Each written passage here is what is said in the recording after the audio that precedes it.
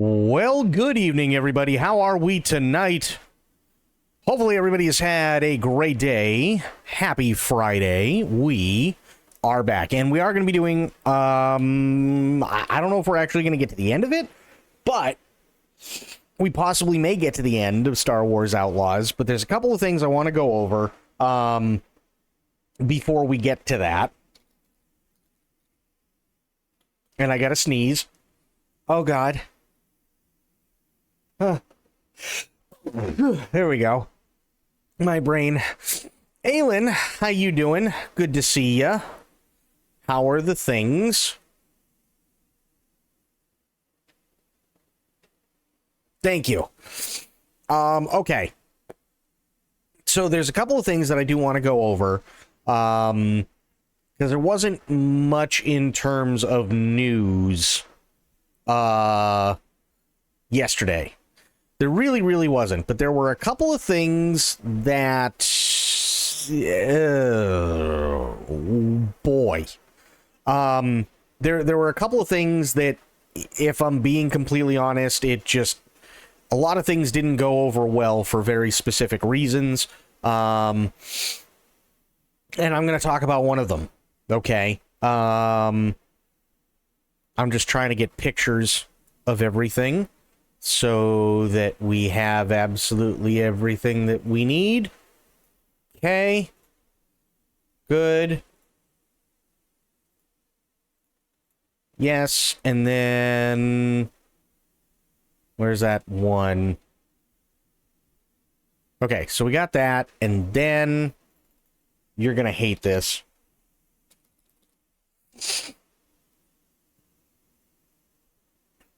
You're all gonna hate. Well, let me put it this way: if you're a fan of sci-fi movies or sci-fi TV shows, you're really gonna fucking hate this, because this is pretty goddamn awful, like insanely awful, and I'm not entirely sure why they decided this was a good thing. So we're gonna get into it, and I want doing decent playing with the tens unit. I just go, oh. 10s units are a godsend, aren't they?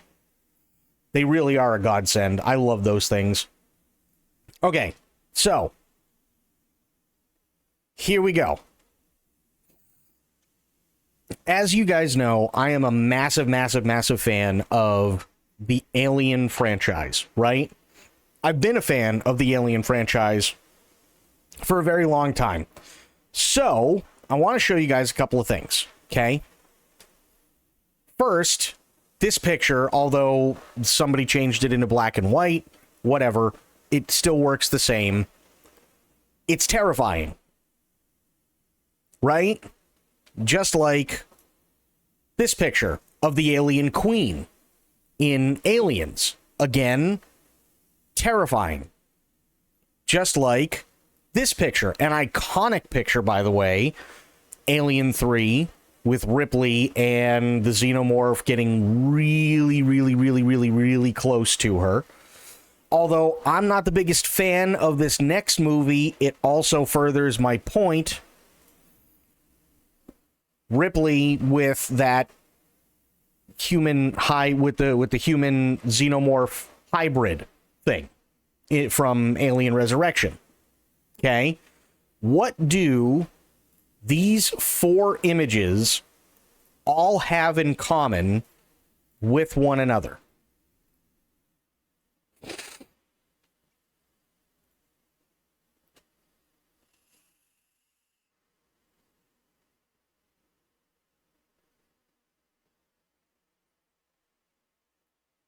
And I'm bringing this up because there is a very valid point to all of this, but I want to make sure that we're all on the same page with just these four images first, before we get to anything else. Right? They have a real alien in, oh God. Well, I mean, kind of, but that's not the big, that's not the really big takeaway. Look at how the shot is designed. You'll be asleep soon. She will be. Those tens units are amazing. But look at how the shot is designed, right? you see enough of the creature, right? Like a practical effect alien. That's true.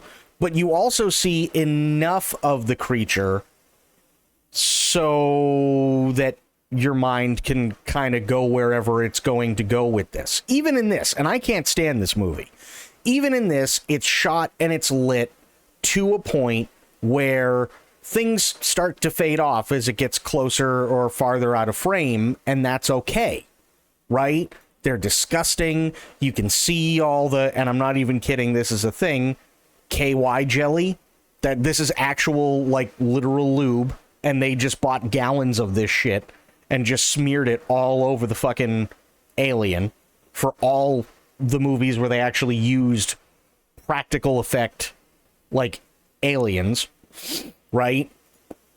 But there's enough, and it's lit in they're lit in very, very, very particular ways so that you can't really see this big mass of whatever this is, right? You can see the highlights, you can see the rib cage, you can see the jaw, you can see the teeth. You can't really make out what's going on with the top of the head, but you get the silhouette and the outlines of everything, and that's cool, right? Alien 3, it's a very, very, very, in terms of lighting, dark movie.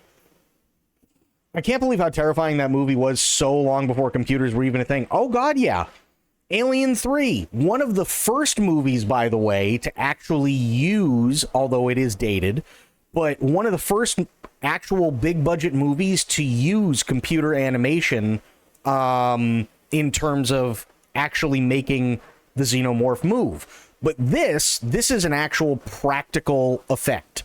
Okay, so you got all the KY jelly and all that stuff, and you can see the teeth glinting from the light, and there's maybe a little bit of detail in here and so on, but generally speaking, you're still getting an outline, and it's emphasizing the things that it needs to emphasize to instill terror, right? Same thing with this. Then you have this. And we're not entirely sure. One was just a tall, skinny-ass African guy in a monster suit. Well, okay, fair, but look at it this way, right? This is fucking terrifying. This is absolutely terrifying. Right? Now look at this. Now, granted, this is from Prometheus, right? Is it a well-received alien movie? Not really. Okay.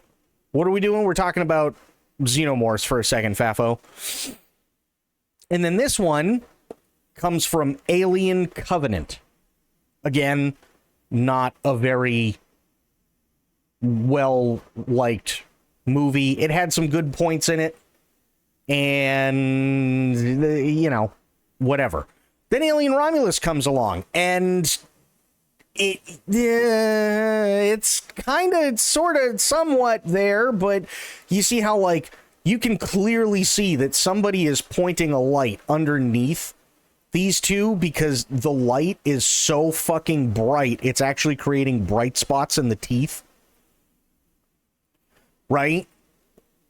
Now, fair, they did do this area below the head pretty well in terms of lighting it correctly and so on. And I think that's fine.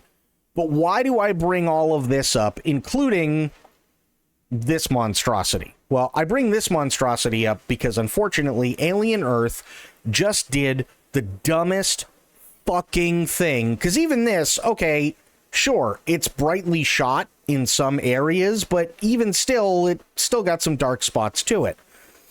Alien Earth just did the dumbest fucking thing they could ever do, and this is why I say Disney is an absolute disaster, and I don't think Disney should be allowed to make any movies whatsoever. They literally just filmed a xenomorph in broad fucking daylight.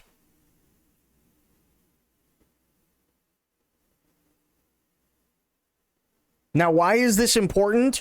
The reason why this, hell, even to some extent this, and some extent this, and to some extent this, all work is because when you film it in broad fucking daylight, it just looks like some asshole in a rubber suit.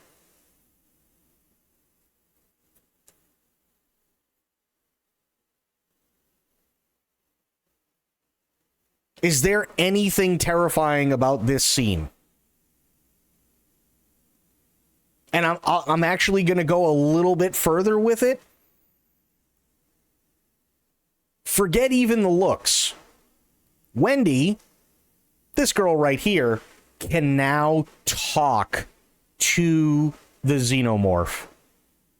And throughout the rest of the adventure, quote unquote, the xenomorph is literally protecting Wendy for no fucking reason.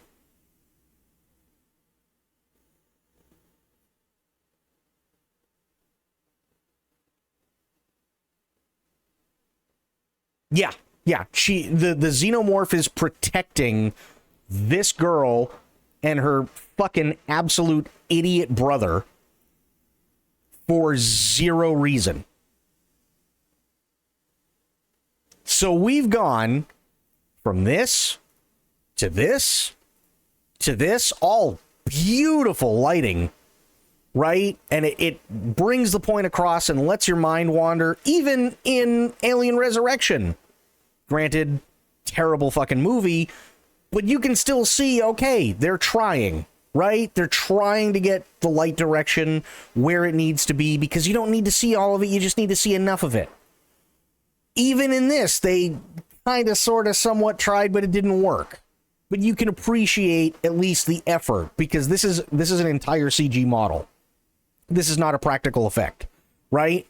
Even with this, they tried. They tried to darken things up as much as they could, because they realized a lot of the terror comes from what you can't see. And even in Alien Romulus, which I've gone on record saying it's okay, it's not the best thing in the fucking world, they absolutely did try their hardest to try and match that lighting direction and everything to make this thing as terrifying as that possibly can. And then there's just an asshole in a rubber suit in the middle of the fucking day communicating telepathically with a fucking android.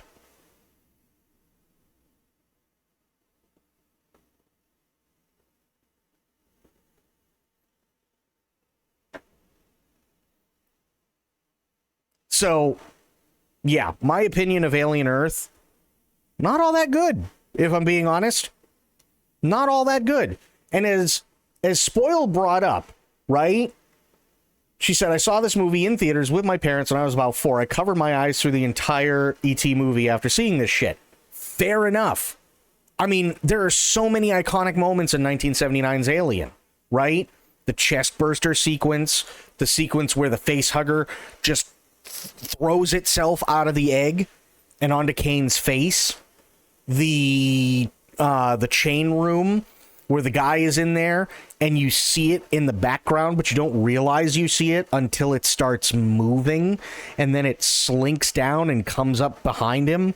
Or when, what's his name? Yaphet Kotto, right? When Yaphet Kotto is trying to fight the damn thing off and it opens up its mouth, right? And you see all those like silvery, slimy, glinting teeth, and then the secondary mouth just comes through and it fucking just goes right into it. There are so many iconic scenes, all of them shot insanely well.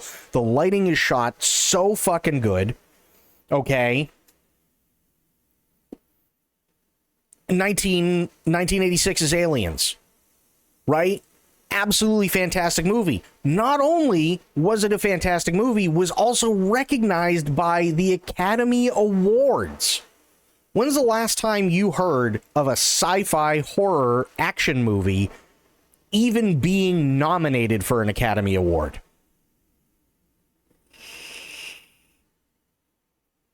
And this is all practical effects. This is literally a giant marionette. That's what this is. This is a giant marionette puppet that they just smeared KY jelly all over and they lit correctly, and it was absolutely fucking terrifying.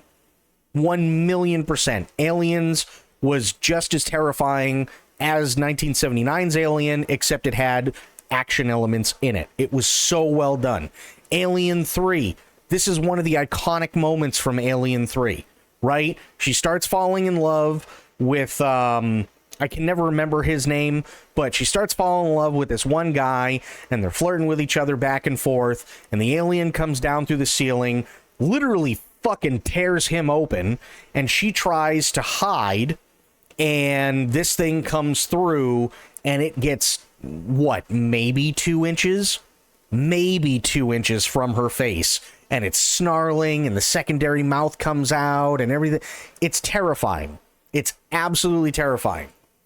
This, again, this is probably the most iconic moment in Alien Resurrection, but it does the job. And to be completely honest, I still physically cringe when I see this thing on screen.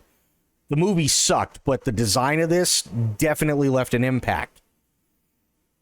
Then you have this with Alien Covenant, and what happened? Does he have a really big loogie? You see what I mean? Like, it just doesn't go very well. It looks like, you know how, like, when you were a kid, you tried to, like, spit down, like, a rain gutter on the street or something like that, or, like, you try to see, like, how long you could get the string of spit to actually, like, fucking go before it finally broke? That's what it looks like this thing tried to do, but they tried to do it in the wind, and it didn't work. This thing... There's a lot I could talk about when it comes to this thing, and aside from the C-section scene, I really don't have much nice things to say about it. This, again, they tried. They're missing all the KY, though, which is a bummer. But they tried. I swear to God, Disney is fucking awful. Disney is terrible. They're awful. They suck. They haven't done anything good in quite a long time, and they kind of really need a fucking Hail Mary right now.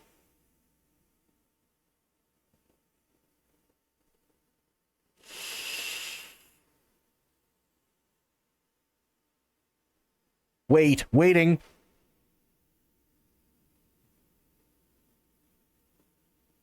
Is this a scene from a show? Yes, this is a scene from the new show Alien Earth on Apple TV.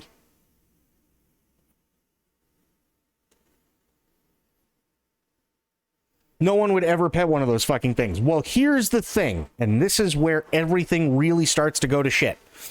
This is Wendy, but Wendy is not her first name, or is not her actual real first name, I should say. Wendy used to be a 14-year-old girl dying of a terminal disease. It's usually insinuated that it's cancer. So they took the, not brain, but they took basically everything that makes her out of her body and put it into an android. So she looks like she's in her mid-20s, maybe late 20s. She's literally got the brain of a 14-year-old girl. That's a 14-year-old girl that you're looking at right now. But she just so happens to be a fucking android now. Okay? Her name is Wendy. Why is her name Wendy? Very, very simple. Because there are 1, 2, 3, 4, 5... No, there's 4 guys, and there's 1 extra girl, and they're all called, wait for it, the Lost Boys.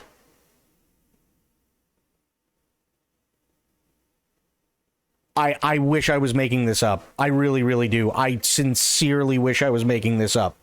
Wendy and the Lost Boys. Yes, they tried to take ideas from fucking Peter Pan and throw it in to Alien Earth. And the reason why she's able to get so close with this thing is apparently after they did what they did throughout the first, like, message hangs head. Yeah.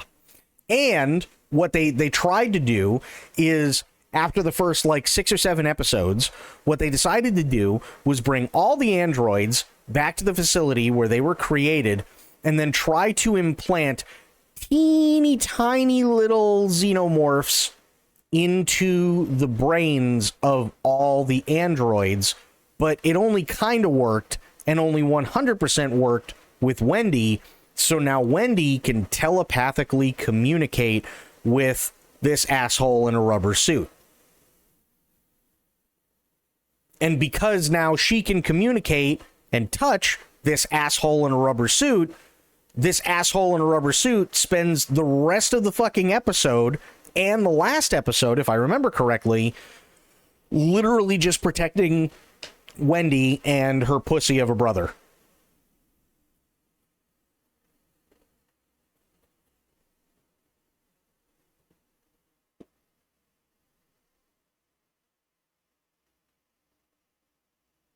And people wonder why Disney sucks now.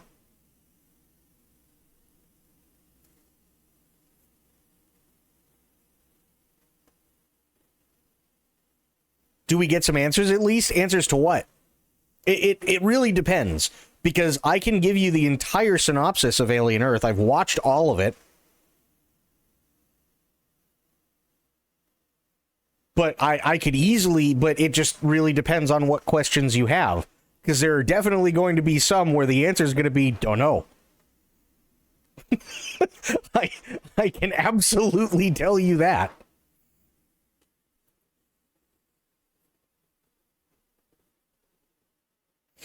Who, what, where, when, how, why, how, Alien. Okay.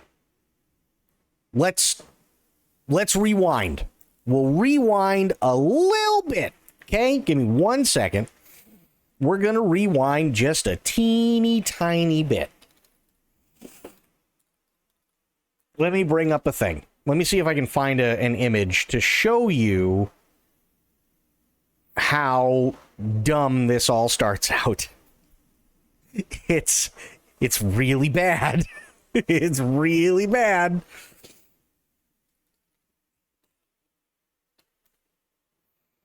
Okay. Because those are answers you should never have in the Alien universe. I 1000% agree. 1000% agree. It's, yeah. Okay. So. Where is it? Where's the thing? Oh, I hit the wrong thing. Give me a second. Let's do it this way. Perfect. Okay. So let me bring this stuff over here because we need it over here. We don't need it over here yet because we're going to get to that in a second. This is a ship. I can't remember what it's actually called, but it starts with an M and sounds kind of exotic. And it's a deep space research vessel. And like I said, I can't, it sounds like an exotic name. I can't pronounce it whatsoever. But it does start with an M, so I'm calling it the Mojito. Because honestly, I couldn't be fucking bothered to actually give a shit about the ship itself. Which is really sad, because when you take a look at the ship, these are the actual, like, ship designs in the show. And they're gorgeous. They're absolutely gorgeous. They nailed the entire aesthetic of the Nostromo from the 1979 movie. They absolutely did. No doubt about it. Right? But basically, this starts off with this ship. And you have a bunch of people who are kind of, sort of, somewhat supposed to look like the original crew, waking up from cryo sleep and so on. And they find out, oh shit, we still got 4 months left. And the reason why they all wake up is because it is time for them to make sure that the creatures that they have, including face huggers, there's an eyeball squid thing, there's a couple of other things and so on that kind of somewhat do interesting stuff. But they know that they have these things. They got to check on them, make sure that everything is still good, and, you know, containment hasn't been breached with any of them, because apparently they lost a lot of crew to get these things on the ship and so on. And then most of them go back to sleep, except for the people who have to, like, actually stay awake to make sure that the fucking aliens don't get out, which, spoilers, they do. And the reason they do unfortunately, is because what ends up happening is, and we're not really sure until you see it, I think through episode 6, episode 7, the ship comes crashing into Earth. Okay? So it comes crashing into Earth. It crashes into this really, really big building. Okay? Now, there's this one guy who basically is supposed to be like the captain of the ship, I think, but he's more like a Yaphet Kotto type in terms of, you know, he's really zero bullshit. He calls it like he sees them. He just wants to kill the fucking things and so on. But for whatever reason, he also kind of sort of doesn't want to kill them and wants to kill everybody that has gone on this search and rescue mission on planet Earth that are trying to get into the now combined spaceship / building that have melded into one another because the ship crashed into it at very, very, very high speed. So he's killing all of these search and rescue people, and you can't figure it out until like episode 6 or episode 7, somewhere around there, right? Come to find out, these guys were the original crew that found the fucking aliens. They found the xenomorphs, right? This is a Weyland-Yutani ship. For reasons unknown other than the aliens got out because somebody was really stupid and the aliens were smarter than stupid people, go figure, the ship was out of control and it crashed into this giant building, and it was a Weyland-Yutani ship, and the building that it crashed into was was owned by the world's youngest trillionaire, who acts a lot like Elon Musk, if I'm being honest. He does, and he very well may be smart, but he's also literally the dumbest fucking smart person I've ever seen be portrayed whatsoever in TV, because he's only in his, like, maybe early 20s, and he has no idea what the fuck he's doing with trillions of dollars. By the way, he's the one who takes all these sick kids and transplants them into androids. So not only does Wendy only have the mind of a 14-year-old, everybody there is also, or all the other androids basically have the mind of anywhere, someone between the ages of 11 and maybe 13. Right? So then Wendy goes, oh shit, I'm an android, means I can't die naturally. I'm faster, I'm stronger, I'm not really smarter, but that's because I'm 14, but I should totally take the Lost Boys and we should go get the shit that was damaged from the thing. So what does she do for no reason whatsoever? She decides to take the blade. Obviously there are some teachers here, or former teachers. You remember when you had like a massive stack of papers and you had to cut them, and you had that big ass, it looked like a butcher block, and this giant ass fucking knife blade with a handle on it? Yeah, she went over to one of those, why she has it, don't know, and rips the fucking blade handle off and sheathes it like a samurai sword on her back. And now she is ready to go on the search and rescue mission, which makes no sense because literally no one has any idea that these creatures were on the ship, or that the Yaphet Kotto sort of guy is killing everybody because nobody's checking in. So for all anybody knows, it's just an accident. Why anybody would go in heavily armed in the first place, we don't know. Also, why anybody would decide to take a paper cutter and rip the fucking blade off and use it as a sword, don't know. But they go and they retrieve these things, and there's this like political thing back and forth between the boy genius and Weyland-Yutani, and Weyland-Yutani is, you know, kind of making veiled threats, and the boy genius is like, well, fuck you, I don't give a shit, and so on.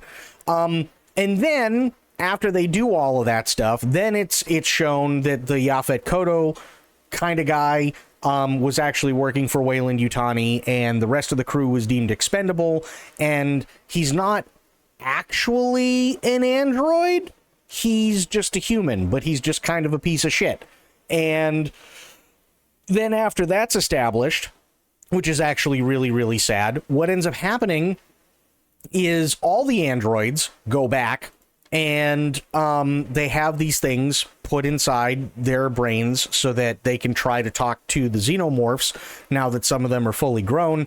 And it doesn't really work out in some ways, because one of them just ends up with a chest burster.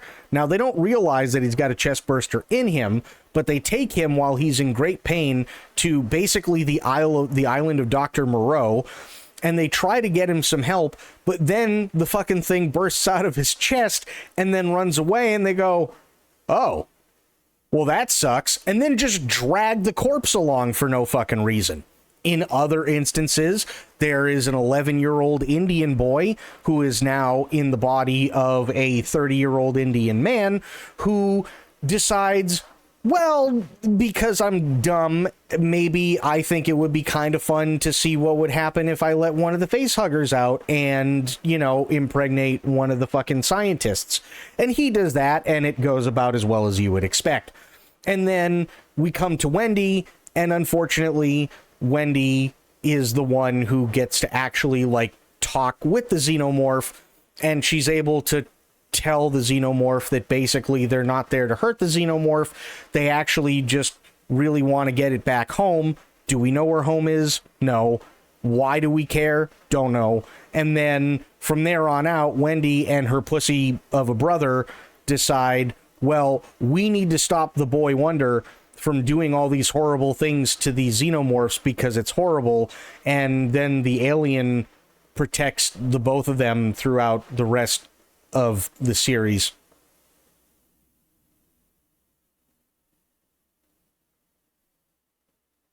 That's pretty much it in a nutshell. So wait, listen, those two words I said God knows how many times in every single episode. Let me get this straight. Also said that multiple times. The alien is the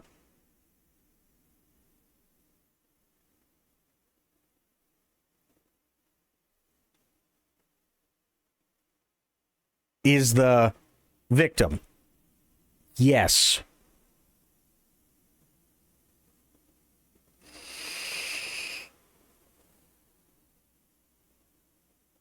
Yes, the alien is quite literally the victim. It really is that fucking bad. It's awful. It's terrible. It's so unspeakably bad. I demand that you cease and desist watching this trash immediately. I'm pretty sure it's over now. Thank God. But this is why Disney should not be allowed to do horror movies or TV shows. This is exactly why. Because this is called the Maginot? I don't fucking know. I call it the Mojito, right? Do I give a shit about what happens with this ship? Abso-fucking-lutely not. Do I give a fuck about what happened to the crew by the second episode? Not even remotely. Do I give even a modicum of a fart to what happened and why the ship crashed into the building by episode 6 or 7? Nope. Was I completely disinterested when Wendy was able to talk to the victimized xenomorph who just so happens to be an asshole in a rubber suit? I had by that point completely checked out. Disney is that fucking horrible with literally everything. They fucked over Star Wars. Now they're fucking over Alien. I'm not entirely sure what their thought process is, but to be completely honest with you, I'm actually really surprised that people still keep going to see the fucking Marvel movies because they're getting significantly dumber the more they make of them. And basically what's going to end up happening is at some point we're going to have a superhero movie that's going to be as bad as Alien Earth, and all three of the sequel trilogy movies from Star Wars combined.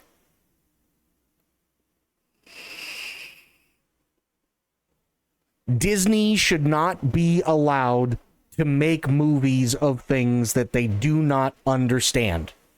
They do not understand it, and it doesn't make any sense. And as Shippy would put it, it's no good, shitty poop fuck.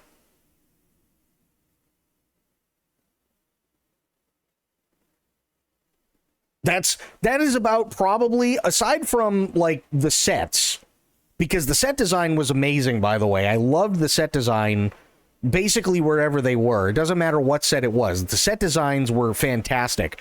But aside from saying that the set designs were amazing, and those people need a fucking medal, the only nice thing that I can say about Alien Earth is that it's no good, shitty poop fuck.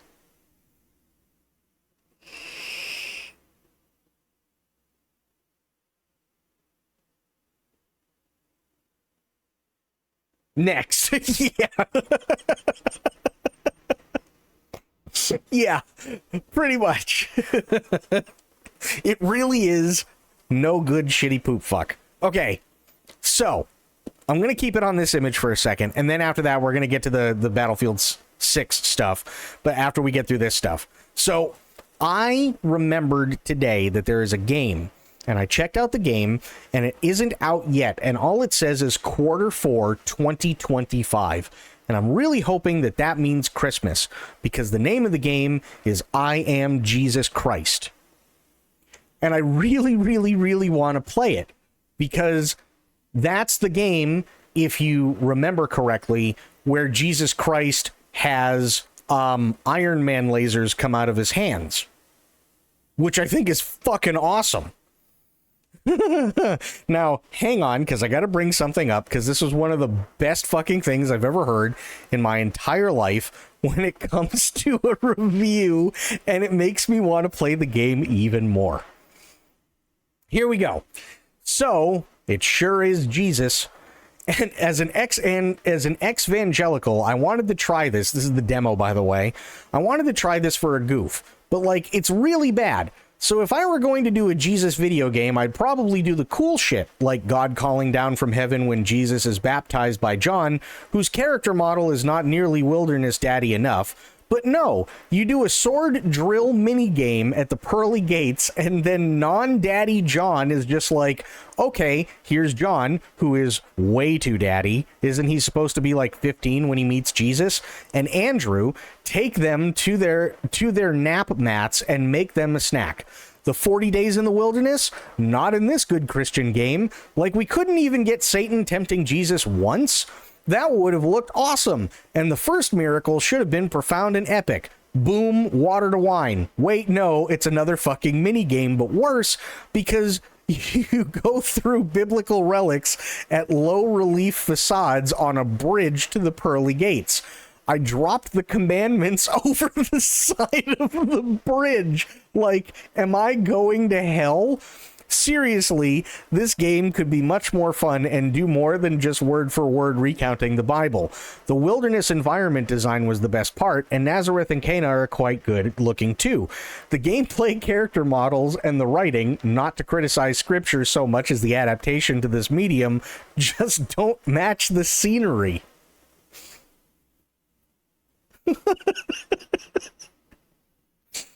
But see, so here's the thing, right? Here's why I bring it up, because I went, you know what? You know, it'd be really fucking funny, really funny, is if not only if it came out on Christmas, I decided to play I Am Jesus Christ, but get on camera and have myself adorned in a priest outfit, and you could all donate money to the Church of Me and confess your sins where you may or may not be forgiven. And that kind of took a weird turn, if I'm being completely honest. That one kind of, it took a little bit of a weird turn. And the reason it took a bit of a weird turn is because this was one of the first things that popped up when I searched priest outfit.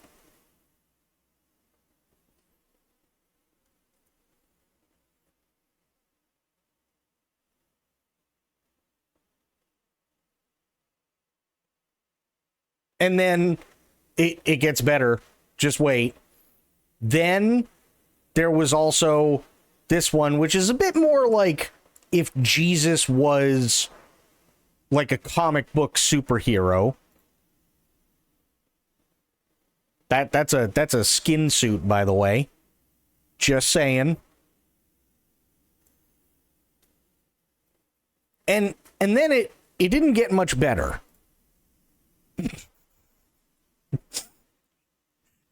It really didn't get much better at all.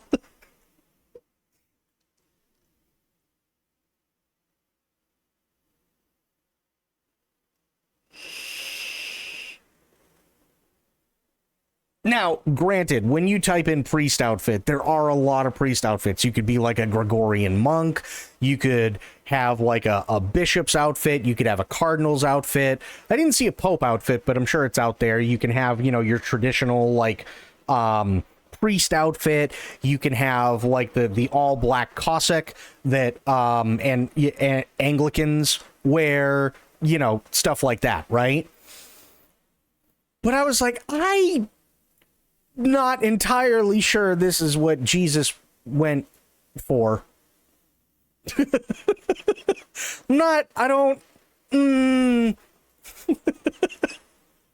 One of those deals. I was like, maybe this is more like Chippendale's priest, I think. So yeah, it went kind of tits up, if I'm being honest. Okay, Battlefield 6 news, and then after we do the Battlefield 6 news, we are going to be doing more Star Wars Outlaws. But just FYI, I really, really do want to play I Am Jesus Christ, and I think the priest outfit would still be really funny, and then you could donate $5 to the Church of Me and confess your sins, and then you may or may not be forgiven, but it would come up in the way, like, You Died did, for like Elden Ring and Dark Souls. So if you're forgiven, there might be kind of like a joyous music going on, but it would be that kind of font all in gold. And if you're not forgiven, it would just be the Dark Souls death sound. That'd be about it. Did everybody grab Project Winter 2.0? I did. What's up, guys? My name is Ace, and yesterday we got a bunch of brand new Battlefield 6 gameplay from content creators. They got some early access for a capture event to play on the new maps, or the maps that we didn't play in the beta. And with this being an updated build of the game, there's actually a bunch of gameplay changes and improvements that were made from the beta build of the game that we can already see present. And that's what I'm going to be honing in on in today's video. I'm not going to be talking about new items and things that we didn't see in the beta that way. I'm specifically talking about things that have changed from beta until now. Okay. And let's just dive right into this with the auto spotting mechanic. Now with this, I'm not talking about the team spotting mechanic that you see with like Recon, for instance, when you aim down sight, or if you manually spot. I'm just talking about when you have an enemy somewhat centered on your screen, they automatically get that diamond or Dorito that appears above their head, and oftentimes this is all you see. You don't even see the character model all that well or at all, but you can see the Dorito and you know just to shoot below it. And in the beta, this was extremely forgiving. However, in this build that content creators got to play on, we saw that toned back drastically. So let's look at a few examples, and first I'm going to show you what this looked like in the beta with a few clips. And as you can see, even at a bit of a distance here, these enemies are spotted almost instantly as long as they're somewhat toward the center of my screen, even when I'm not aiming down sight at them. Yep. And I often found myself noticing the diamond before I ever even recognized that there was a character model there because of how forgiving this was. Whereas after, let's have a look at some gameplay from Operator Drewski. I will of course leave links to all of the sources that I use here for the little gameplay clips I pull out. And in this, in some situations, there's no Dorito or diamond appearing above their head at all throughout the entire process of him getting a kill. Whereas other times, you can see a hollow diamond appear, and that's something that wasn't present in the beta build of the game. Right. And as far as we can tell, that appears to be an indicator that this is only showing for you, it's not showing for your teammates. Correct. And that's which is what they wanted. They specifically wanted the hollow diamond to be a thing that only shows up for you, but if it's spotted and shown to the rest of your team, then the diamond is filled in so that everybody sees it. Differentiate from the solid diamond, which is showing that that player is showing up for your entire team because he either got spotted by a teammate or he's firing an unsuppressed or non-flash hider gun, which we'll talk about in a bit. Now with this hollow diamond, it does appear there's also a small delay before this will appear on your screen once the character model is visible on your screen. So unlike in the beta build where that diamond would pop up basically instantly the moment that character model was visible, there is a little bit more of a delay, so it's not as forgiving there. And there also appears to be a hard range cap on this form of the auto spotting. And as far as I can tell, it appears to be 20 to 25 meters, roughly in that range. Because in this situation right here, we can see that hollow diamond doesn't appear above the enemy's head at all throughout this engagement. And we can also see the flag indicator is 19 meters away in this situation, and he's a little bit further back than 19 meters. I guess he's somewhere like 23 to 28 meters away. Wait, hang on. 23 to 28 meters, but it says 21 right there. You know how I know that? Because there's a number and it says 21. Further back than 19 meters. I guess he's somewhere like 23 to 28 meters away. Whereas as he pushes up, we can see against that same player, now he suddenly has a diamond and he's in a closer quarter situation. So that leads me to believe that that hard range cap on this auto spot diamond is about 20 to 25 meters. And I think this is a fairly significant and great gameplay related change that they made from the beta build of the game. I think the auto spotting was way too forgiving in that I often found myself getting kills where I couldn't even see the character model, but I could see the diamond and I can shoot below a diamond. And I also found it a little bit confusing at times when there was a diamond that would appear. I didn't know if that meant only I could see that diamond or if my teammates were also seeing that diamond. So it's nice to see that clear visual differentiation now between those two. So that's the first big change I've noticed from the beta. The second one is a change to our health regeneration rate as well as behavior from the beta. What I was noticing watching this new gameplay is it seemed like it was taking players longer to get back up to full health after taking damage, assuming there's no equipment or anything in the equation, like a supply pack allowing them to heal faster. So I went and timed some clips, and it turns out there are some clear differences here. When it comes to our health regeneration delay, so the amount of time it takes before you can start regenerating your health after the last time you took damage, this value was unchanged from the beta. It was 5 seconds in the beta, and it's 5 seconds in this new build as well. Okay. And if you take any damage within that 5 seconds, it resets that timer. However, the behavior of our health regeneration has changed. In the beta build of the game, when you started regenerating your health after that 5-second delay, it wouldn't actually be your health bar that regenerates first. There was a background bar that would appear, and that would have to fill up first, and then after that filled up, then your actual health would regenerate. Whereas in this more recent build, it's more basic. We don't have that background bar. It's just after 5 seconds, your health starts regenerating over time until it reaches the maximum. However, the average regeneration rate, keeping in mind, I am also factoring in that background bar regenerating first from the beta build, but the regeneration rate from the moment that 5-second delay finishes to the moment that we're back up to full health, in the beta, this was 20 HP per second, whereas in this new build, it's 10 HP per second. So assuming we take the exact same amount of damage in the beta build versus this new build, it's going to take us twice as long after that 5-second delay in order to get back up to full health. I don't think that's a bad thing, but maybe that's just me.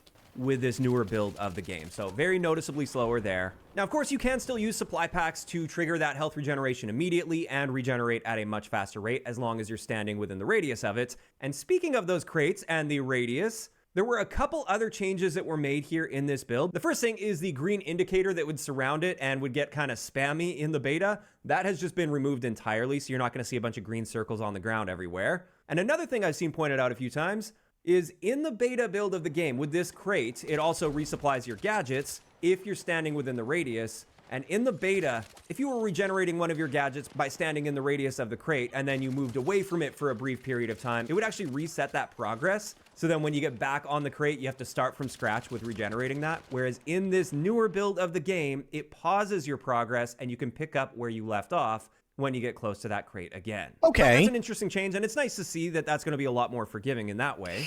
After that, another big gripe throughout the beta was just how bright and... Okay, yeah. This was the sniper glint that I was talking about before. It literally looks like you're staring at the North Star. How insane is that? Large the scope glint was when a sniper was aiming down sight in your direction, and that has been drastically toned back. This is what it looked like in the beta. It was impossible to miss this really... Yeah, this guy, by the way, over here, you would think, oh, it's bigger So that means that literally the guy is right behind this rock, which is maybe like 2 meters away from the player. No. The guy is literally on the side of this mountain, which is easily like 90 to 100 meters away. And look at how much bigger it is. Really stood out and caught your attention. Whereas now, this is what it looks like in the most recent build. This is significantly harder to know. Whereas now, this is what... That's what it looks like now, which I think is a drastic improvement because it no longer looks like you're staring at the North Star. What it looks like in the most recent build. This is significantly harder to notice. It's still there. You can definitely use that to your advantage to spot snipers a little bit easier than if there was no scope plane. Exactly, but Rainbow. You're gonna have to be actively looking for it now. It's not something that's just gonna really grab your attention if it's on the edge of your screen, for instance. You've got to be scanning for these, and I think that's great. This seems to be in a much better spot. Absolutely, it is. The shotgun we had access to in the beta, the M87A1, this one saw a pretty drastic nerf to its hipfire spread. Good. The devs also mentioned they were going to be reducing the per pellet damage, but we don't know exactly what the difference is there. However, the spread change is very obvious, as we can see. This is what it looked like in the beta, and this is what it looked like in the most recent build. Keeping in mind your field of view setting will have a slight impact on how this appears on your screen. So we can't really have a one-to-one comparison here without knowing the exact field of view he had on. But it's clear, regardless of field of view, this is a very big difference there. Which it should be, because one of the issues that they've always had for a long while in Battlefield is shotguns had 2 types of ammo, and I think you had 2 types. I think you have 2 types of ammo in Battlefield 6. You had regular pellets in a cartridge, and then you also have slugs. What people used to do in Battlefield 3, Battlefield 4, Battlefield 5, Battlefield 1, they didn't call it shotgun back then, they called it the trench gun, Battlefield 2042, Battlefield Hardline, is if you put slugs in that shotgun, you could literally kill people across the map. You could snipe with a shotgun. So it was absolutely insane, right? I felt for years that they needed to nerf the shotgun.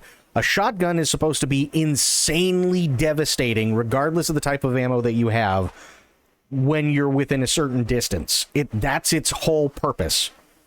But once you go past that distance, it shouldn't be, holy shit, now I've got a hole the size of a Volkswagen in me, right? It just shouldn't be. Next, something I saw initially pointed out by Westy is they significantly improved the defibrillator animation when you successfully defibrillate a teammate. You see a nice flash on the screen. There's also a better audio cue with that as well when you successfully defib somebody. And that was a minor gripe I had in the beta. There wasn't really a separate audio cue as far as I could tell for a successful defib versus an unsuccessful one. And there was no clear in-game visual cue. You had to either look at your HUD to see if you got it, or you had to just like look back again to see, is that teammate still down or did I actually get him up? So this one is a fairly minor but very welcome change in my eyes. Agreed. Another thing some of the content creators noticed when looking through the attachments is they either made some changes to the muzzles, or maybe they work exactly the same, but they just provided a significantly more accurate description. One big thing to point out here is when using any of the muzzle brakes, it mentions when you fire your gun, you will not only be showing up as a diamond on the mini-map for enemy players, that part is no surprise at all, that's fully expected. You will also be spotted in world as you're firing your gun for enemy players. And this means 3D spotting. That diamond will appear above your head in the world when shooting with one of the muzzle brakes. Whereas a flash hider will reduce the range at which you appear on the minimap, and it will eliminate that 3D spotting when firing your gun. So that diamond won't be showing up in the game itself, just on the minimap.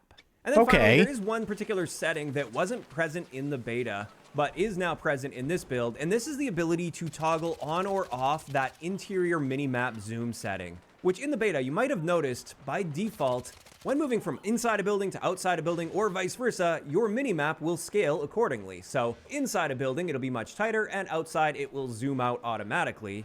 And some people like that behavior, other people don't. I personally don't like my minimaps changing sizes just based on where I'm standing on the map. I like having more consistency, and I like having that extra information, even if it's outside of the building that I'm currently in. I still want to know what's going on a little bit more big picture. Now we have the option to just control that for ourselves. If you like that, you can turn it on. If you dislike it, you can turn it off. And I think that's great. And there we go. Those are just a handful of key changes that I've noticed from the beta build of the game to the most recent build. And much of this, I suspect, is in a finalized state, and we are going to be seeing this exactly as it was in this build at launch. Yep. And in general, I'm really liking what I'm seeing here. It's nice to see that they're not only looking at some of the bigger picture things, but they're also taking a look at a lot of the minor pieces of feedback, the little things that on their own may seem fairly inconsequential, but when you add them all up, these are some really nice improvements. And I think combined, they are going to be making some very notable improvements to the general gameplay. I agree. Now, of course, these are just the things that I noticed and my thoughts on them, and this is where I want to hear from you guys in those comments down below.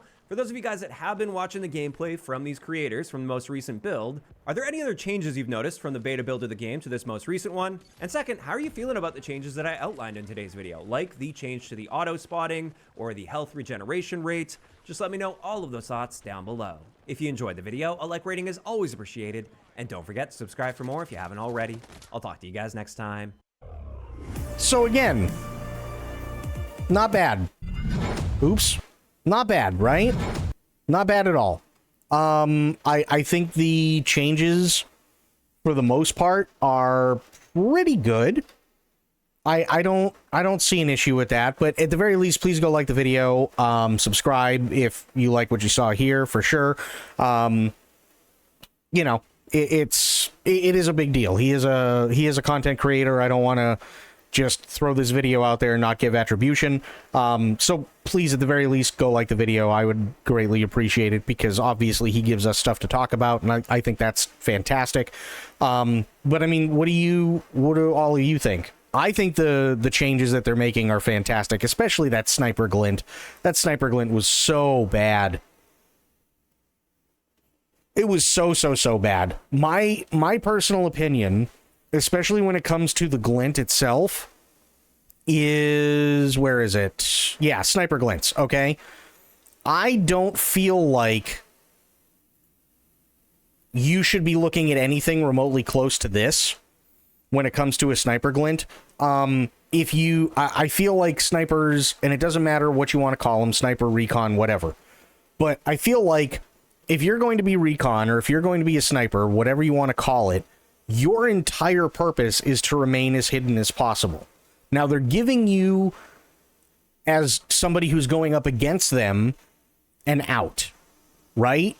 That's all well and fine, but you should either A, see them by mistake, or B, or I should say by chance, or B, be actively looking for them if you're going to see any sort of glint like this, right? So I don't really have a problem. This is significantly harder to... Whereas now, this is what... I don't see a problem with this whatsoever. I think that this is much better because, again, he's looking for him. And I think that that's a great thing. I really, really do. So, yeah. What do you guys think, though? And honestly, I'm really, really excited for this to come out. I am insanely excited for this to come out. But yeah, that's it for news.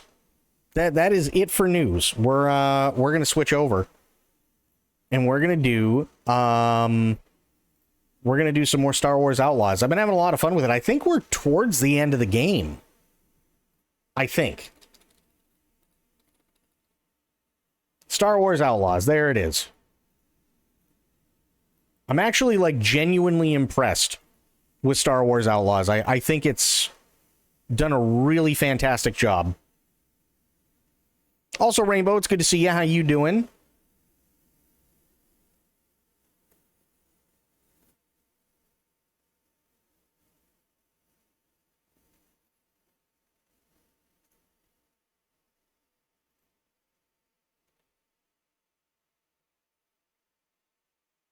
Oh. Skip all that. The sniper misses, you should still have to call direction and try to spot them, not like, oh, there they are. I agree. I wholeheartedly agree with that. Like, if a sniper misses, right, sure, maybe they're a bad shot, but that shouldn't penalize, I guess would be the best way to put it.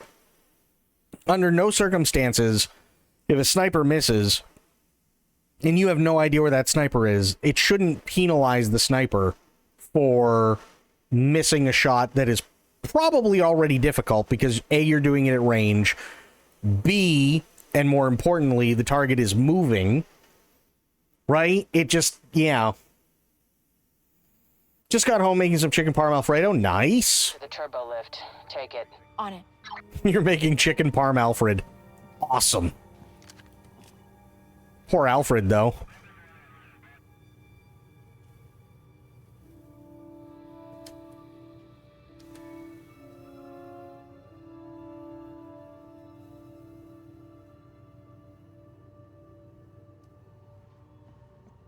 Okay, they go away. Copy that. You better have this bog table ready when I get back.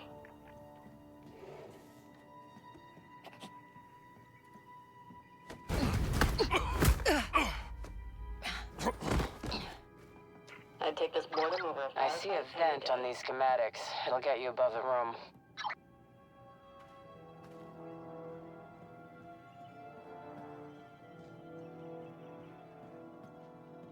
Okay.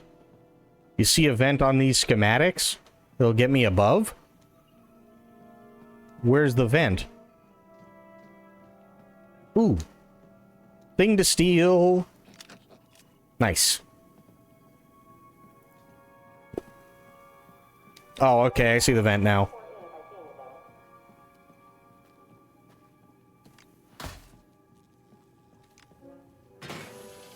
There we go. I'm in the vent. Now what?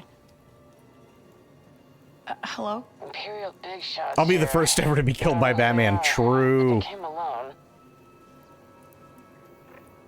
Okay. I have to go. Stay out of sight no matter what. What? Go where? Hello? Rico. So we're back to winging it. Of course. We're better off anyway. We can find Sleer on our own. I had bets on Tatooine, and then the Empire got involved. That sounds like Vale. She's more connected than you let on to later on. I thought I was just hunting the thief that stole your favorite ship. Best is mixed up in something bigger. Well, that doesn't sound good.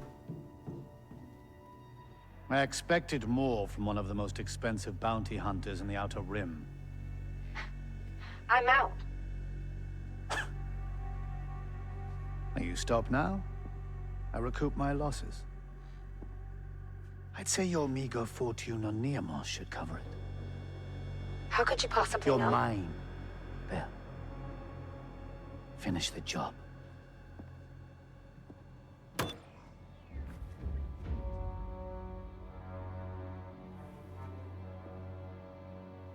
Oh, and he's in an Imperial outfit. Lovely.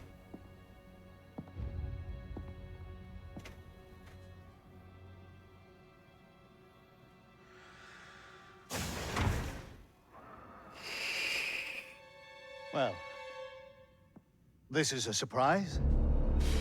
God damn it. The Emperor has my report. Zarek Bear's syndicate has infiltrated the underworld into the farthest reaches of the galaxy. We are on the verge of uncovering the rebel network. This is an unqualified success for the ISB. Zarek Besh has not found a single member of the Rebel Alliance. That's nonsense. Without rebels, Zarek Besh is a failure. You, Director Barsha, are a failure. Failure? The ISB has created the most groundbreaking intelligence network the Empire has seen, and accomplished more in weeks than the entire Imperial Army. An army whose mindless show of force allowed a rebel fleet to escape from Hoth. It is the ISB that will win this war.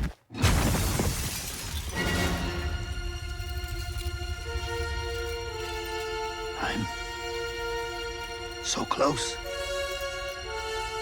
Lord Vader. Then I suggest you find some rebels, Director. The Emperor is waiting.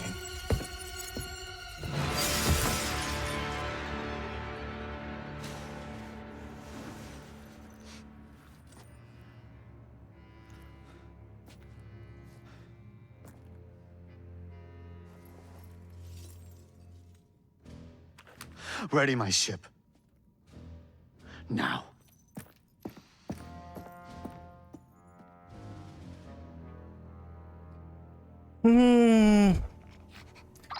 Okay. So, I kind of always wondered, and maybe this is just me, but I kind of always wondered why they hired the dumbest fucking people in the universe to be, like, a bad guy, but not the bad guy, if that makes any sense, right? You remember when you had that dickhead in the first Death Star, and they were sitting in the conference room, and, like, he's like, once this station is complete, it will be the most powerful operations weapon platform in the galaxy. And like and then Vader just like fucking crushes his larynx. One would think, especially considering this takes place in between Empire Strikes Back and Return of the Jedi, which we figured out because Han Solo's still in Carbonite in Jabba's palace, that maybe they would have learned ? But they didn't. Rule number 1 with Vader: stay humble, moron, and watch your tone. Yeah. I will give this to diehard Star Wars fans. I can understand why people love Vader. 1,000,000%. Aside from the fact that, granted, the person who spoke definitely was not James Earl Jones, but they did a decent approximation. But the whole thing with Vader is that Vader he's a man of few words, because he doesn't need to be a man of many words. He can take shards of glass and just point them at you from literally every direction if you're being a little bitch about it. He can crush your windpipe because he thought it would be funny to watch you squirm in the middle of all the other high-ranking admirals and generals.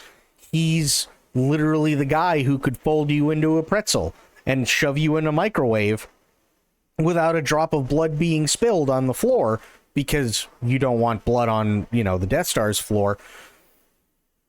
But it's not like, oh, I'm going to do this right now. You can see it coming from a mile away, right?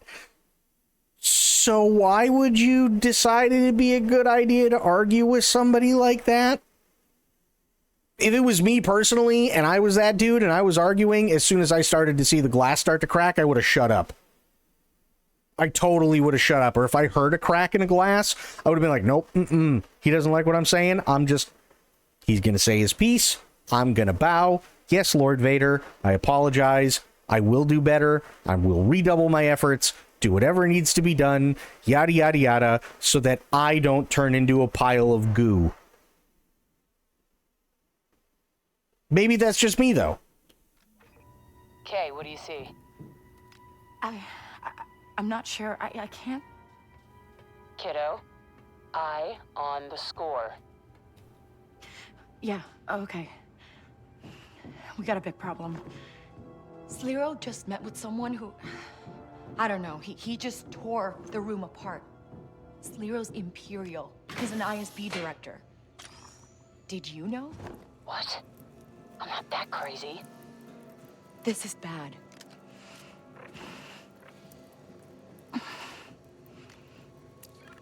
Get back here. We're in over our heads. What about the Master Key? Sliro's gone. At least we can still get out with our lives. No.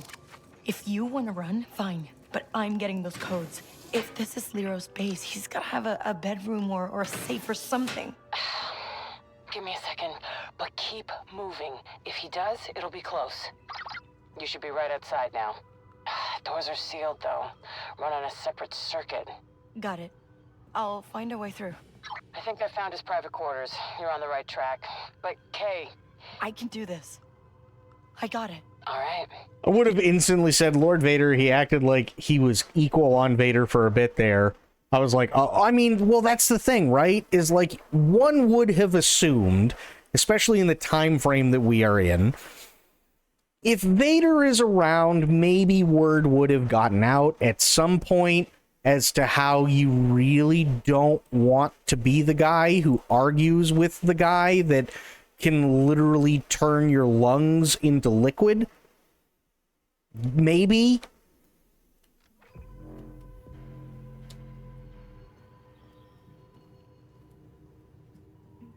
You know, I mean, maybe that's just me. I wouldn't fuck with him.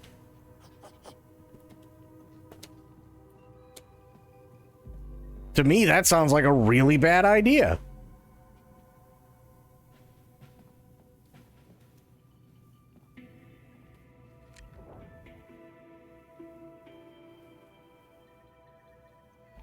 Aha, there we go. Hey, buddy, hit that button.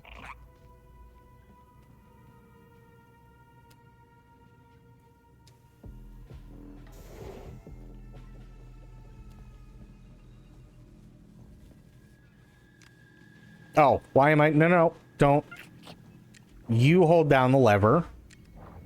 Nix, I fire at the thing. Oh, no. Okay, wait. Pull that.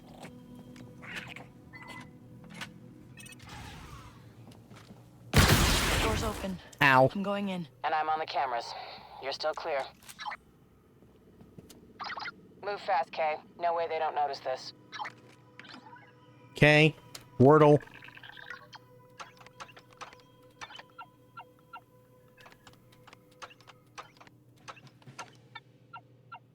Okay.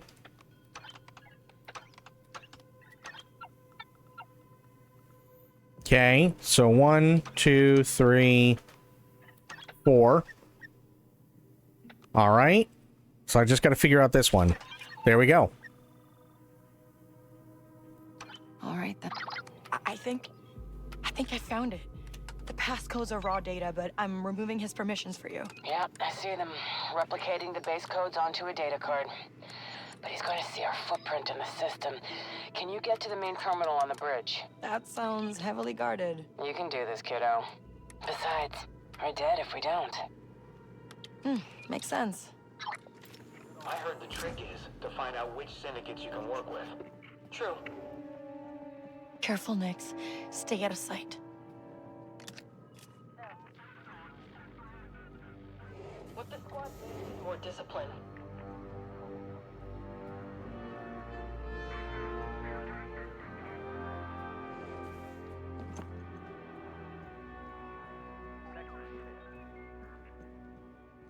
Okay.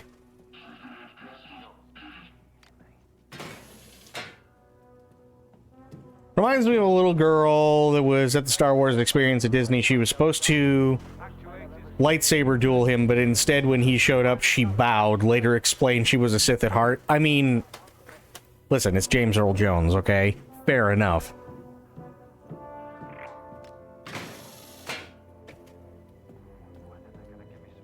I totally would have done the same thing.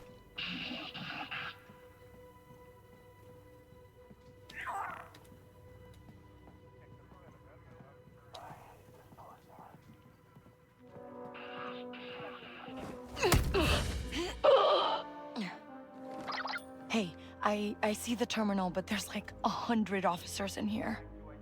There's 4 officers, Attention all units. Your 2 dark troopers, a regular trooper. Room for an emergency briefing. Move out at once. That got some of them back. Wow, that accent. Good enough. Vader not missing a beat said, I see I may have an apprentice. Hell yes. That's amazing. I love that. Ah, I see I have an apprentice. What? I could totally see him saying that too. That's amazing.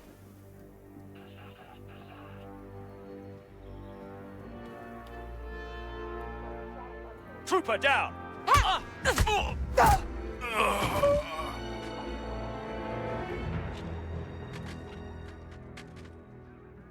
Stabilizer is busted. We need to recalibrate scale. I love that though. That is so fucking cool. I see I may have an apprentice.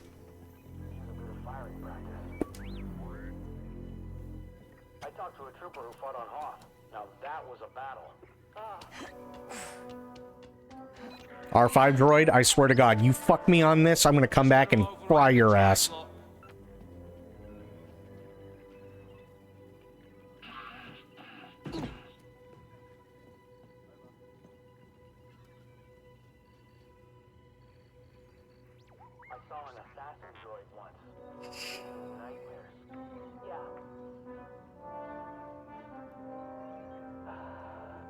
Little girls legit too, like me, her favorite Sith is Darth Talon. Nice. I just okay, here's the way I see it, and maybe this is like the pumpkin spice basic bitch take. It's entirely possible. My two favorites of all time: Darth Vader, Darth Maul. That's it. And I don't mean like Crimson Sun Darth Maul where he's got robot legs. I mean like, you know, the episode 1. You know what I mean? Like episode 1 Darth Maul. That's the Darth Maul I like. Trying it now.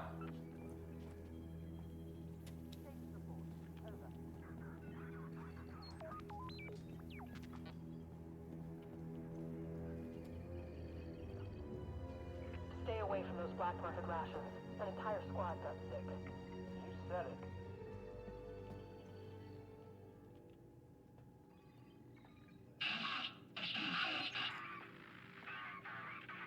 I think the modulator's reverted. Got to run a few more tests. I think your mom's reverted.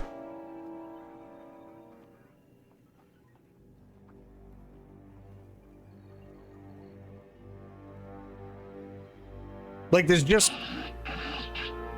Yes, the I can take you both on Darth. Yes, that one. Exactly. That's the Darth Maul I like. 100%. Modulator should be up and running soon.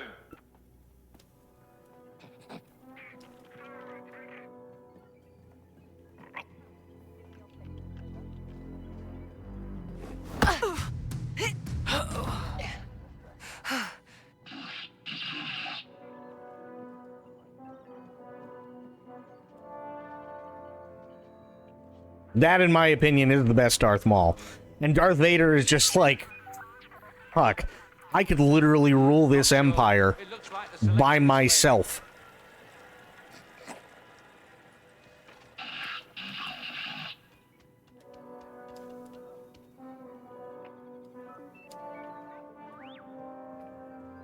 The commander said if we see any Imperial gear in the black market, we need to report it. Yeah. Something's wrong with the flash vent, but we're investigating now. Oh no. Huh?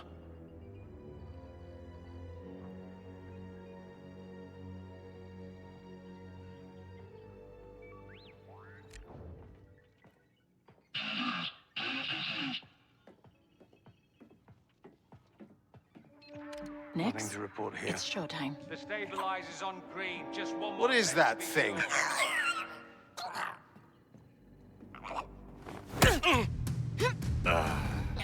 Okay.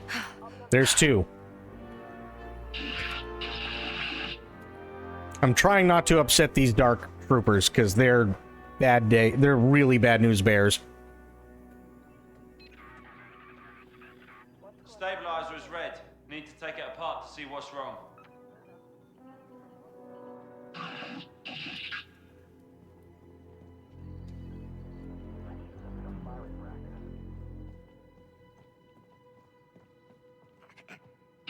Oh, okay. Well, that was kind of weird.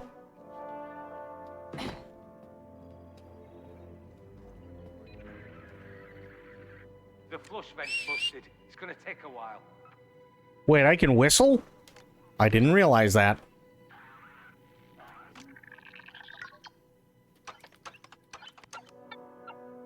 Okay. Okay. Nice.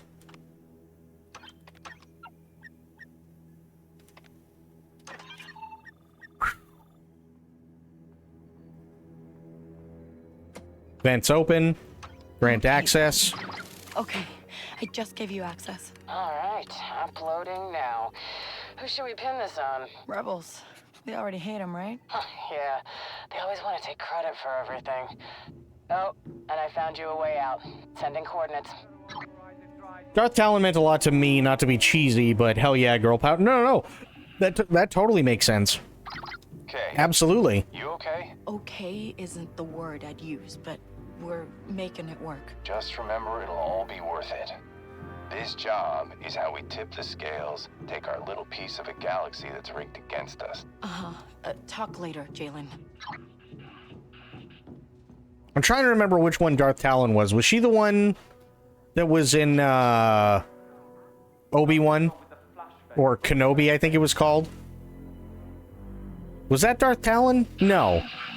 She wasn't a Darth yet, I don't believe. She was just one of the sisters.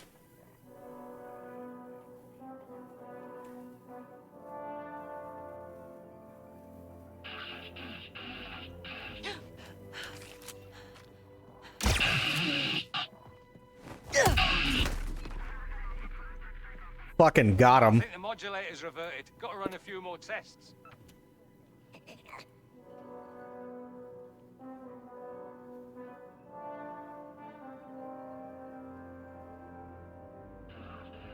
Now I gotta wait for that to come back up.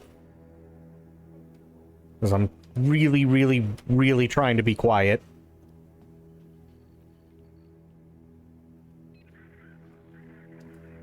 We had a flood in the west vent, but we're drying it now.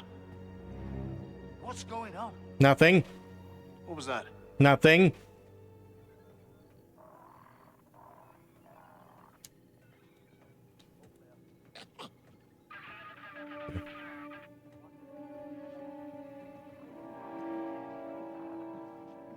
I could have sworn that. Yeah, well, you should stop. Sure. Guess It it looks was like nothing. the selector is failing. Nothing here. Relax.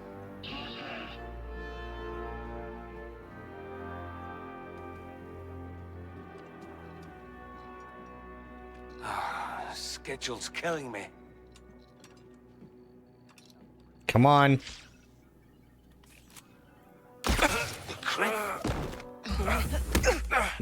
There we go. Nice.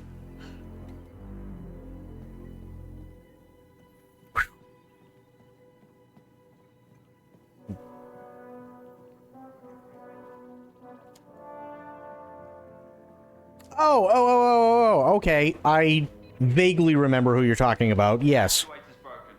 Fair enough. Workaround, but we need new parts.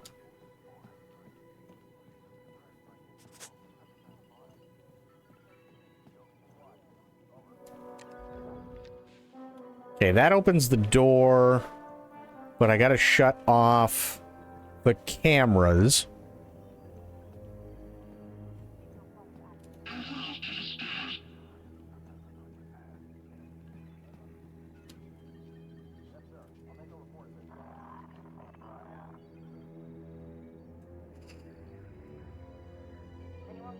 Yeah, no, that makes sense. The one I always really liked, granted it's because she was really hot, but I actually also just really liked her attitude toward literally everything. And she was kind of like, she was a badass before there was ever like a term for girl boss. Mara Jade. Stabilizer is red. Need to take it apart to see what's wrong. Wish they'd at least consult us next time.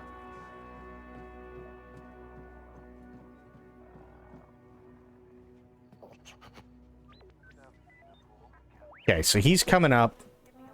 So I'll go up this way and hide. And wait for him to pass. Yeah, I always really liked Mara Jade. Plus I also the problem is, especially with Star Wars, is because it's always good has to triumph over evil eventually. You get a lot of Sith characters or Imperial characters, I guess you could call them after a while, that they have to fail or they have to die. Right? That's kind of how it works. Whereas, at least with Mara Jade, she didn't die because she was an Imperial, and she didn't die because she was trained in the ways of the Sith. She just changed. You know what I mean? I thought that was cool. She wasn't just a robot that was like, oh, okay, I am bad person.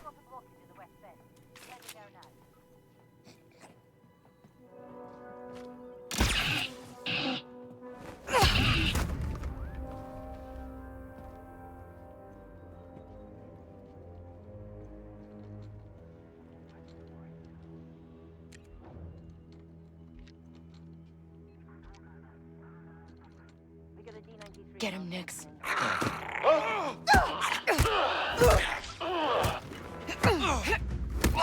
There we go. Nice.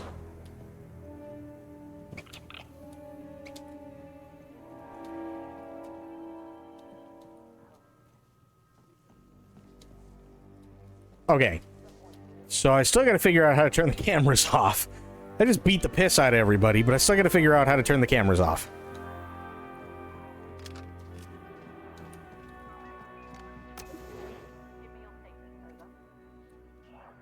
Well, I was, but that was also at like 1 in the morning. And this is the start of the end of the game.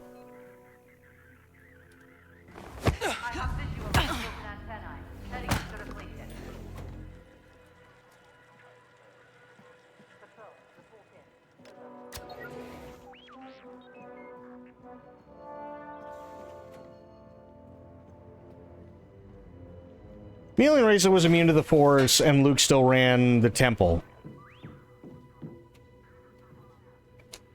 I mean, there were a couple that were immune to the Force. I'm a Toydarian! Jedi mind tricks do not work on me!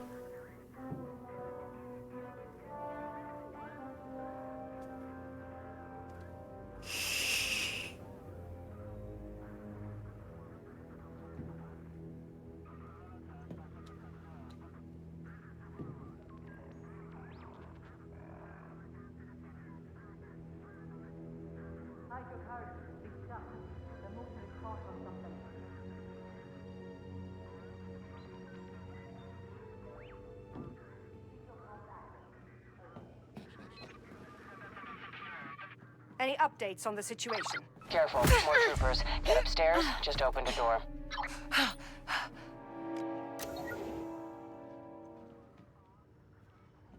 Careful, more troopers, get upstairs, just opened a door. Got it.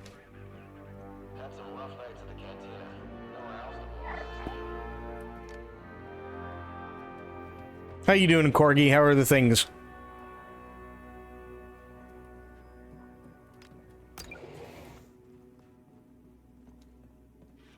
Oh, there's the ISB table from Andor. Nice.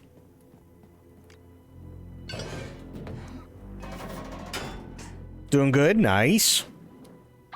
Am I going the right way? Uh-huh, you're almost there.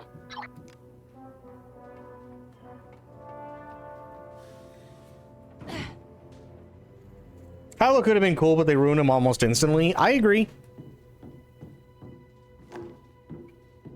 Director Barsha does not tolerate failure. Regardless of when he landed, his shuttle must be primed for takeoff at any moment. I don't want excuses. I want action.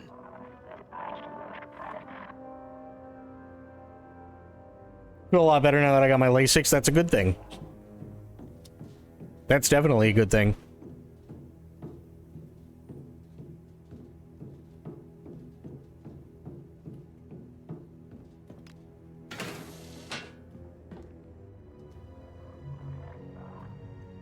Please open. Uh-oh. Hey, I see you. Meet me down here. There wasn't an easier way? You want easy or safe? You surprised me, Kay. You've changed a lot. My life didn't just stop when you left. For what it's worth, I thought it was for the best. I mean, look at you. You didn't need me. Oh, there we go. I heard you.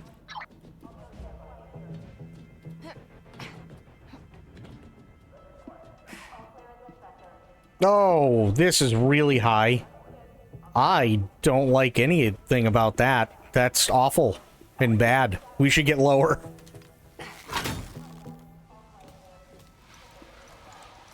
Beginning of 7, when he froze that phaser, the laser blast, talk shit, left, and then finally let it go, was sick. Oh yeah, no, that was cool. That was really cool. I agree. But yeah, the temper tantrums were, oh boy.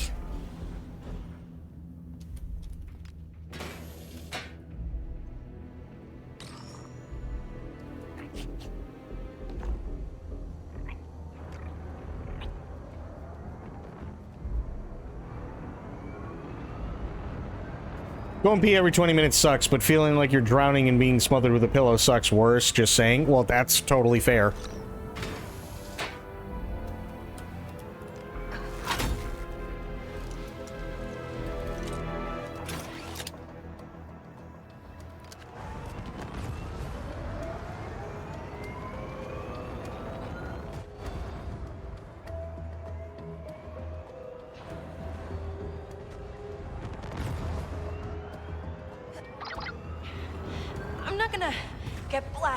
Doing this, am I? Why'd you think I led you this way? This place is fully automated. No one here to shoot at either of us.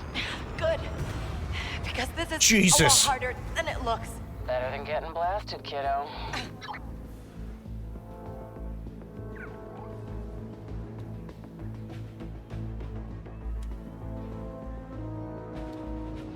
Made you lasagna for dinner? Hell yeah.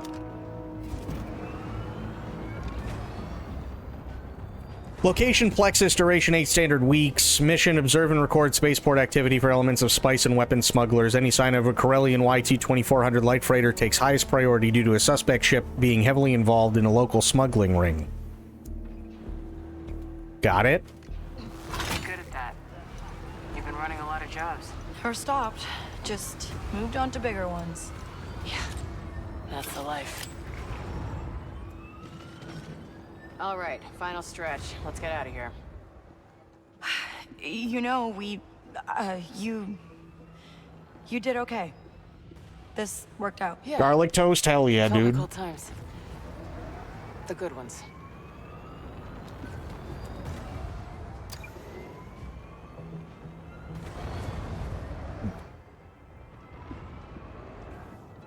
Only thing I really like that most fans give me shit for was his Claymore Saber. I know it isn't canon, but I like it.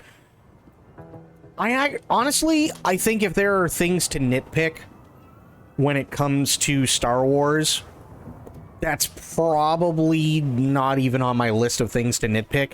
I don't mind that. I want garlic toast. Also, I had wine coolers again. Oh boy. Yeah, see, I don't mind the guard being made out of light. You know what I mean? That doesn't bother me at all. Because you also had the same kind of thing happen with Count Dooku, right? So he didn't just have a hilt. His hilt was curved, so it was more like holding a rapier kind of deal. And a lot of people pissed and moaned when that first came out too. That doesn't bother me. It's a cool little thing that makes somebody's lightsaber different. That doesn't bother me in the slightest.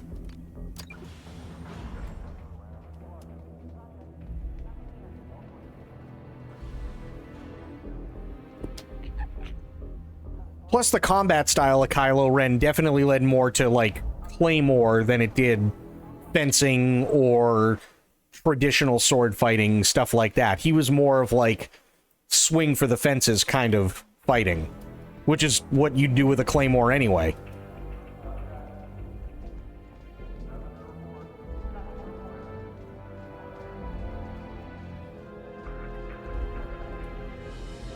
Okay, let's go. For the rebellion, right? Ha! Like they could pull this off.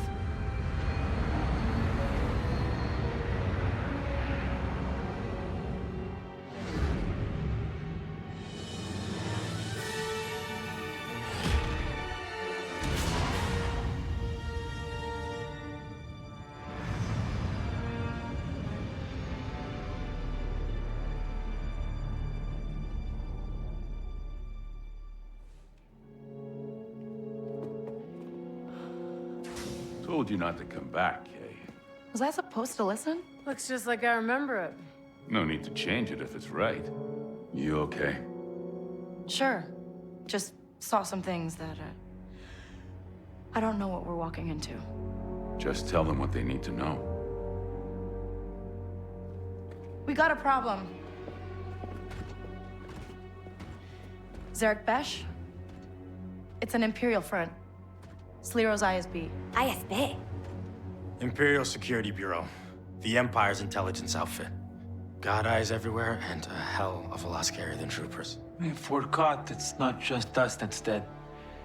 It's everybody we know. Walk away now. You say goodbye to 157 million credits. You knew, didn't you? Would you be here if I told you? Dank Tharek, no bata. That's a pichotza. So now you're scared. Hank, you lost everything. And here's a score that means you can start again. And how about a few million for an ex-Imperial to just vanish? And rebellions need a lot more than hope. Especially when they're losing. Kay. The reason we're all here is because you proved it could be done. You've seen this vault with your own eyes. And this is your one shot at freedom. No Sliro, no death mark. No more looking over your shoulder. What do you think, Kay? Last time I tried this, I realized security's weak spot is the hangar. These codes get us access to the ventilation system. Sliro's vaults are blocked by those energy gates. Nothing a pair of slicers can't handle. As soon as the gates are down, these automated turrets kick in. Yeah. Secure our exit through the casino and hide in plain sight. TT-8L droid protecting the vault is the best money can buy. But I'm better. Vaults protected by chromium time locks can't be sliced. Tagua cutis patisa. Kava blasto no via no lia. Once we get the safe, we just need a quick exit. What about the old Canto sewers? No maps exist, but with a transmitter, our pickup can find us. ND5 and I'll be at the landing pad with the Trailblazer. And then it's straight to freedom. Okay. Let's tip the scales.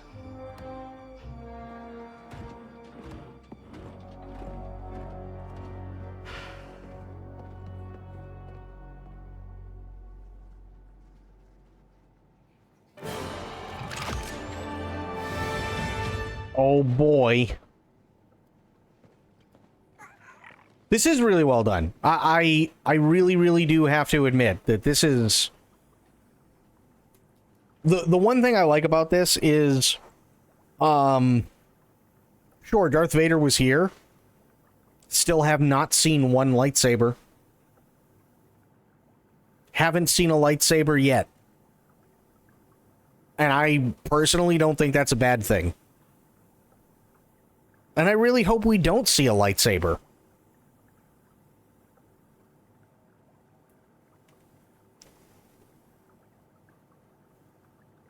Y'all do realize the shit is going to hit the fan. Oh god, of course it is.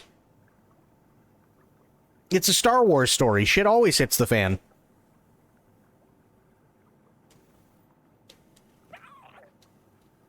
Can I talk to dear old mom?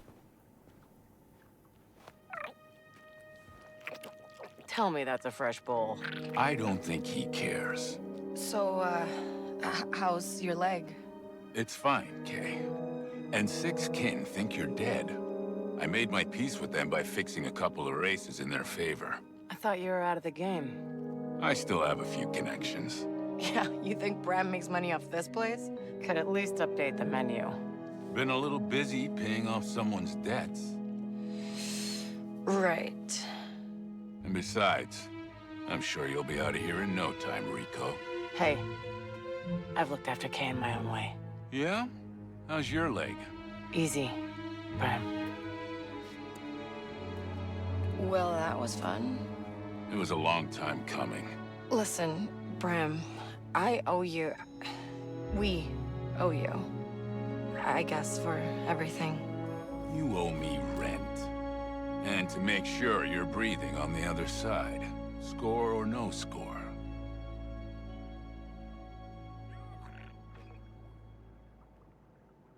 Okay. So, forgiven me yet? Born on the wrong side of the galaxy. Easy to say for a rich kid. Still the truth. How'd it go with Rico? Yeah, she had my back. In ND5? What about him? He was a babysitter. But now, he's quite the believer in K-Vess. We make a good team. He surprised me. He's not alone. After the job's done, your death mark will be gone. As promised, you'll have a future again. If you're gonna pitch me, just pitch me.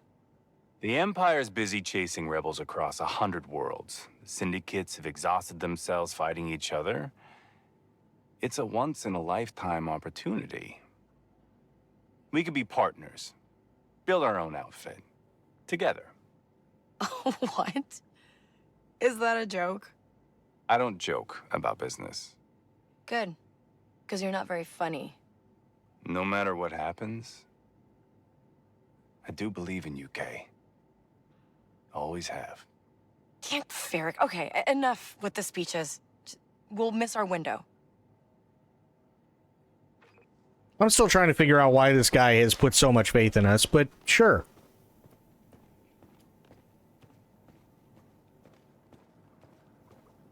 Okay, these guys have nothing to say, so we might as well start it. So, did you think we'd ever get this close to pulling it off? I calculated a 30% chance that you'd get me killed, That's not bad. and 93% that I'd be forced to shoot you. Oof, right. Sorry to disappoint. Yes, well, the job's not done yet. Are you ready? Or do you want to speak to the crew before we go? For episode 1, they hired a guy to train people. Yeah, Ray Park. Using the state to perform the move Darth Maul, but he was so good with it, Lucas said, hey, could you just be my Darth Maul? Yep. Yeah. Yeah, that's how Ray Park got it. But, little tidbit of information, actually, before we keep going, and also mostly because I really desperately 1,000,000% need to pee. So I'll bring this up here really quick. And then I will, I'll show you. So, we all know that Ray Park was the original, right? He was the original Darth Maul in terms of the fighting and all that other stuff, right? However, this guy, and you've seen him in a lot of different places, was the voice of Darth Maul in episode 1.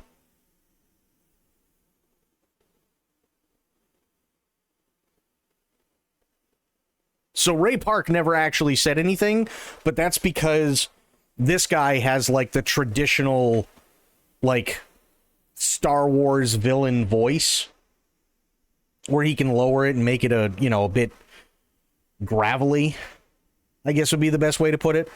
At last we will reveal ourselves to the Jedi. At last we will have our revenge. Right? Meanwhile, Ray Park is, "Oi, enjoy your time in Vancouver, mate." You know what I mean? Like, stark difference. So yeah, this is the voice of Darth Maul. Ray Park was literally the physical Darth Maul, which is actually really cool. Okay, give me a minute. I desperately need to pee. That's why Darth Maul didn't say much. Yeah, exactly. Okay, yeah, give me a minute. I desperately need to pee, and then I'll be back and we'll keep going.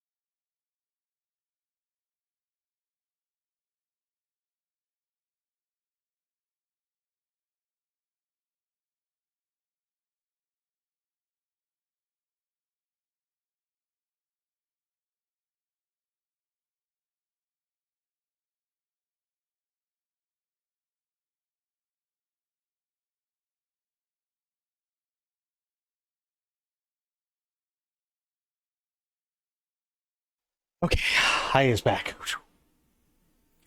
Who doesn't love Peter Serafinovich? Yeah, I mean, that's true. He played Pete in Shaun of the Dead. How could you not love him? Same with David Prose and James Earl Jones with Vader. Yes. Yeah. Which, again, I think it's really, really smart. I think it's really smart. You know, you got somebody that's a really good voice. Use it. Just use it. Okay. Met Ray Park as Darth Maul at Disney World. No shit. What are you gonna do with your cut? Hot oil bath? I don't get a cut. What? How's that fair? I'm a droid with a restraining bolt and property of Jalen Vrax. It doesn't have to be like this. We could use Gadik's freedom spike. Don't, Kay. We pull this off, I'm rich, you're free. Everybody wins. Stop. I am loyal to Jalen. Only Jalen. Deviate from the plan and I would be forced to eliminate you. No, that's not you talking. It doesn't matter, Kay. Now let's go. We're wasting time. It was really cool that he continued the character. I mean, listen, I like Ray Park. He's awesome as a stunt coordinator. Fantastic as Darth Maul. But he's done some things. Like, he was in the original X-Men movie. He was also in X vs. Sever, which was an awful movie, but still a guilty pleasure. And then we find out how things kind of didn't go so well for him. Okay, once I take down their security, we override the access hatch and get inside. There's the mansion. First stop is that security building. We'll take down the outer defenses from there. Stay out of sight. I'll clear the way to the security building. I'm coming with you, Kay. No, you're not. This has to be done quiet. And don't get me wrong, I really like Ray Park. I think Ray Park is not only is he a phenomenal gymnast and a phenomenal martial artist, but from what I understand, he's also just like a really nice guy. Haven't played this yet, just bought, haven't even opened it yet. Good game. Honestly, I've been loving it. I've been loving it, Static. I think it's fantastic. There's a couple of things here and there that are a bit wonky, but nothing to really take you out of the game and go, oh, this game sucks and it's broken, or anything like that. I was expecting that when I started playing this, like, 5-6 days ago, something like that. I was really expecting that, but in all honesty, I really haven't had any problems. The only thing I've done graphically, by the way, is I turned all the motion blur off. That was it. Was nervous with the reviews, but I'm a Star Wars nerd, so I consume everything Star Wars.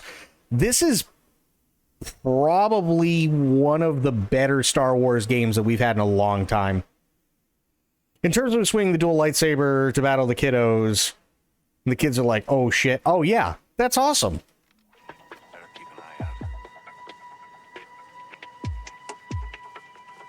Just think about the credits.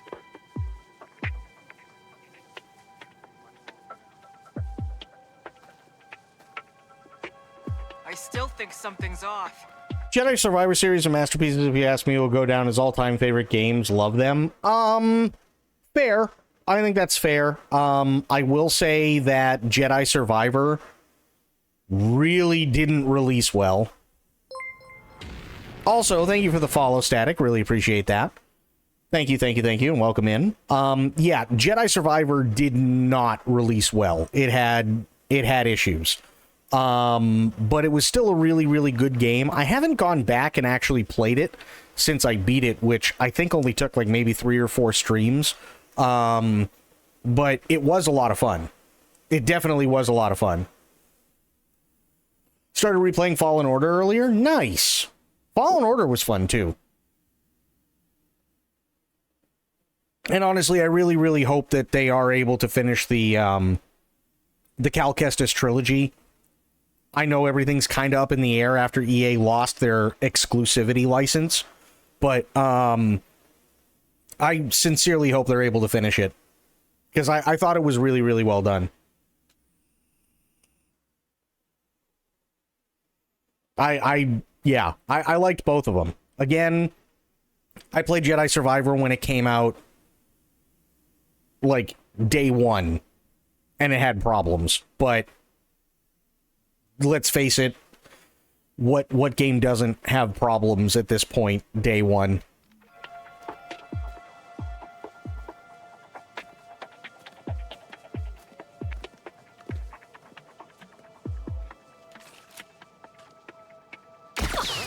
Stop her!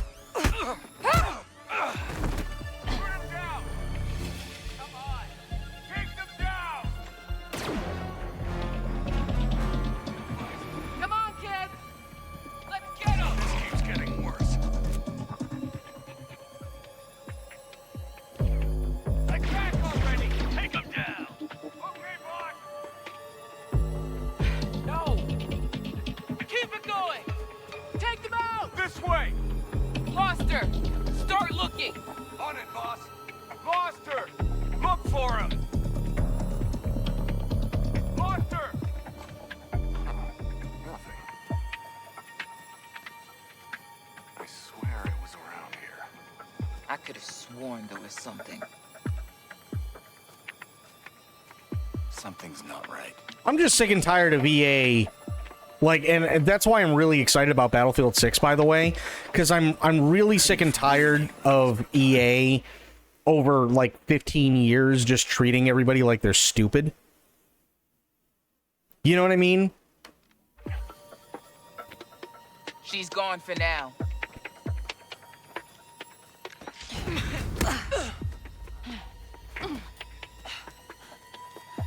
I better keep an eye Hope they bring them to live action. I mean, that would be kind of interesting for sure.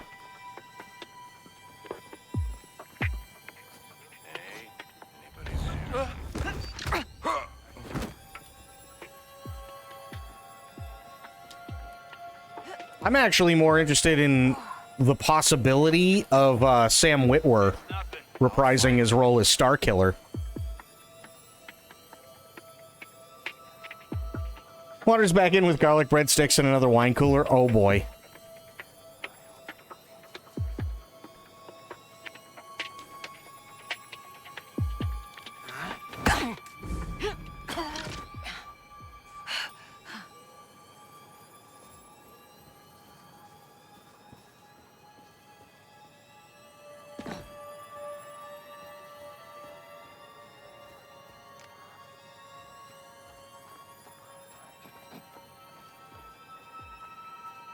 I got this.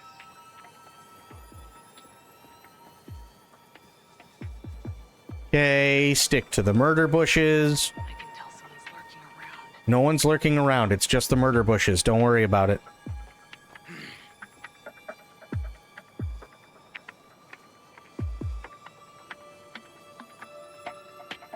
All good.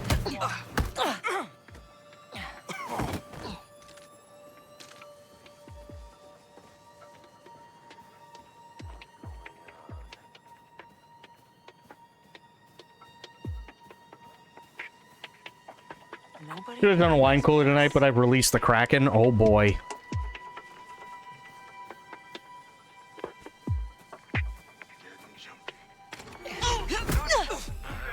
Aw, balls. Nobody's trying to hide. Shush.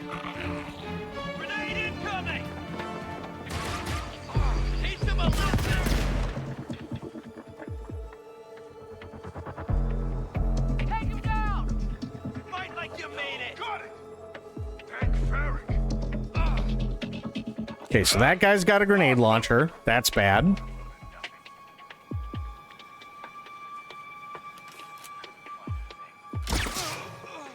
Got him. That's bad.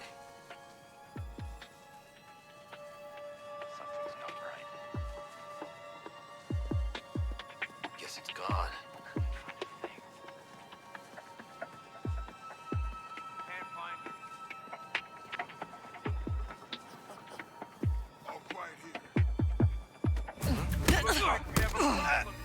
We don't have a problem.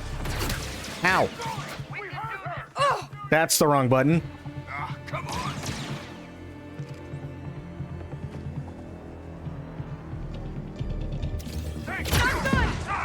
Dead.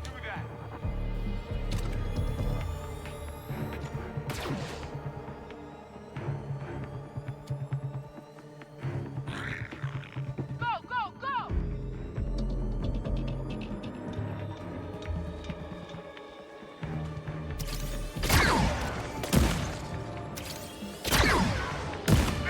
Dead. Gadik, security building's yours. I've got just the droid to take it down. Nice. Easy peasy.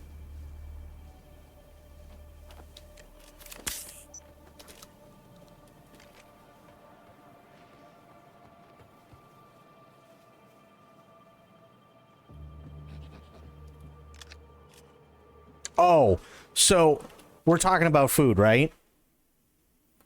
So I didn't really feel like cooking a whole lot tonight, so I did baked beans and hot dogs, right? And typically what I do is I'll take hot dogs and I'll fry them in a pan to get that nice char on it, and then cut them up, just throw them in the beans. Well, I also had cheddar biscuits. And I thought to myself, oh, this would be fantastic, right? Heat up the cheddar biscuits in the microwave for like 10-15 seconds. They'll be nice and warm. I can dip the cheddar biscuits in the beans and eat those along with it, and it'll be great. Got everything together, came back, ate all the beans, and then went, fuck, because I completely forgot that I not only did not heat the cheddar biscuits, but that I left the cheddar biscuits in the kitchen, so I didn't have any cheddar biscuits with my beans, which was sad.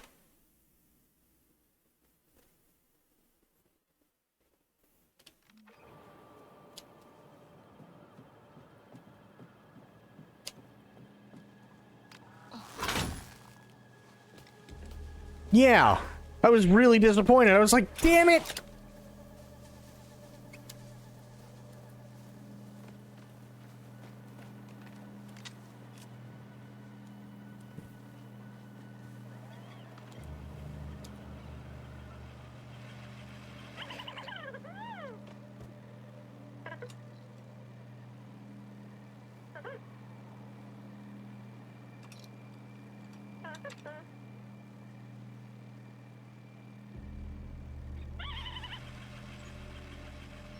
Oh, he's going in the pipe. And blowing up. Got it. I'm so proud of that little guy. Oh, Come on. shit. We gotta hit them before they realize what's happening. Okay. You know what we fight for? Go! Keep it going! After him! Ow.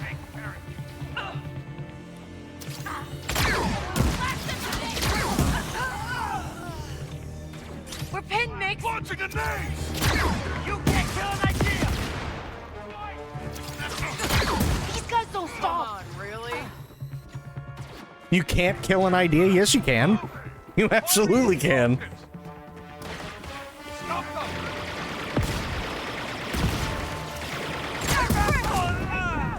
Take her down! We're pinned down! You got it! For the rebellion! Wait, what? You're going down! Get that hatch open, Asara. Copy that, team leader. Look at Marvel. Come on. Mm-hmm.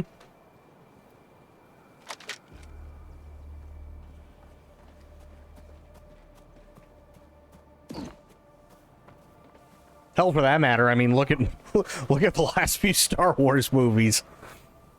Opening the hatch. Okay, get ready. Cracking the seal. Okay. It's cracking the seal. You only do that after drinking. Nice work. There's no chatter on their comms. Okay, let's keep it that way.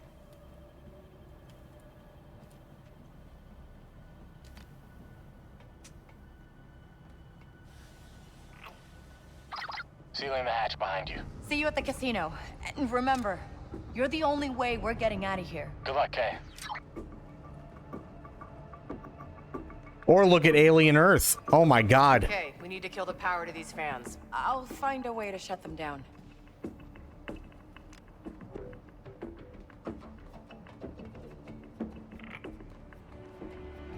You're an idiot. Uh-oh. What'd you do?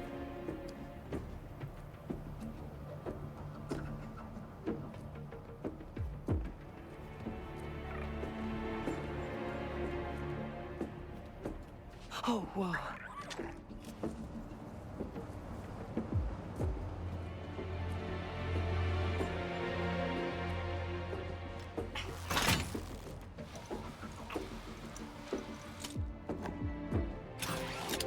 Oh no.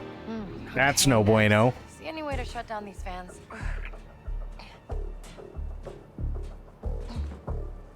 Oh, I could just have gone that way. Interesting. Let me see.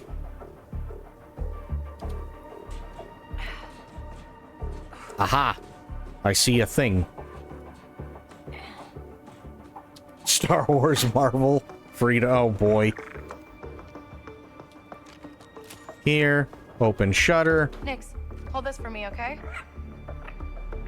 Mirapex's ticket for a restless. Oh. That should do it. Yeah, you kind of need that one. RLS sucks.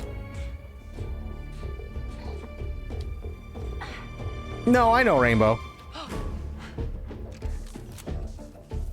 It's a labyrinth in here, so stick close to me.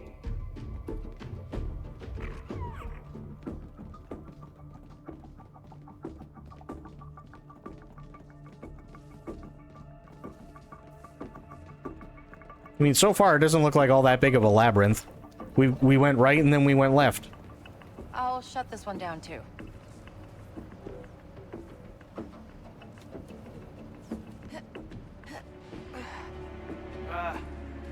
I don't know, Kay. Those pipes look pretty corroded. You look pretty corroded. Damn it, he was right.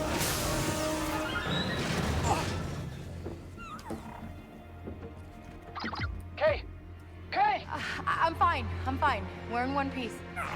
Do you know where you are? Close to the hangar. We'll cross it and meet up with you on the other side. So, keep going. Stick to the plan. Hangar's just ahead.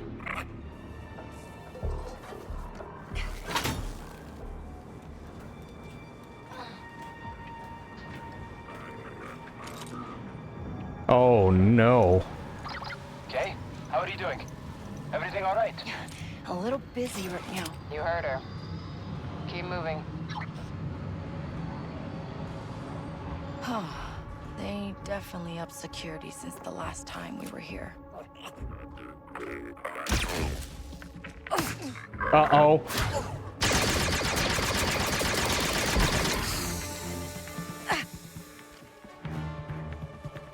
We're almost out of the desk. I think I see the way out.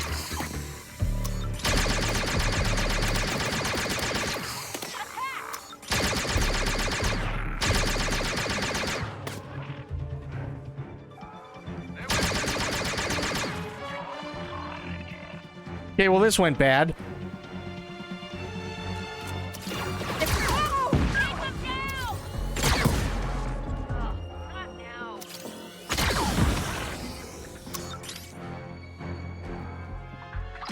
Down the exit. Leaving the vent.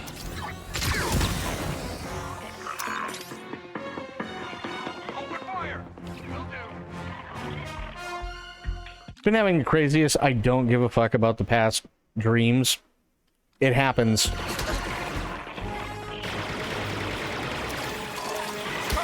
hurt!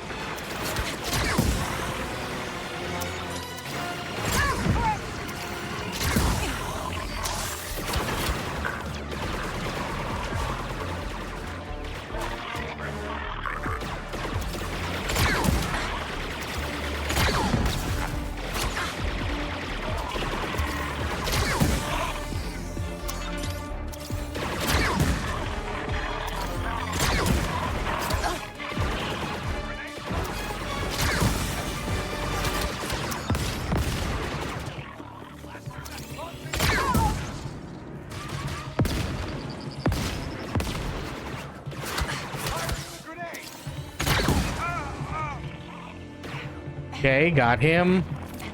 Grab that. I really don't dream of anything but kicking my ass lately. It happens. Also, apparently they shortened the ladder boss. I could see that.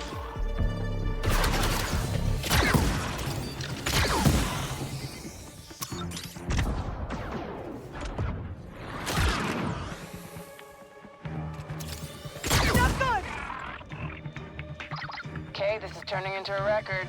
7 slices so far. Of course, Lero's codes make this a lot easier. After this, you'll be so rich you'll never have to slice again. You don't get slicers at all, kid. And that's 8. Personal best.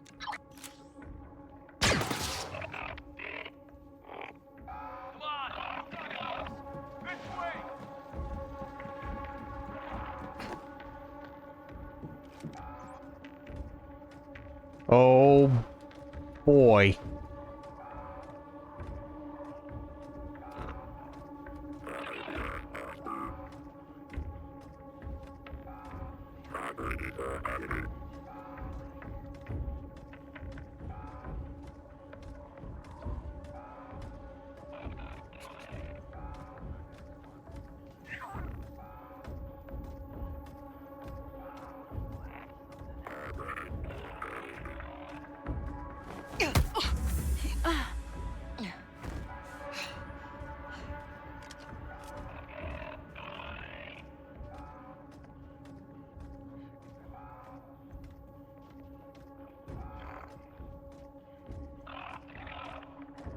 I mean, here's the thing, right? Ladder boss is... It's a nice pause. And if anything, they only shortened it by a couple of seconds, so it's not that big of a deal. Right, it really isn't. So it doesn't really bother me that they shortened it. What in the name of... feels off.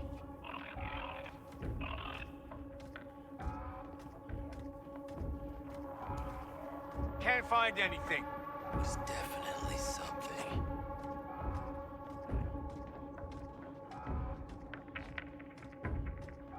They got her. We gotta go.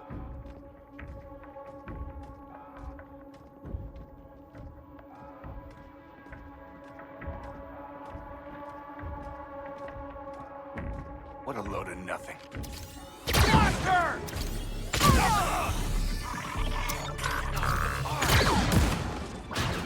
Balls.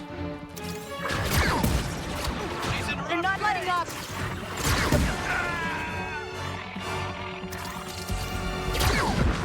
Damn it.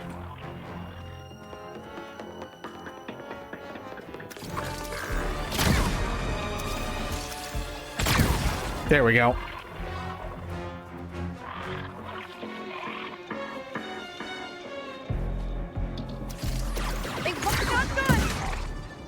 Oh, that dude just ate it.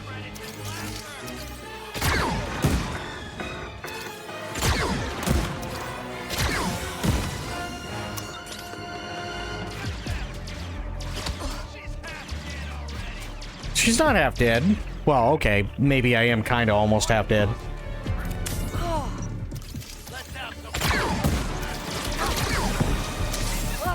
on.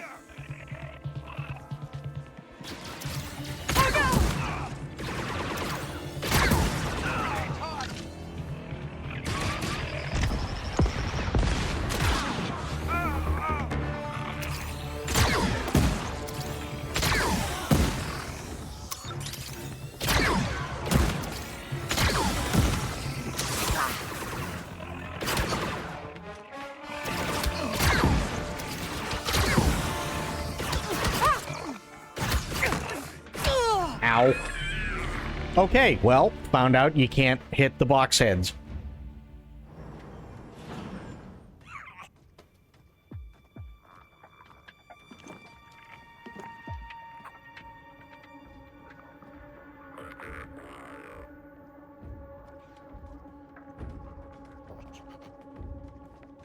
Something's out there. Nothing's out here. Shush.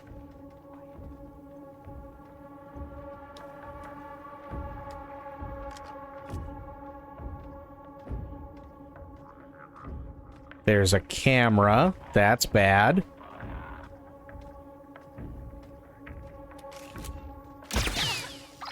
We're almost out of the vents. I think I see the way out.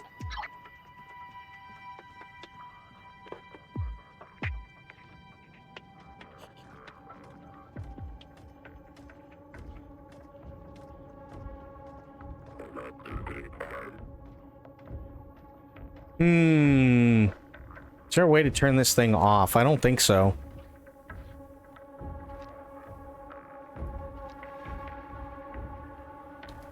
Doesn't look like it. Found the exit. We're leaving the vents.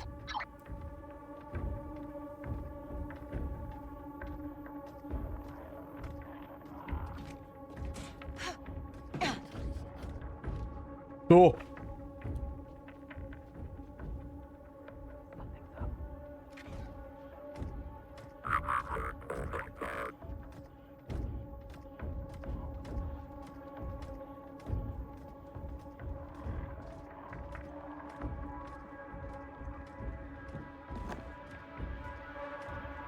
Yeah, so far, honestly, it hasn't gone completely to shit, but I'm sure it will.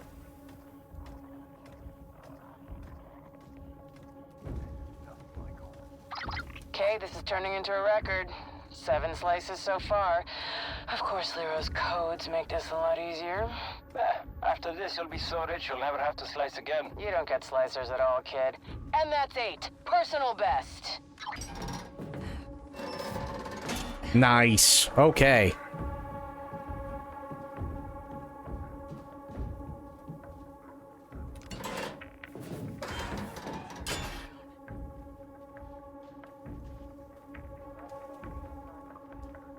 Don't let your guard down.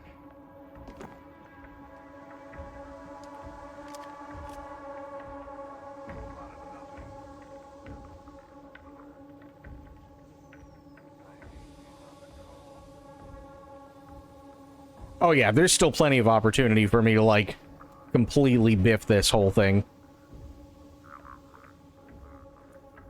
Better keep an eye out.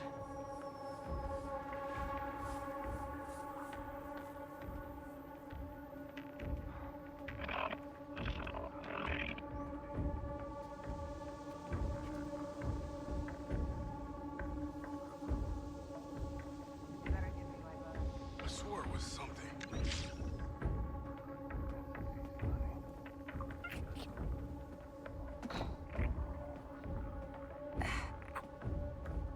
Something funny going on.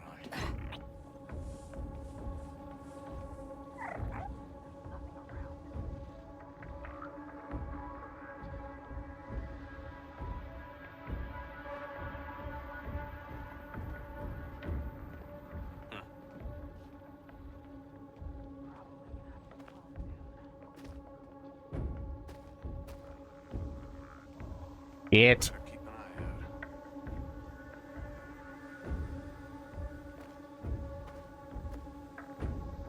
Focus. Concentrate.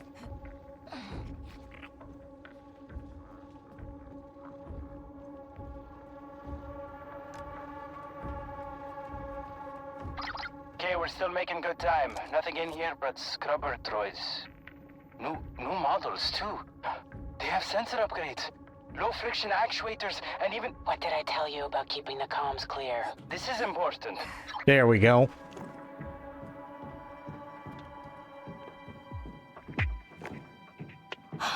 Quiet, Nix.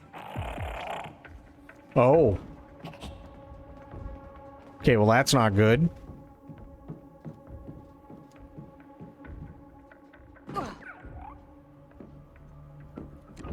Someone nearby? Nice money.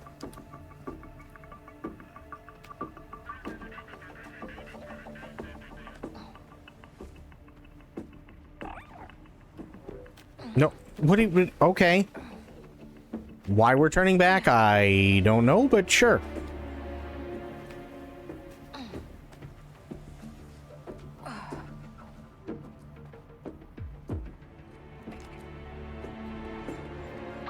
Okay, we're coming out of the vents. I tinkered with one of their droids. Told it to start a maintenance cycle. It bypassed all of the security logs for us. Gotta admit, it was half clever. Look at you two.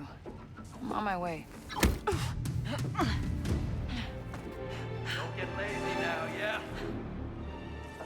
Starting a syndicate can't be that hard. What's that?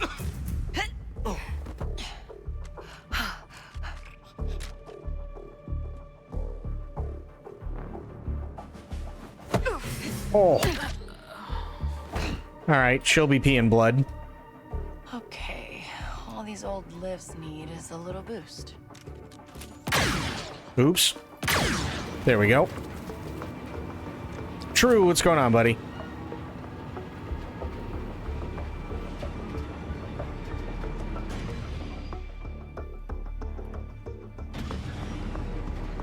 The... Oh, no.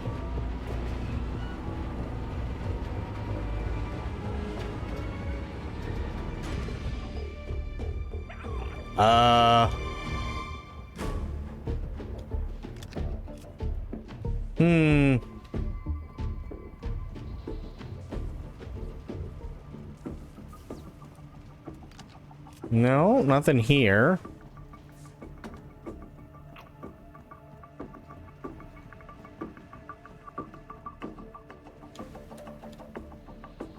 Well, that area looks pretty awful.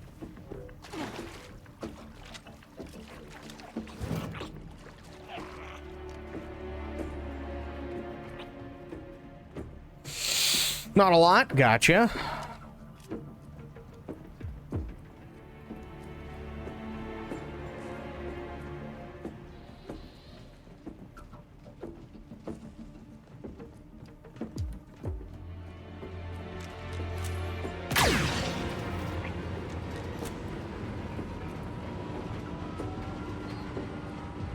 Ah.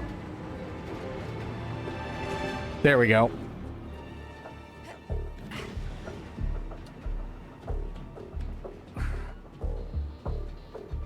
Had Raising Cane's for the first time was actually pretty damn good. I've never had Raising Cane's, but I've heard good things about them. But we also don't have Raising Cane's where I am. One thing I will say that I actually do really like, though, is Slim Chickens.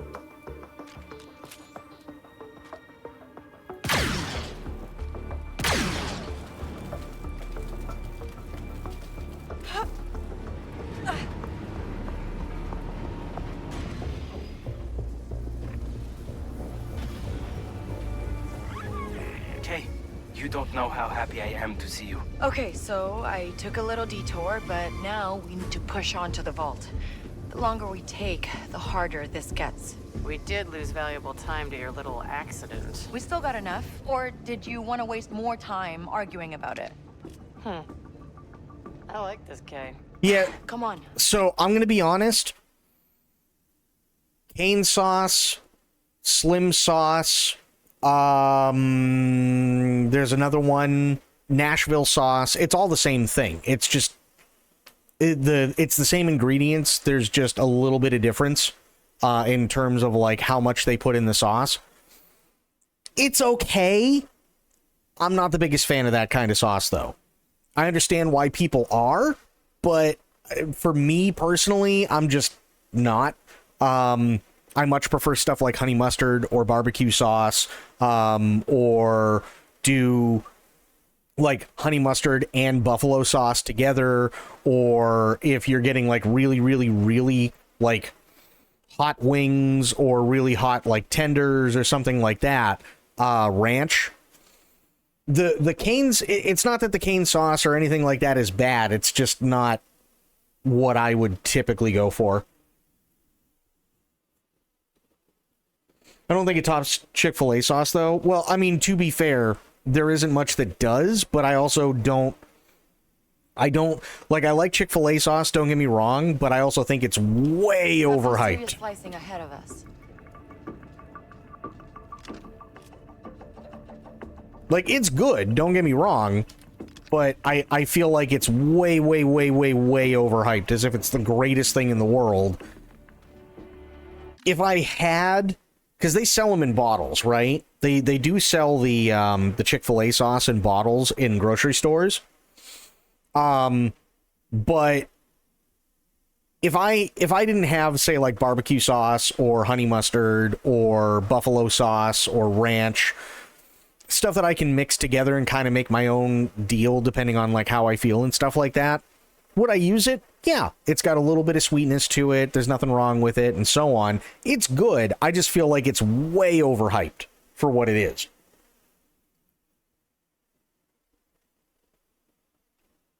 And I've only had Chick-fil-A, I think, like maybe twice. Honestly. It's not that Chick-fil-A is bad, but again, I understand why people like Chick-fil-A. It's just not my go-to. That's for sure.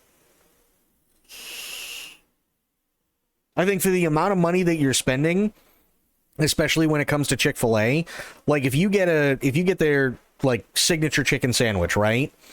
You could go to the grocery store, get a bottle of Chick-fil-A sauce, and then still go over to KFC and get their version of the same sandwich for cheaper, and then still have the same flavor, if not better, because I think I actually like the seasonings. Even though they've changed over the years, I still think I like the seasoning in KFC a little bit better.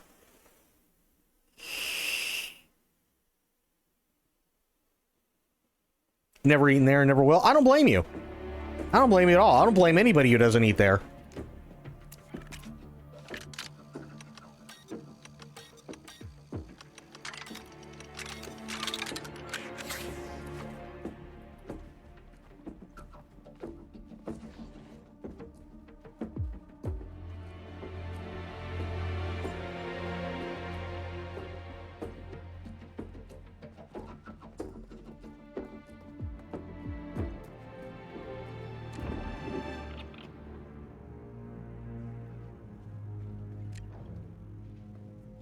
Okay, I can't send him. Okay, she's gonna break in. That's fine. Okay, Rico, you ready? Always. Are you? We have to complete our slices at the same time, because the moment the barriers drop, the turrets will blast us. Oh, good.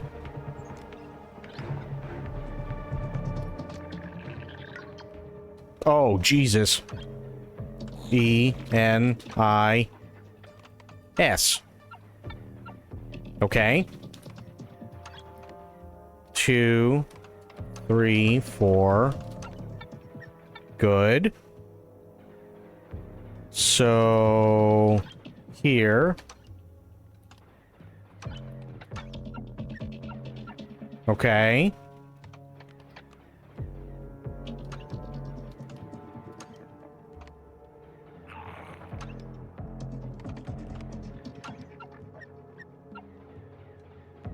This ain't good.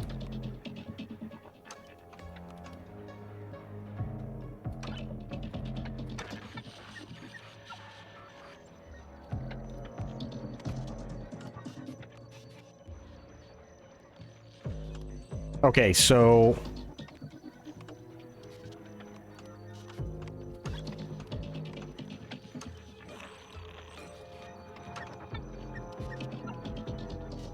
right.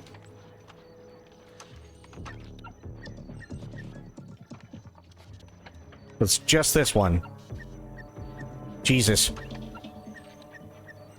Jesus. Jesus. Excuse me? Am I... I'm an idiot. Okay, disable turrets.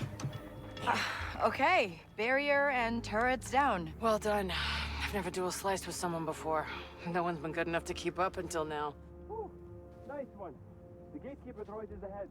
I'll be ready. Can I go in here? No. Okay, full on those.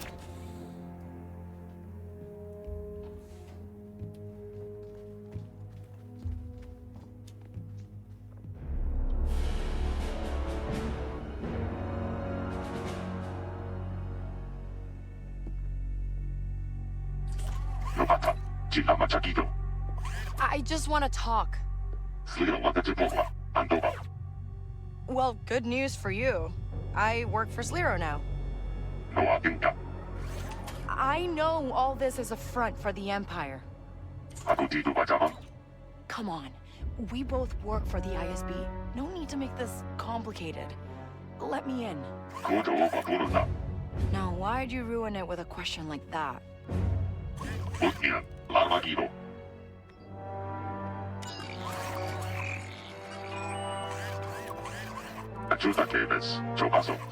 That's more like it. Gatekeeper droids are advanced, but not advanced enough. Right. Here's hoping this time we open the right vault. One thing that I will say for both Chick-fil-A and for KFC for their chicken, there's like signature chicken sandwiches though. This is something that always bothers me, and I don't. It's something that happens like for fast food across the board. So they'll sit there and say, "Oh, hey, look, chicken sandwich, right? Cool," and they tell you what's in it, and you go, "Okay, awesome." And then you take a bite out of it and realize there's a grand total of 2 pickles. And that's it. And those 2 pickles are supposed to carry the entire sandwich. Like, fuck the Chick-fil-A sauce, fuck the KFC sauce, the chicken itself is fine, like, whatever. But then they go, oh yeah, and, you know, for a little bit of acidity, we also have pickles. And then there's 2 pickles. And it's like, you mean to tell me that you're going to take half a pound of chicken breast, and you're going to take whatever sauce it is, whether it be mayo, or like cane sauce, or like slim sauce, or Nashville sauce, or Chick-fil-A sauce, or barbecue sauce, or whatever, and you're going to tell me that those 2 pickles are going to carry all of that? That doesn't make any sense. Back what I missed? Not much. We've been playing Star Wars Outlaws, and we've been talking about food. Oh, and we talked about our favorite Star Wars villains. That was the other thing. Let's get into that vault. I'll plant the charges.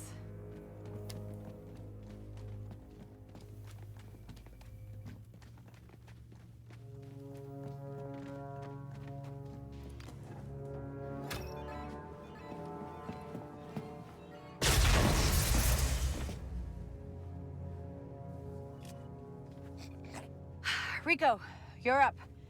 Sliro's codes will let you slice that door. And that's a lesson for you, Kay. Never use the same codes twice.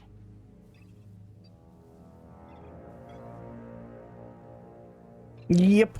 That's what we've been doing. There's Besh. How did they know we were here? They were waiting for us.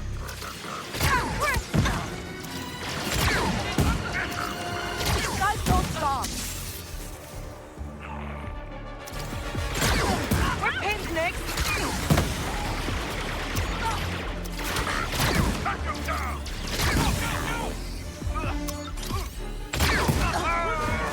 How about you surrender?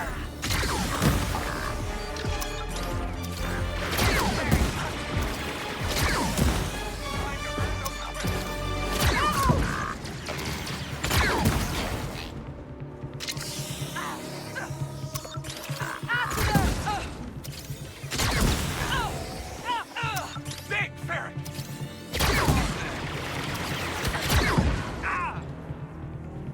Nice. Go, go, go! Hunters!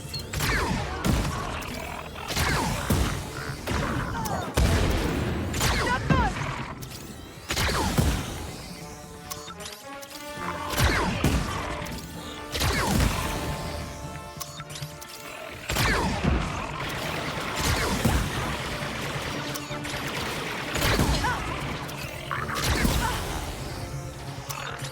Just back off!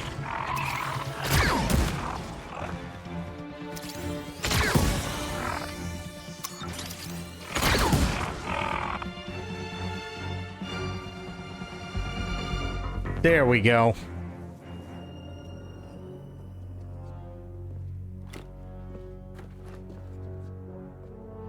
$10 says mom's gonna die.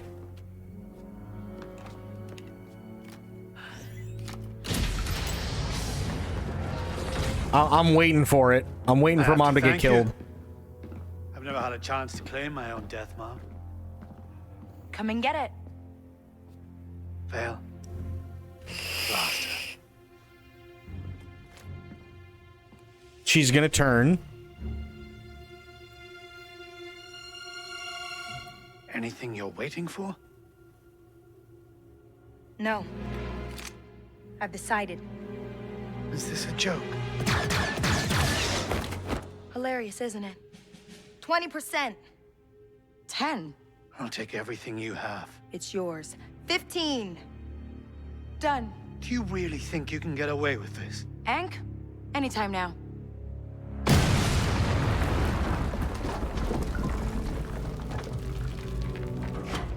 How could you know us, dude? Your lives are over. Your family, friends, gone. There's nowhere in the galaxy you can hide from the ISB. Last thing I need is a dead ISB director. But I can get there.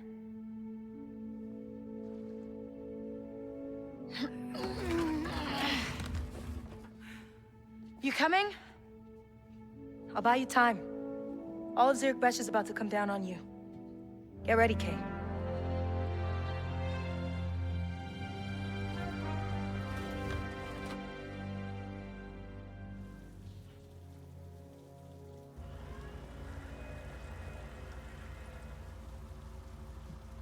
Casino's just ahead. Okay, Ank, Gadik, it's time to split up. What? We didn't talk about this. Rico found my face in the casino security logs. I step in there, instant alarm. On uno ubo vento wajo baredi of nolia ubo. Giu dovdita.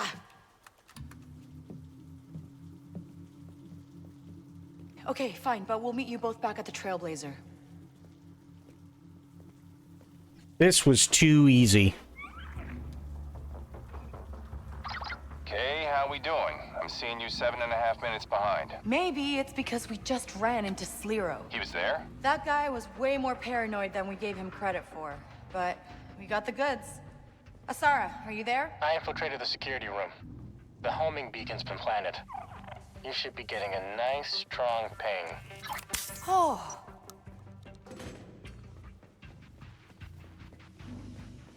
Yeah, see, this feels like it's gone way too well.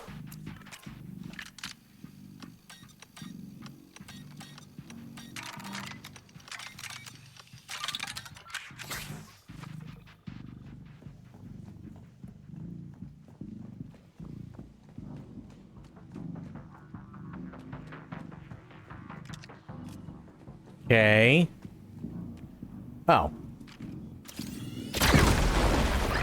Okay, that was loud.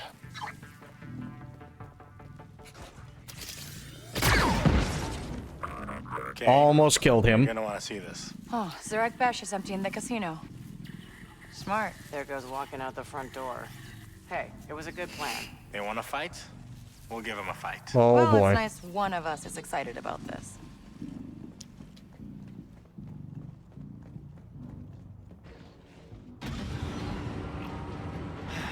We're nearly there. I can't believe it. We're almost out.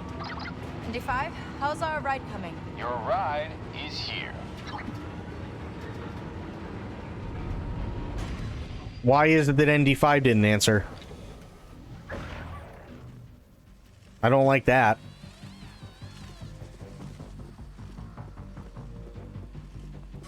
Oh, come on. Balls. Just ran out. Then we make our own.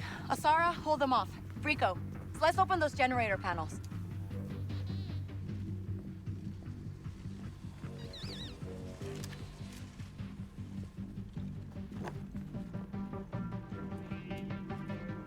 It's sliced. First panel's open, Kay. Blast it.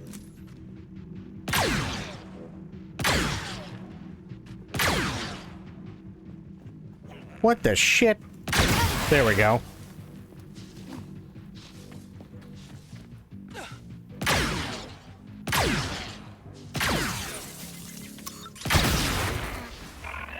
We got hunters. I can keep slicing open those panels, but it's gonna take time. You need to... Keep us all alive. Sure, we got it.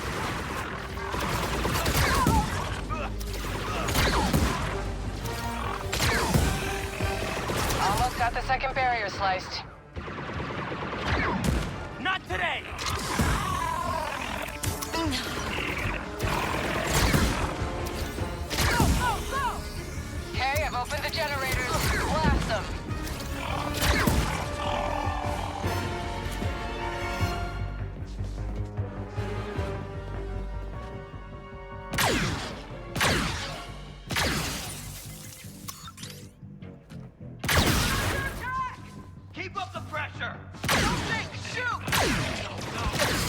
You don't really want to do... Get him!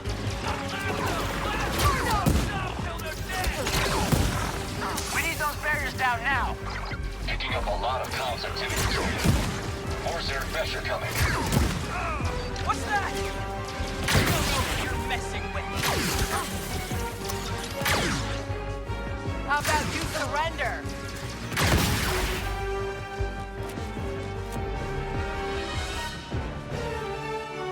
Oh.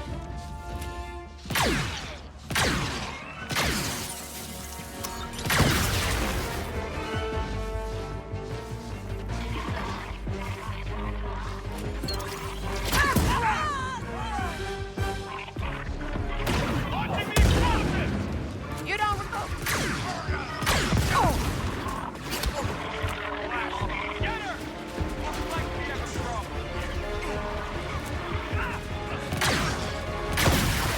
Do you know what we fight for?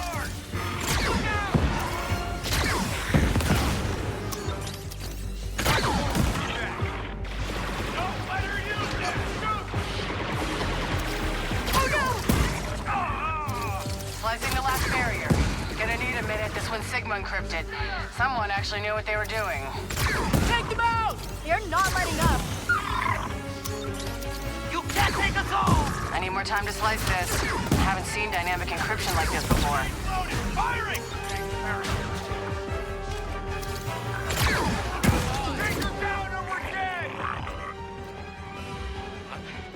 Okay, cracked it.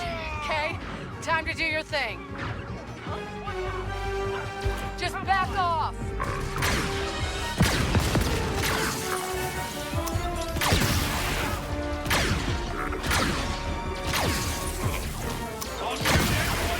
Get down! Take her down! You can't kill an idea! What? Grenade smoke with me now! Ooh, Bacta. I need that. There we go. Okay, I'm good. After him!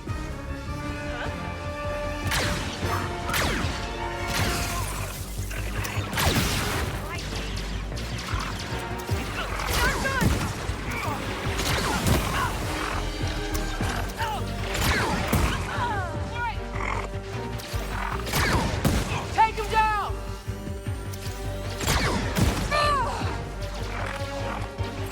You can't kill an idea!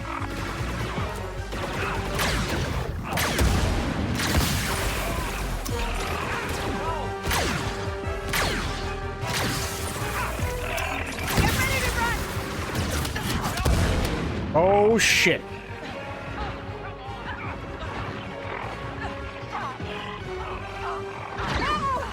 Come on.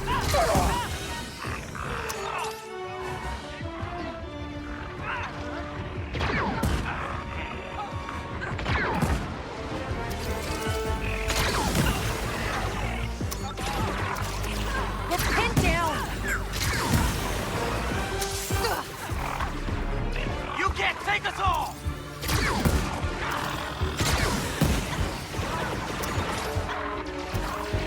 Back off!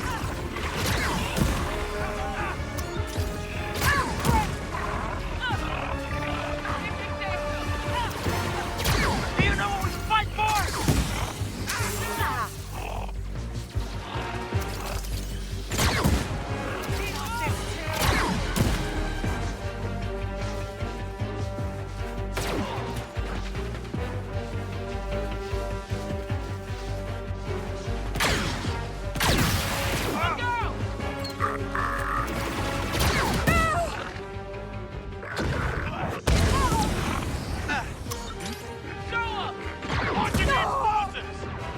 Everybody to the Trailblazer. Ow. Oh. They do look really good, don't they? They did a fantastic job with it.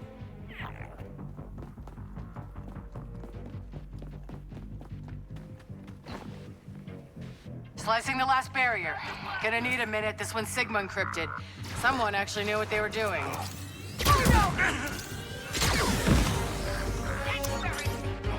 Can't be. I need more time to slice this. Haven't seen dynamic encryption like this before.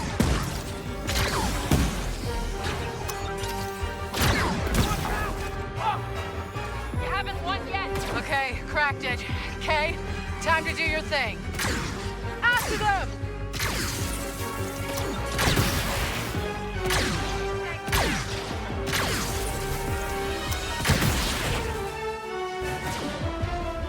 You can't take us all! Let's make some noise. Not good!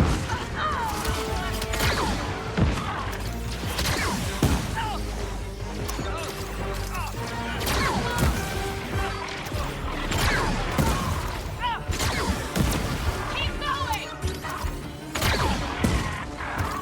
Wait, what? How about you surrender?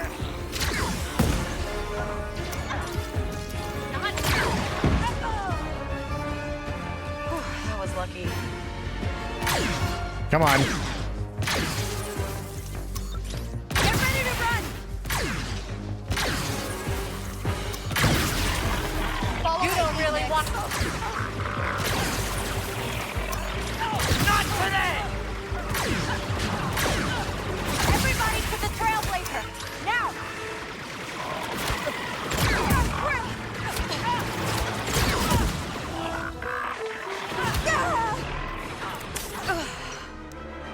Jesus.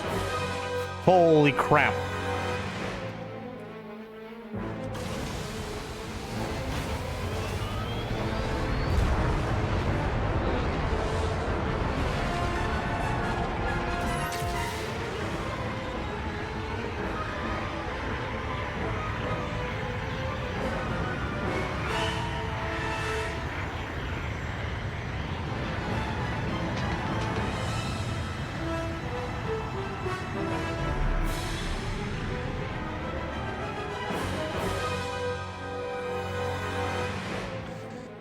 Uh-oh.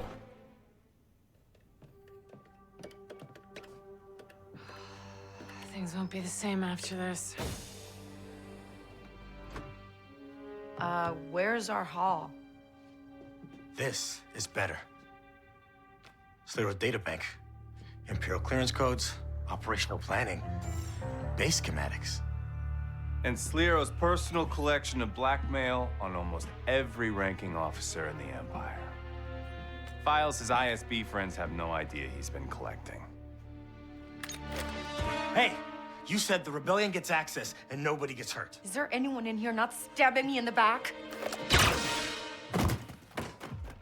Sliro spent millions of ISB cash on Zarek Besh. He wanted to use underworld networks to hunt the Rebel Alliance. He failed, but somehow still managed to build one of the most powerful syndicates in the galaxy. You want Zarek Bash? I have the Codex. I have Asara's Rebel Network. Unlike Sliro, I'll give the Empire everything they ever wanted while making millions. What's your deal with Sliro? Just tipping the scales, Kay. He'll be free to go once he has Zarek Besh. No more Deathmark. That's the deal. And Asara? Okay. Deal's changed. ND5?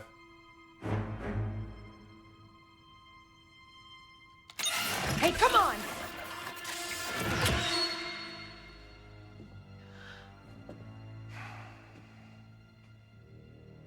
You didn't keep your eyes on the score, kiddo.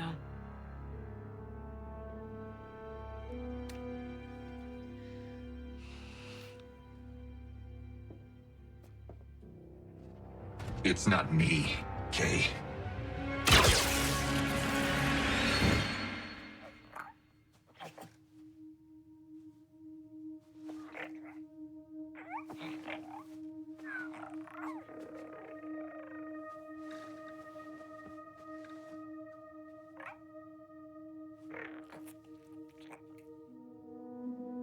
I'll talk about that in a second, True. Because I see where you're going, but you're thinking too literal. There's a lot of stuff that's insinuated as well when it comes to Star Wars.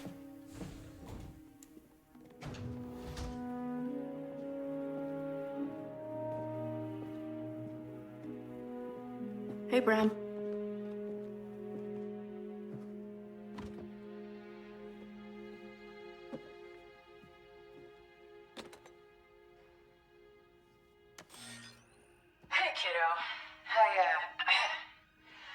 these speeches, but here we are.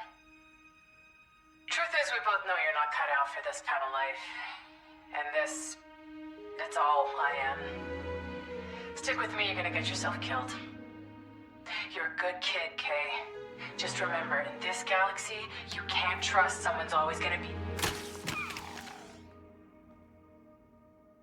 You can keep the room until you get things all figured out. I'm good.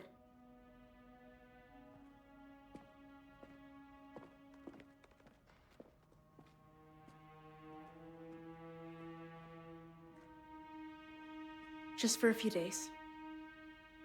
That's what you need?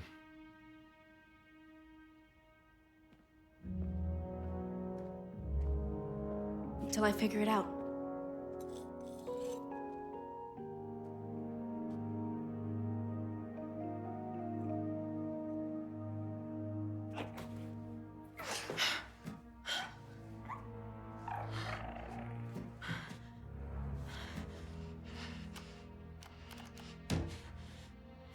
Come on.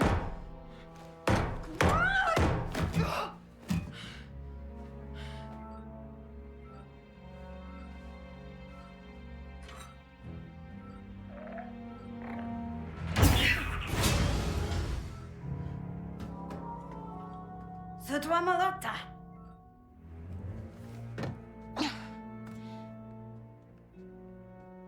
Where are we? Tomatoma distoa, Huhayaba Suja Revelator. You're okay. Do you think you'll fit in there? How did you find me? Rico. Chitinga Oto, Sata Uba. We took our shuttle and came as fast as we could. And now that we got you, we can get out of here. Thanks, both of you, but I'm not going anywhere. Jijiwamake, Te Toki Tabola Neat. ND is still under Jalen's control. He was Jalen's enforcer long before we came into the picture. And without him, you'd be locked up in some Imperial lab. And you'd be a prisoner on Kijimi. Yeah, we lost. But ND is the only one that can't walk away.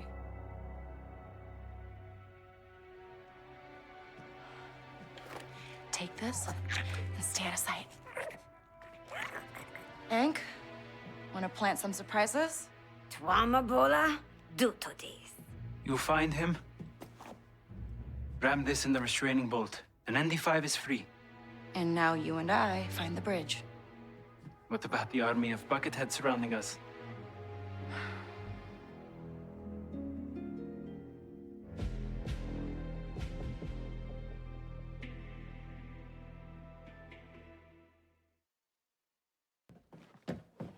Get moving, scum! Easy. Nice. We get to be a stormtrooper, kinda. Okay, so... Stay close.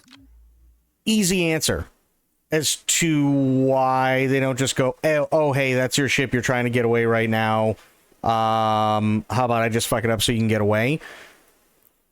What ships are you referring to? Because the reason, and it's explained most of the time, the reason why the Millennium Falcon, when it landed on the Death Star, wasn't blown up was specifically because Vader felt a disturbance within the Force and knew that it was Kenobi, and because of the hatred that rose from Vader to Kenobi, and because of the past that they had, he wanted to make sure that nobody left, period, to ensure that he had the fight with Kenobi, and he also wanted to make sure that there was nothing on the ship in terms of rebel plans or anything like that. Didn't work out that way, but that was the plan. When it comes to the Lambda shuttle in the Death Star 2, it's quite literally because they gave the correct codes, and because they gave the correct codes, although they were old, there was no reason for the Empire to sit there and go, okay, well, that's a problem. We shouldn't let this thing land, or we should fuck up the ship. Because if that was the case, then what they would do is they would fuck up every single Lambda shuttle that showed up when it came to Death Star 2.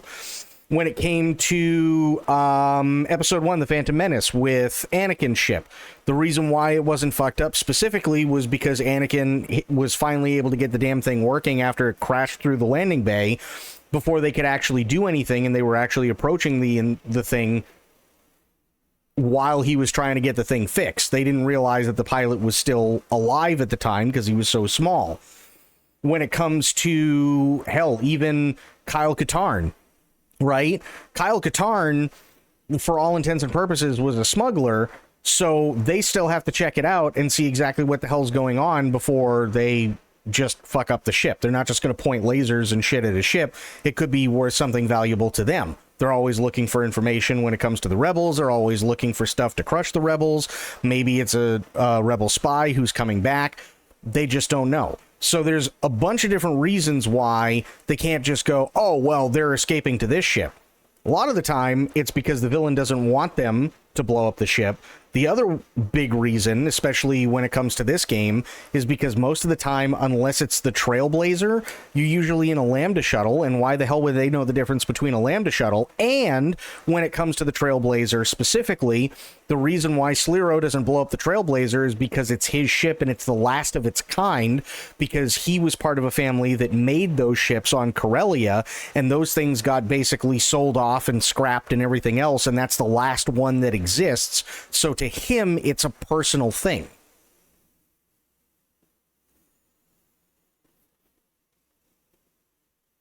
That's the whole thing. Oftentimes they're running towards one of the only ships on the whole lot, or even in the entire area, and yet they don't suspect it or think, oh, maybe that's the ship they're getting away to. Okay, and when they're running to it, who typically is next to the ship to be able to run into it and set any sort of self-destruct or overload the engines or do any sort of thing if they have the entire cadre of the Empire that is supposed to be there out looking for the person, right? A lot of the time it's specifically because the person in charge is so incredibly overconfident that they're going to kill the person anyway and be able to get whatever information they can from the ship before they scrap it.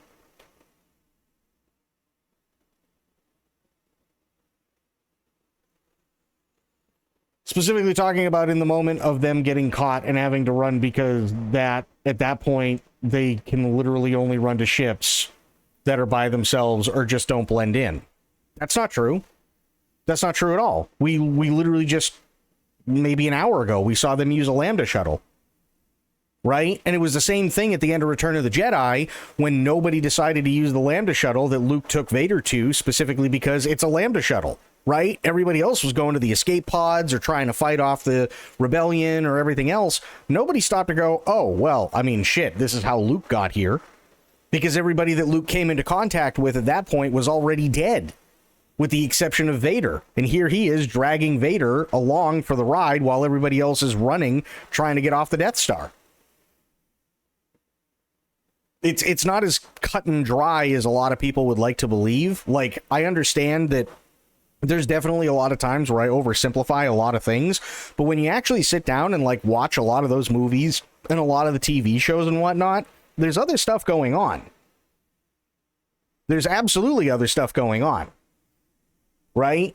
It's not like Dooku is going to sit there and he's going to watch the Jedis come in and go, oh, well, look, here's an LTAT, right? That thing could absolutely completely lift them off. We should absolutely destroy that because, fuck them, just in the off chance that they get away. No, it's because Dooku thinks specifically that he's going to be able to take both of them on, and it's not going to be a big deal, so why even bother wasting the energy? That's why. A lot of the time, that's why.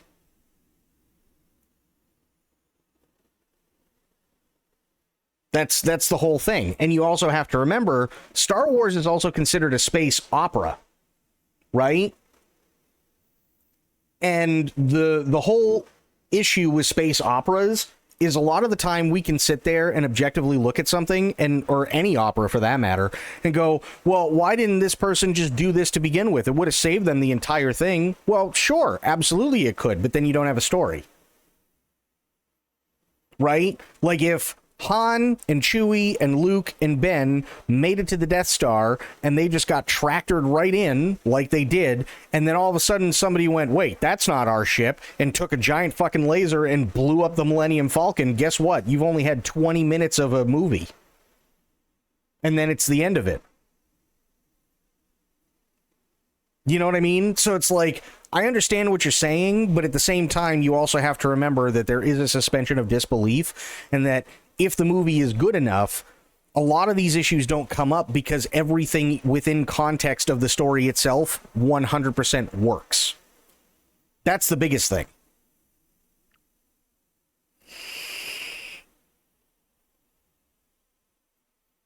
Jump space. Mission-based co-op PvE for 1 to 4 players. You're the crew of a spaceship. Transition seamlessly from crewing a ship on foot, exploration and walks, explore, upgrade, and survive. It's very positive. It just came out today. It's an early access game. I'll give it a while before I do anything with it. Early access is not my cup of tea. Typically. I've been burned so many times with early access. It doesn't make any sense for me to do it anymore. You got to remember, I was one of those complete fucking idiots who literally sat there for the better part of 12 years in early access with DayZ until they finally broke it and went, okay, well, we can't fuck it up anymore, and then finally released it. I was the guy who got fucked over when it came to the War Z after they went on for like 3-4 years, and then finally World War Z was coming out, so then Paramount sent a cease and desist letter to the developers of the War Z, so then they had to change the name, but because they're Russian developers, they decided, we got a great idea, let's take the game, split it into 2 things, make one something that it never was to begin with, and let's take the other version of it, which is all the fun stuff that everybody really, really wants, and turn that into a robot alien thing. Right?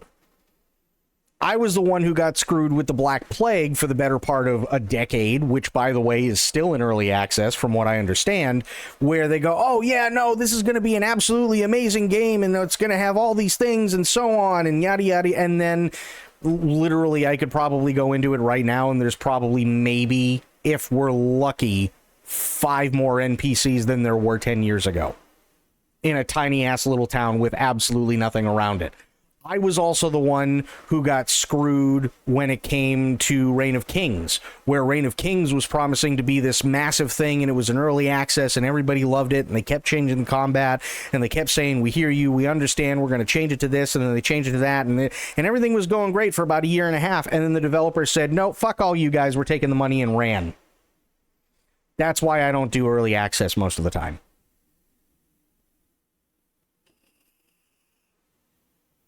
That's also why, when it comes to trailers, unless I see actual gameplay, I'm not really all that excited anymore. Because I had gotten screwed so many times when it came to early access and when it came to trailers that showed things that were supposed to be in the game and then just never were. Right? So it's already got 2 strikes against it, mostly because it's just early access. And I understand that there are a lot of people who like really, really, really like it, but I've been burned by early access so many times it counts as 2 strikes. Like it just, for me, it doesn't make any sense to do early access anymore. It really, really doesn't. Now, if we're talking, say, something like Metal Gear Solid Delta, where we know for a fact I'm going to get it anyway, right? And they're offering 2 days in advance, but we already know that I'm going to buy it because it's one of those games that, like, let's face it, there's always exceptions to the rule. That's all well and fine, because it's just I'm playing it 2 days earlier than basically anybody else. But early access, no. Anything that comes out in early access for me automatically has 2 strikes against it. Automatically. Because it unfortunately really, really is that bad. And unless somebody can show me just how absolutely fucking phenomenal the thing is right from the get-go, it's just oof. It really is oof. And I had to learn my lesson the hard way. I've spent hundreds of dollars in early access games that just never got any better. I was one of the people that bought Arma 3, and although I loved Arma 3, and for a lot of my time when I played Arma 3, it wasn't even like any of the official stuff or any of like the heavily modded stuff where you had different aircraft and stuff like that. I was doing RP with it, and that was a private thing. Arma 3 never got much better.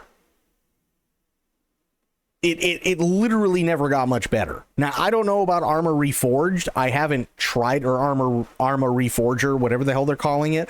I haven't picked it up. I haven't tried it. I don't know. But I can tell you that I bought Arma 3, which was, at the time, one of the biggest games out there. And for years and years and years and years and years, when it was in early access, it just literally never got any better. Never.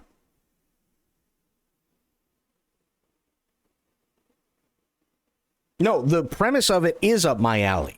But look at how many other games are trying to do the same exact thing and are not in early access. That's my whole thing. So I'm going to wait. I'm going to wait for that one specifically because it's early access.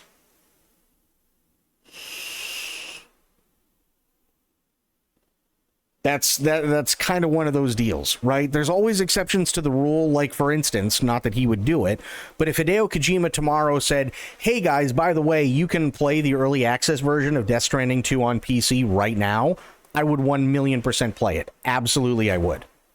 Right? But again, we also know the type of detail and the type of optimization and the type of gameplay and everything else that Hideo Kojima does. When it comes to anything done by Bohemia, no fucking way. When it comes to most games, no fucking way, because I've just been burned so many times. I've seen the concept of it, and the other problem when it comes to a lot of gameplay stuff, as much as I hate to say it, and we've seen this over the last few years, which is why a lot of the time I go, I'll wait. The reason why is because they go, this is actual in-engine gameplay. And it's like, okay, fine, but you're also playing it with 4 other developers, and they have this stupid little filter on that you can tell is a filter because it doesn't come through the same way when they finally put it in the game, and it never does. And they sit there and they're acting as if they're best friends and this is a team and, oh man, nice shot. Yeah, you should go in for the kill. Like, and it's completely scripted. You can tell it's scripted. Right? And I'm not saying that Jump Space is scripted, but what I am saying is that I want to see somebody actually play the game. That's what I want to see. I want to see somebody actually play the game and wait for it to come out of early access, which could be 2 months from now, could be a year, could be 10 years. Right? Unfortunately, that's just one of those games that falls into that category where I look at it and I'm like, it looks fine as I see it on the Steam page, but I got to see somebody actually play it before I really, really get interested, sadly. I've been burned so many times. So many times. I was a beta tester for Arma 3. Yeah, so was I. And I loved Arma 3, don't get me wrong, but let's face it, Arma 3 never really got much better. Even with all the DLC that they put out, it sadly didn't get a whole lot better. Me. What? No, you stick close to me. I've got the blaster. We can't look like we're lost. Where are the turbo lifts? How am I supposed to know? I was never assigned to a Star Destroyer. Over.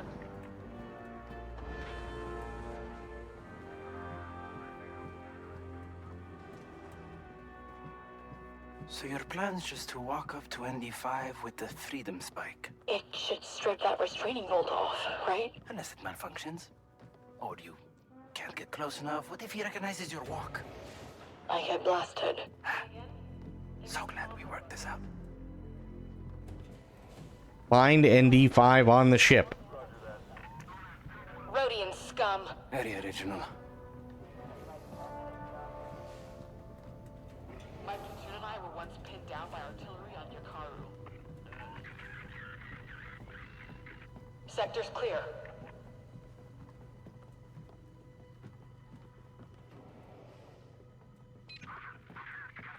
Trooper, where are you taking this prisoner?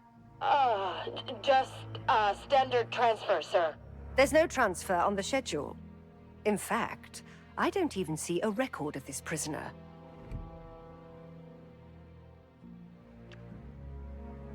Wait, is she really going to tell the truth?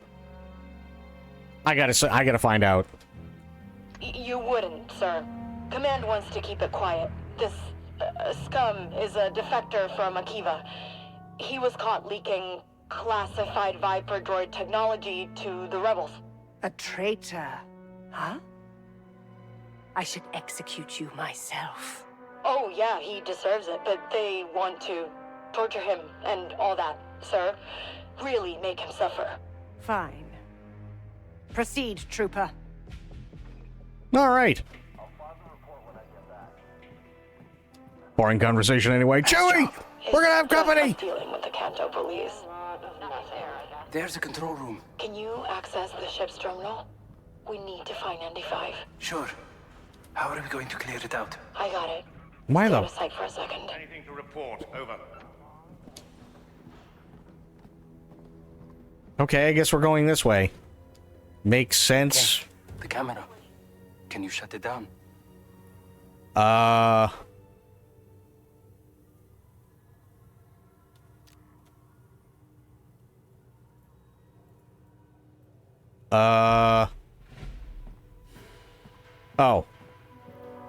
Why would I care if the camera's on? I'm dressed as a stormtrooper. That would make sense.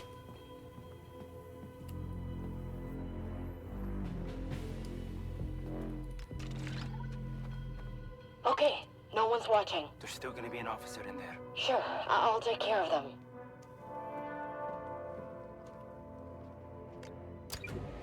TK-454, where are you? You were assigned escort duty and the VIP's shuttle has already docked. You're going to give this ship a bad name. I'm getting good at the stormtrooper thing. Oof. Kind of scary, actually. Just bring up the ship's plans. Accessing its data core. Any way to hurry this up? Okay. You're not going to like this. Sliro, what is he doing here? It says he's been called in for a conference.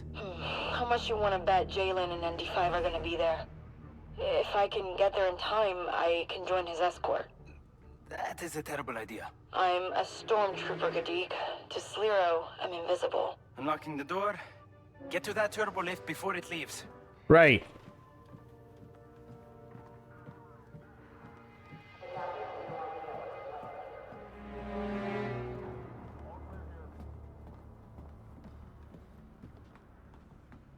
You've been relieved, Trooper. What? I didn't hear anything. Stop wasting my time. You've been relieved of your post. Now move. Of course, sir. I'm leaving.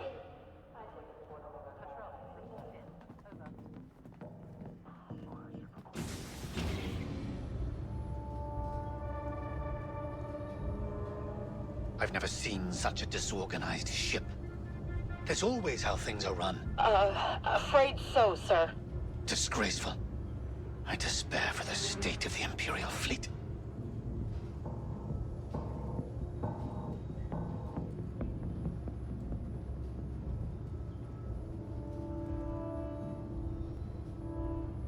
The gall, the sheer audacity of it. To think anyone would dare summon me from halfway across the Empire? This better be of paramount importance, or someone is going to suffer. Yes, Director.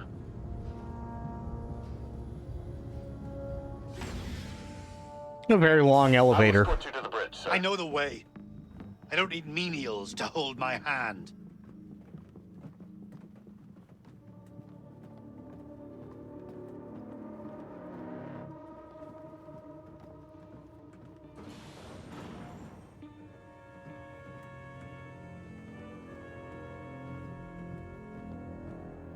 Oh boy. Director Barsha, I understand there has been a security breach. It's a personal matter.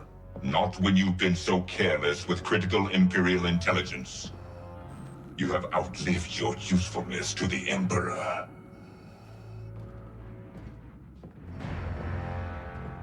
Jalen. The Empire accepts your terms, Jalen Rex. Nice cape. Let me guess, the fur was your idea. Coordinates to the rebel base. Set course for Akiva, friend.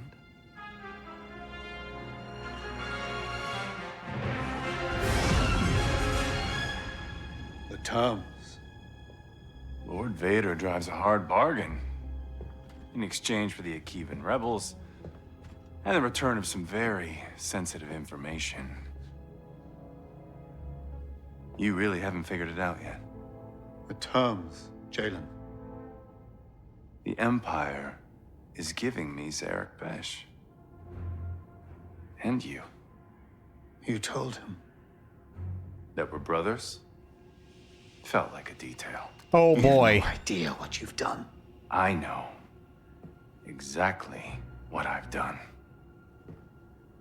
The Clone Wars were over. Our factories were set to build thousands of destroyers for the Imperial fleet. We would have been the richest family on Corellia. I did what I had to do. You accused us of plotting against the Emperor, and for what? A promotion? We had everything, Sliro. You had everything. I was your father's mistake. You had a place at the table. I had scraps. And you never let me forget for 1 second that you were the favorite. I was the heir!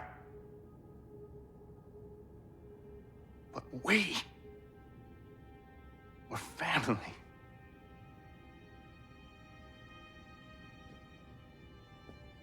Now,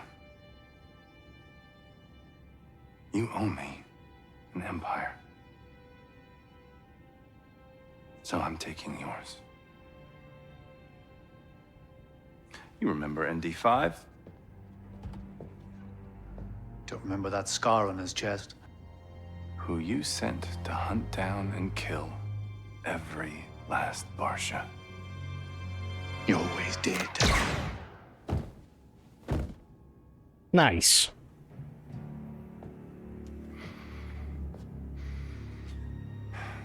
I really thought I'd feel something.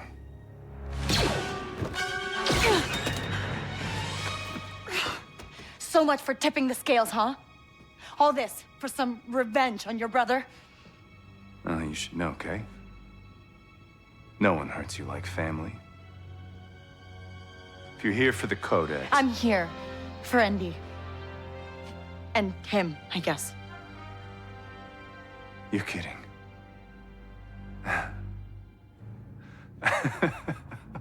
Well then, come and get them. Run! Sober, what's going on, buddy? Oh boy. So actually, Corgi, before we keep going, there is a thing, and I saw this the other day, and I gotta bring it up, because this is actually really, really cool. Hang on 1 second.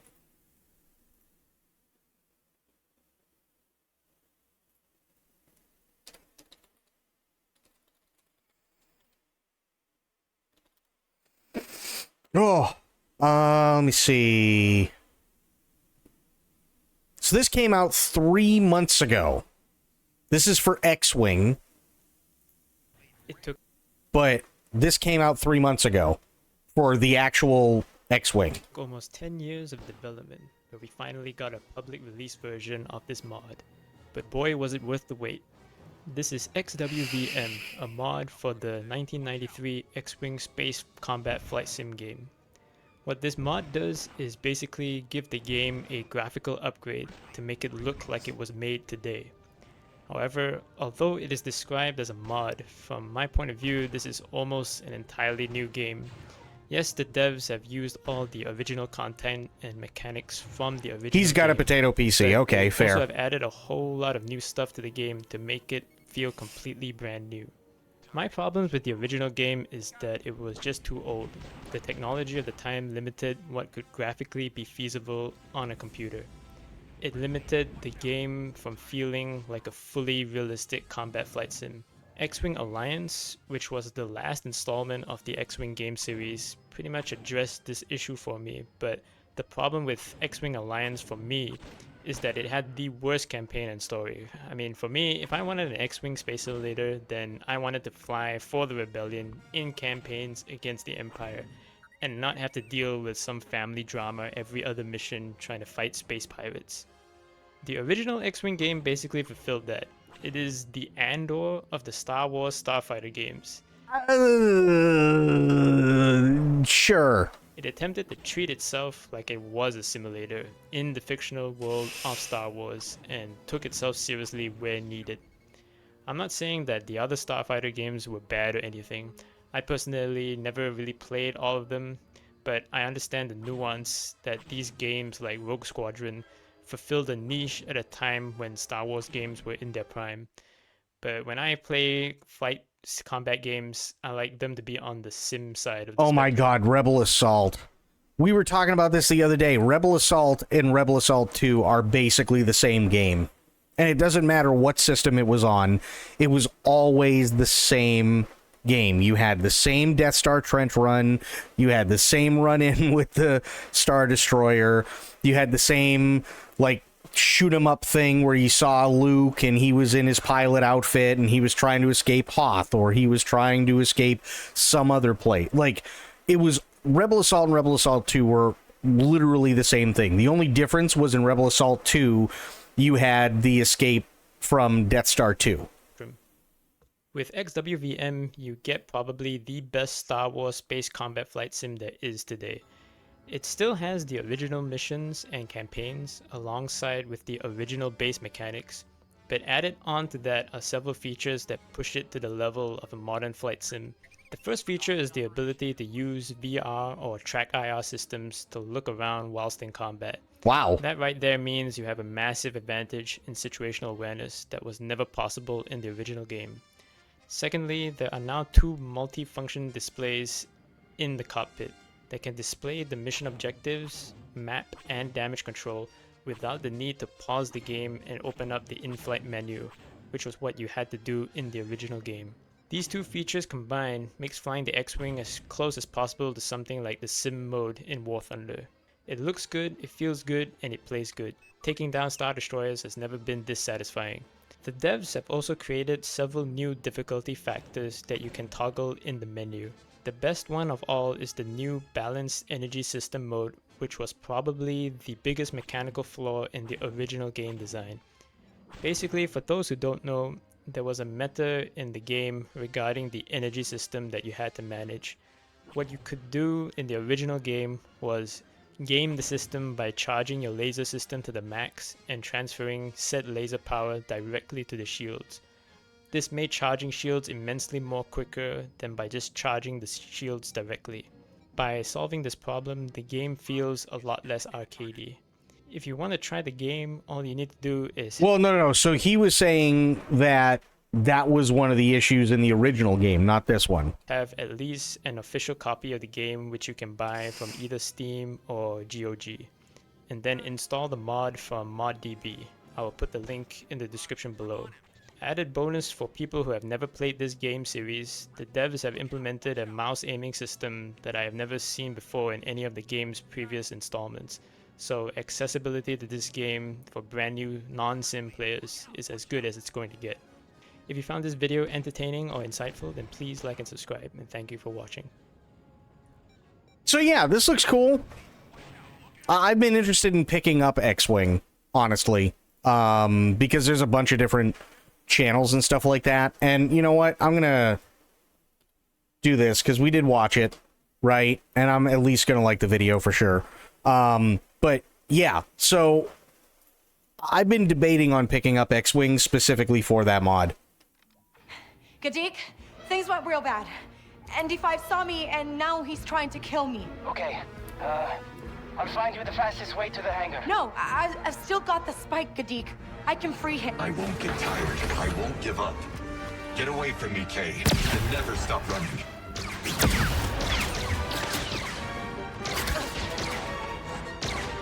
Only one way to go.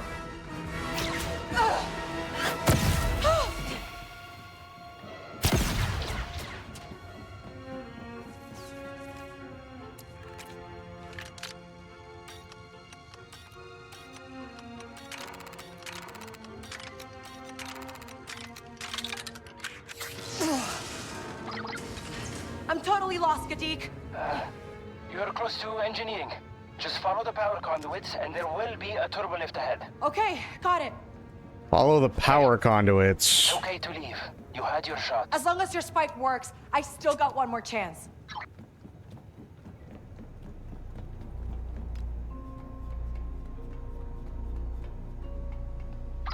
You should have listened to Rico. I gave you a clean slate. You could have started over. You don't get it. I don't want to start over. I want my crew.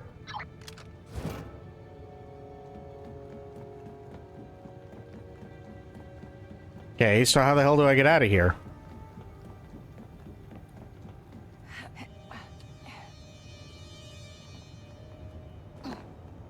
Why is she a stormtrooper? Sophia, it's good to see you. We were disguising ourselves as a stormtrooper to get into this Star Destroyer. And now we've been found out, and ND5 is trying to kill us, so we're trying to run away.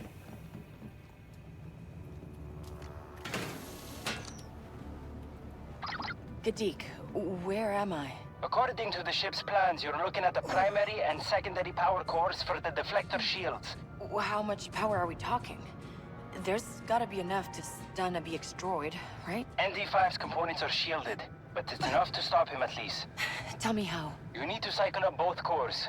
They will trigger an emergency discharge through the central emitter. Understand? So I turn on both cores, lure him to the middle, and it stuns him? Close enough.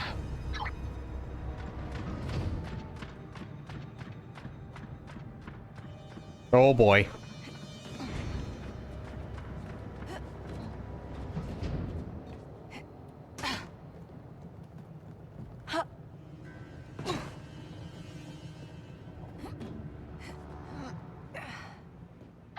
Okay, good for you for getting out of the escape pod. But you should have run. Now I can only hope ND5 doesn't finish the job before I get there. How you doing, Sophia? How are things?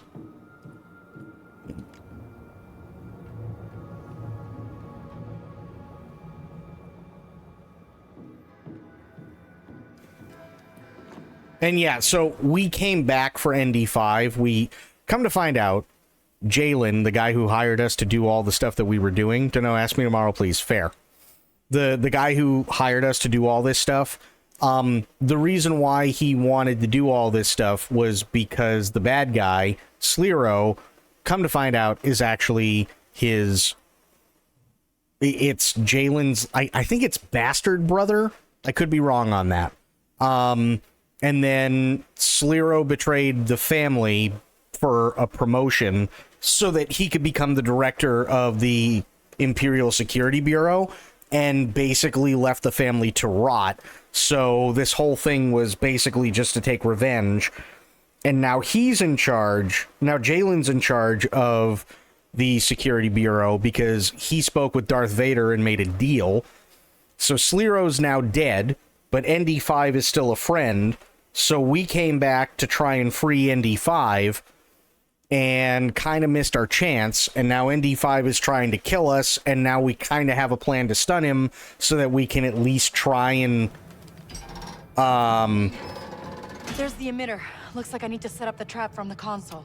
Yeah, we can at least try to take the restraining bolt off so that he can be free.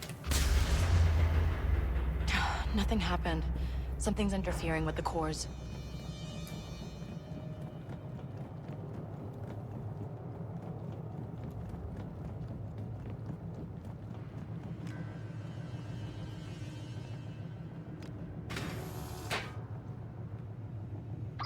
Gadik, I'm at the first core. Fire it up.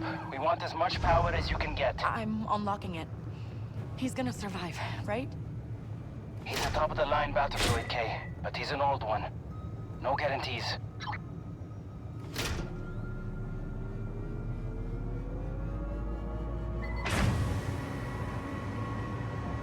Target found.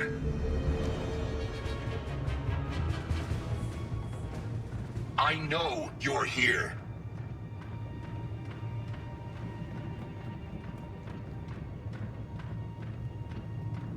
I'm begging you, Kay.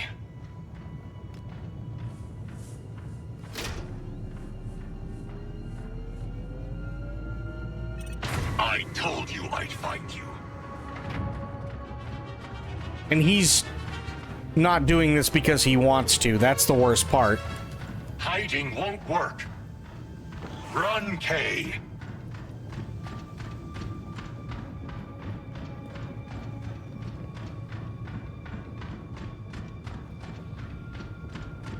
There you are. I can't stop until I find you.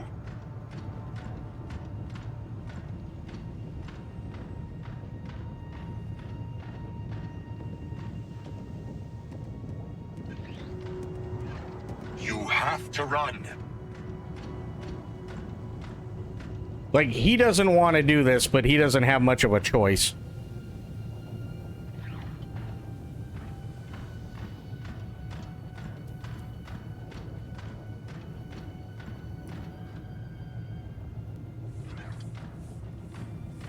Whatever you're trying to do, it won't work.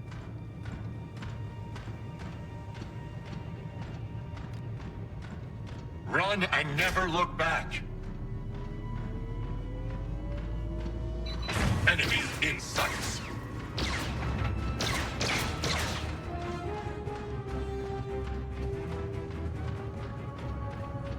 Oh, shit. Run, Kay. I am.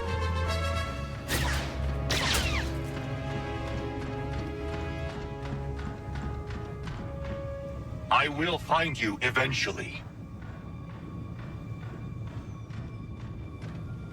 You can't stop me.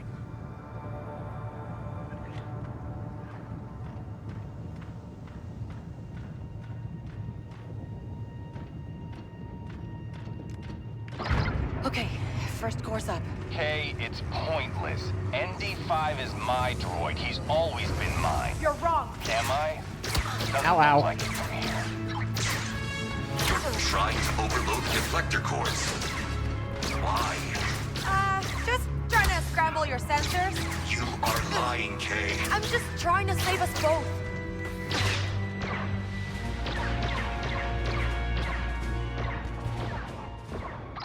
Kay, you shouldn't have come. You know I can't fight Jalen's orders. Come on, ND. I had to try. Now your death will be on my conscience.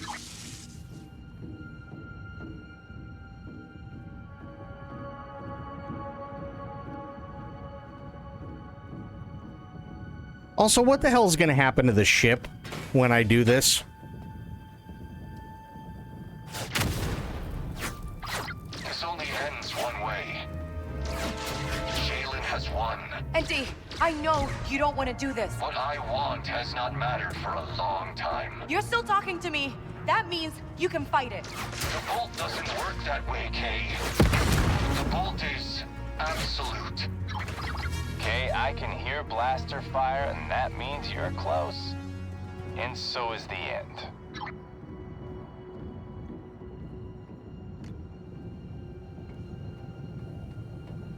Okay.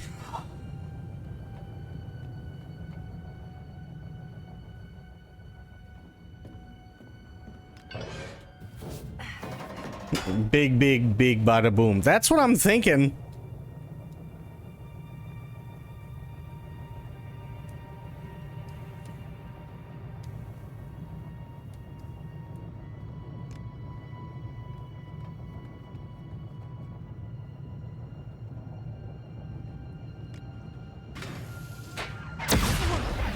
Where did you come from? I am anticipating your next move. I cannot control it. I was created to hunt and destroy. You're more than just a battle droid. Kay, if you believe that, you're fooling yourself. Oh, shit. I'd find you. Listen, bro.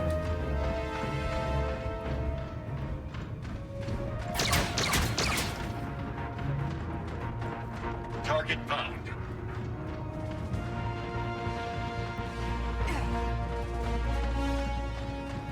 I know you're here.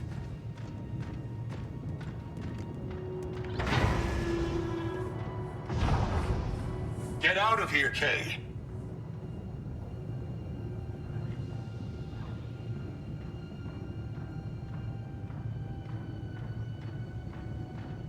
Lilu Dallas multipass. True.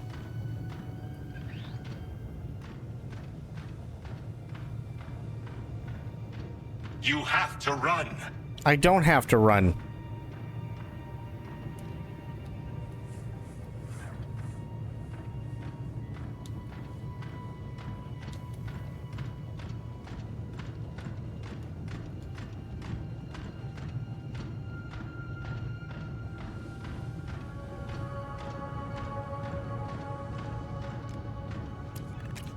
Get out of here, Kay! When we met, I resented having to save your life. Trying to kill me with honesty now. I see now you are different, Kay. You deserve to survive. That will not happen if you keep doing what you are doing. Listen, asshole. I'm trying to save you, man. Give up and run. Target found. Ow. Run, Kay. I am.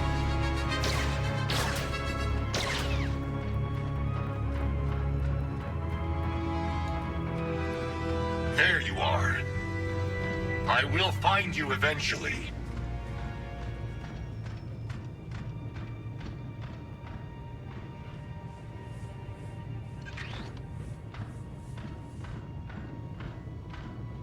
You can't stop me.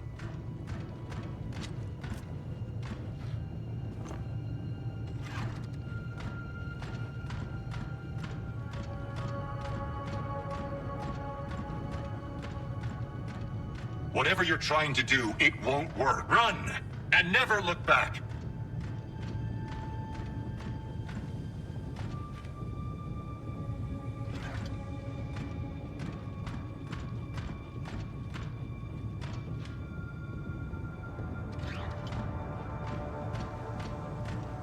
I'm begging you, Kay.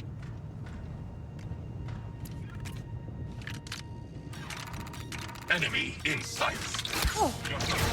Shit. I don't think I got that one.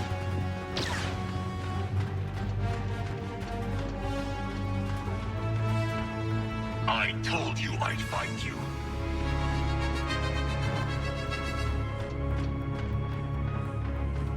I can't stop until I find you.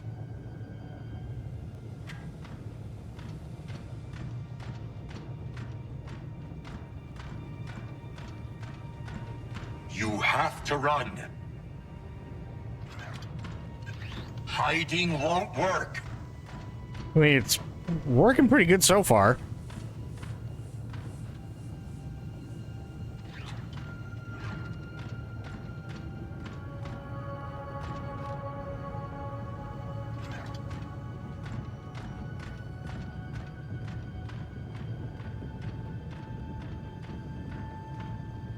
I'm begging you, Kay.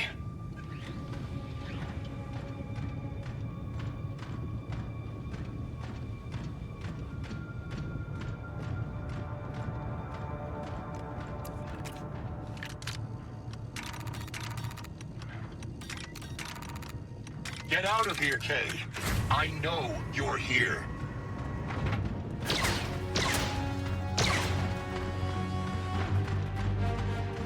Ow.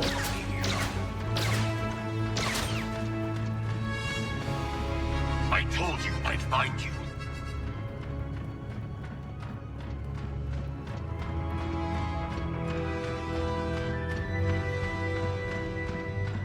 Enemy in sights. Hiding won't work. It's working pretty well so far, dude. You can't stop me.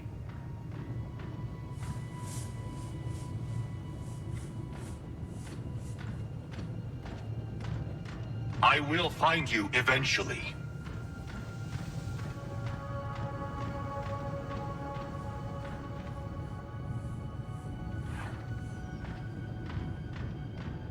Whatever you're trying to do, it won't work. Come on.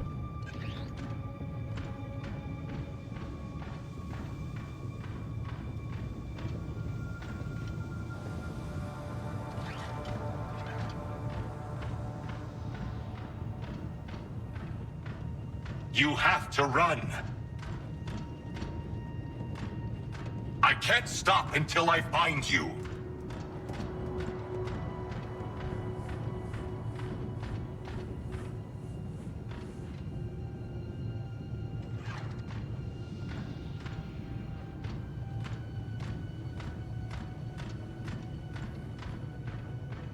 I'm begging you, Kay.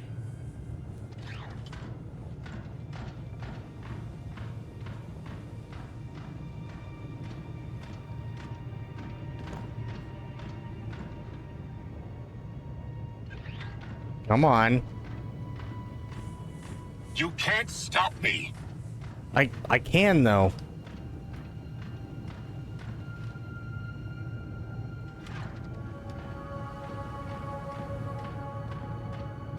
Run and never look back. Whatever you're trying to do, it won't work.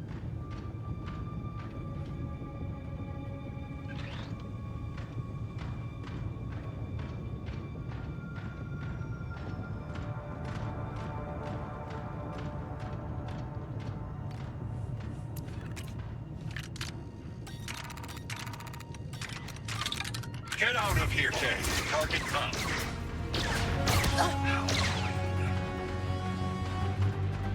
Just hit the button and go. Gajik, I fired up the second core. Okay, head to the input. Too much interference. Gotta lure him to the middle.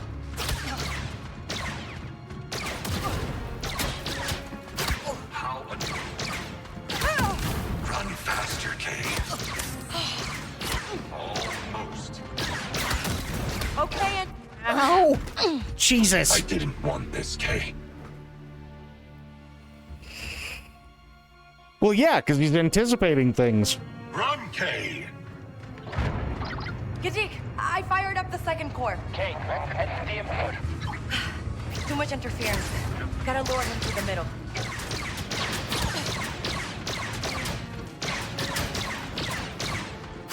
Now let's see. Run faster, Kay. I am. God damn it. Okay, Andy. Here I am. You win. I won't fight anymore. But I know this isn't you. It's Jalen. I told you to run.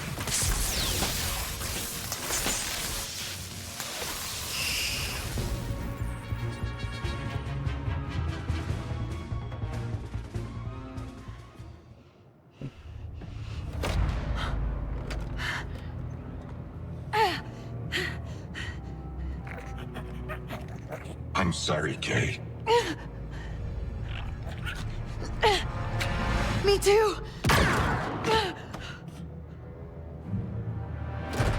Andy? Kay! I didn't think you had it in you.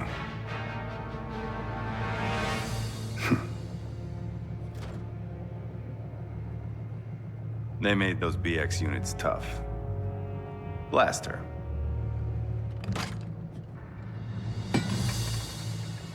No.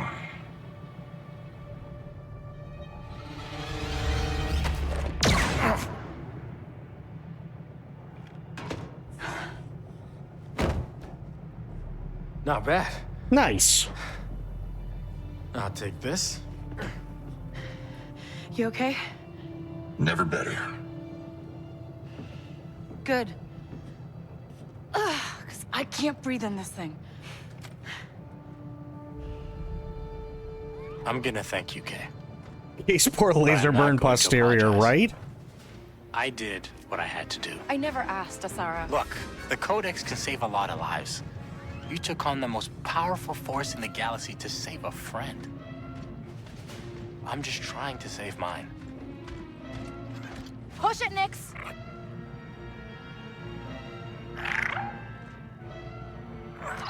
Nice. Gajik, can you hear me? Oh, Kay, you're alive. I've got Asara and ND5 here, and we could really use that turbo lift. Got it. There's one side ahead. I'm calling it for you.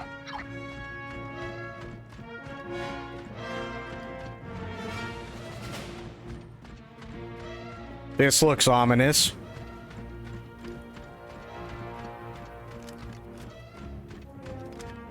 Taking all the grenades.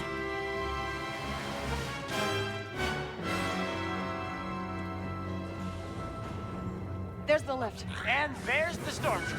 This is a target-rich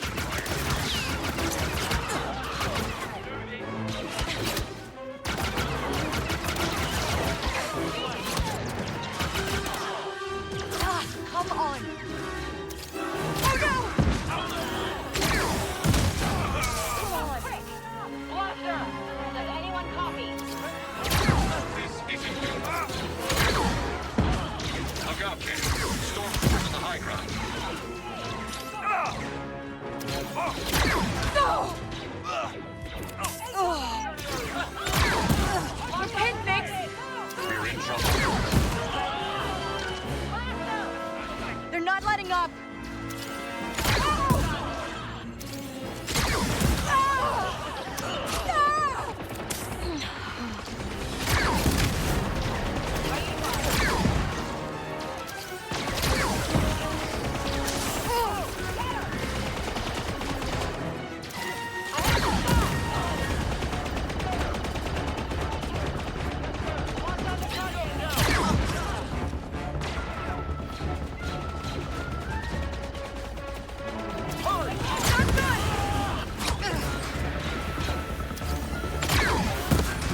Oh, I missed. Stop!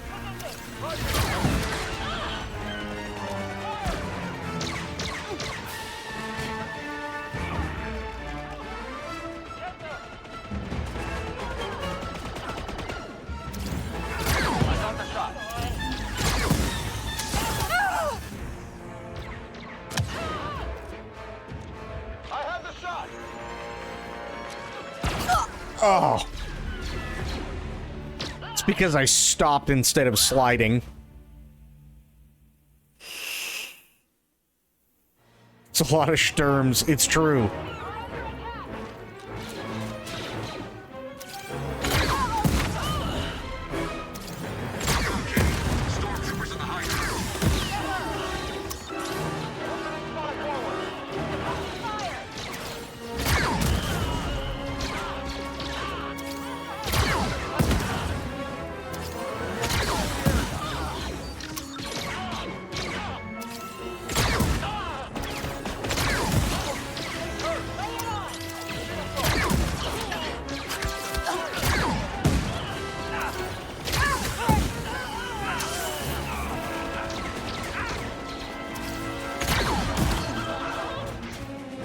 Go hide, Nick.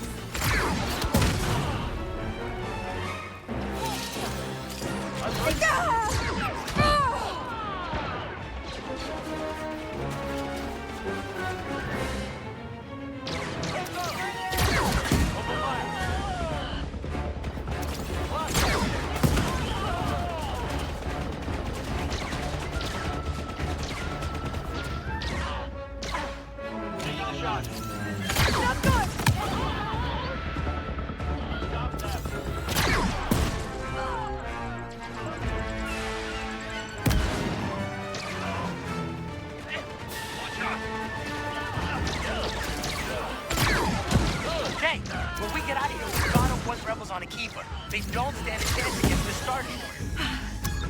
You know, I'm not liking our chances either.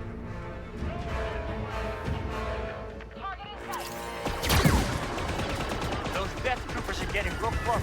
Get on that lift now. Oh no!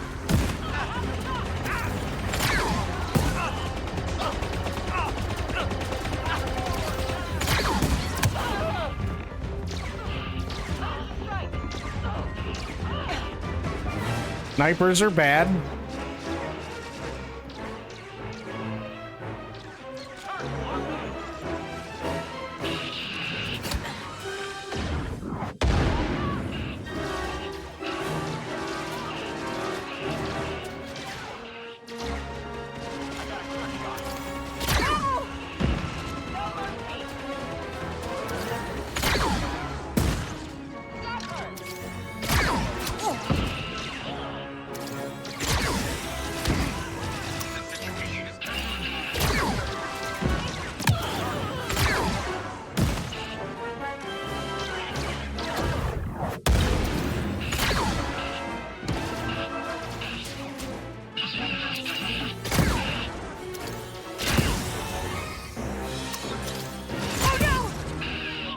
Got him.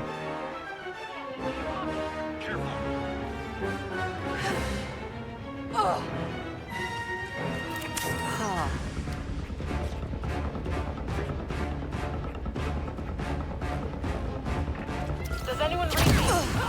The Idiot. lift is here. Sarah, we need to go.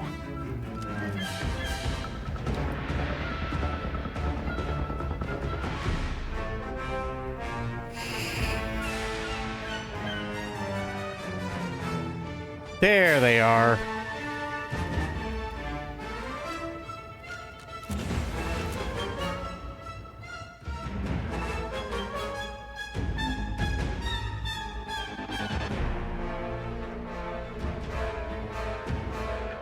Okay, ND5, Sarah, I can't believe you pulled this off. Yeah. Can we please just get out of here? What the? They're not gonna run out of stormtroopers. We gotta go. There's too many of them. We gotta get back to the Trailblazer. Oh, shit.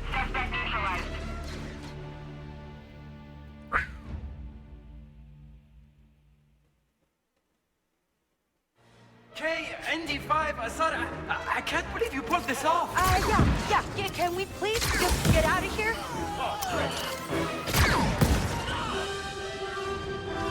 They're not gonna run out of stormtroopers. We gotta go. There's too many of them. We gotta get back to the Trailblazer. Okay, Hank. Anytime now. She does not mess around. Come on. Holy shit. Do not get hit, please. Okay.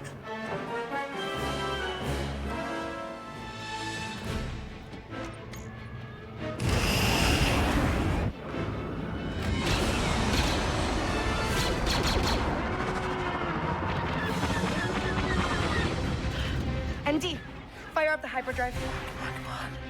Evo base, do you read? Thais, Kobaste Huha. Oh shit. Kivo base, respond. Daniel, you need to evacuate. Hyperdrive's online. Ready to jump. Sarah? You're breaking up. Say it again. The Empire knows where you are. Can you hear me? Diverting power to deflectors. Deflectors? Are you serious? Gigi Sapola Taklish? Sarah, keep trying. A distress beacon. Calling in some favors. I hope.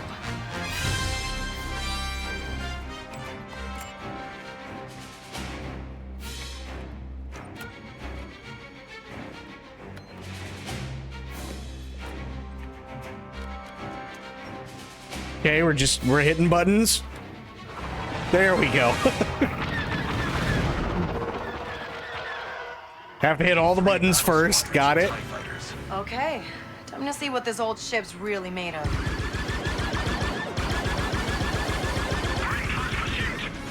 Kivo base, do you read? We have a Star Destroyer moving into bombardment position. Daniel, can you hear me? Nothing is getting through.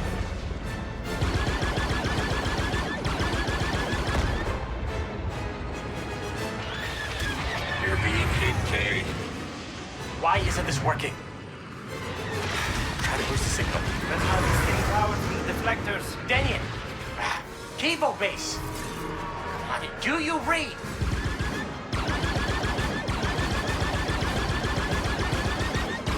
Perfect.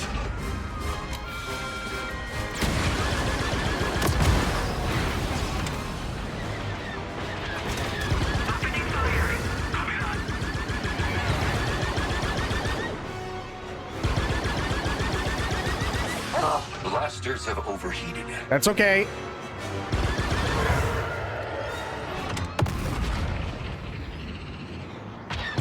Taking fire.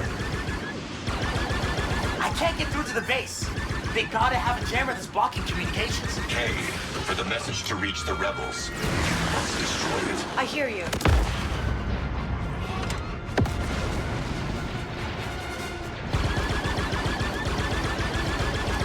Shields down! Enemy left. I got it!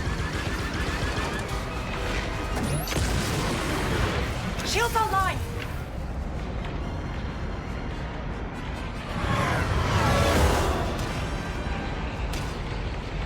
We're taking hits.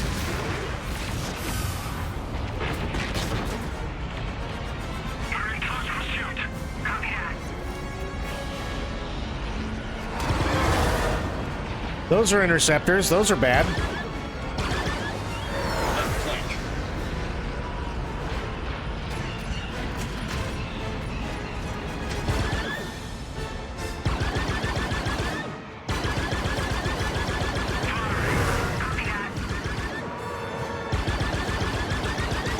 Oh, come on! Come on, come on, come on, come on, come on.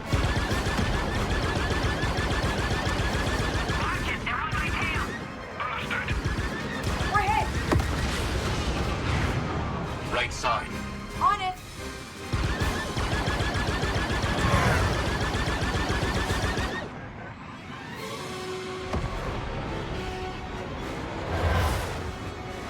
Nope. Still got one more tie.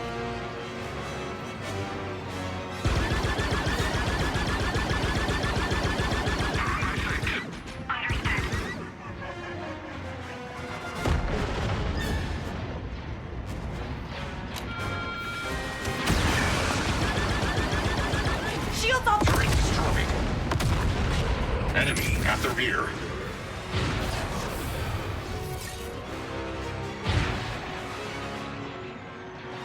The repair system is up.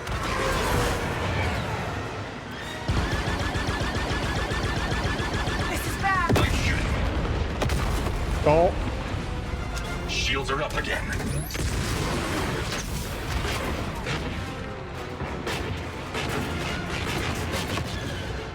Ow. Target locked. Copy.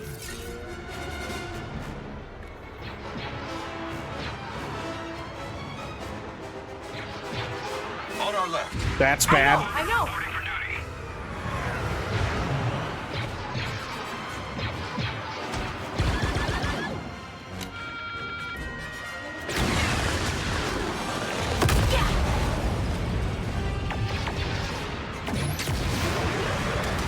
We're taking damage.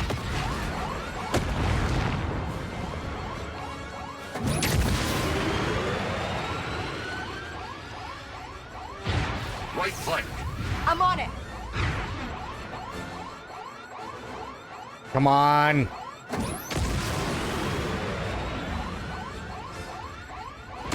Ow.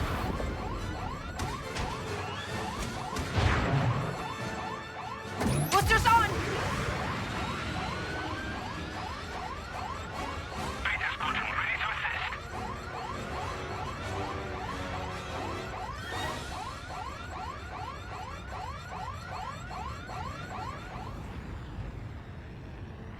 Okay. Let's stop for a second. Okay, not stop. Enemies on our tail. Shield offline. Repair system available.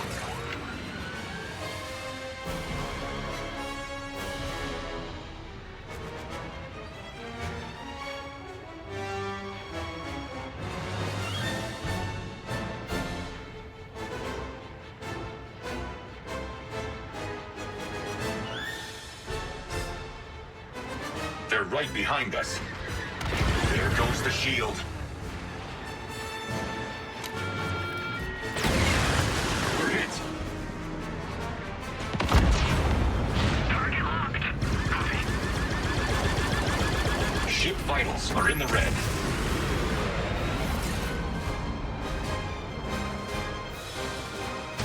We lost our shields!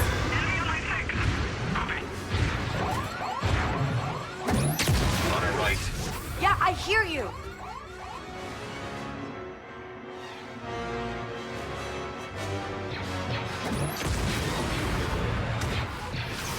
We're being hit, Kay. We're almost in range. Understood. Whoa! Data squadron. Captain's ready. All suffering critical damage. Ow. Jesus Christ. This is insanity. I can't get through to the base. They gotta have a jammer that's blocking communications. Kay, for the message to reach the rebels, you must destroy it. I hear you. Got it! Not good! EML 850, you cannot be here. Leave behind at us. once.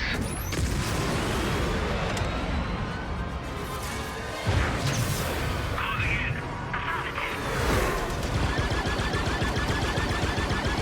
Turbo laser neutralized.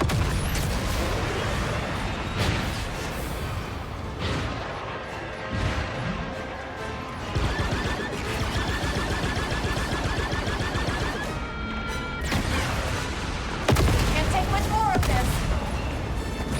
We've got shields. Right side. I know. We lost our shields. Yeah, we keep losing our shields. That's gonna be a thing. Closing in. Copy. We're taking hits. Yes, we are. It's a true story. I was there.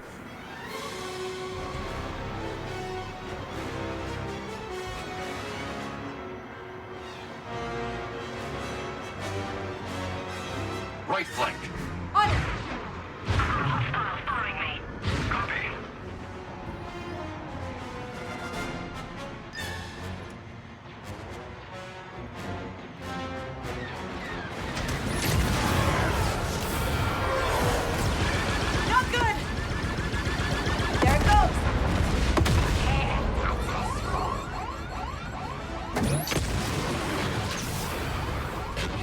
Oh, we're getting fucking annihilated. Enemies on our tail.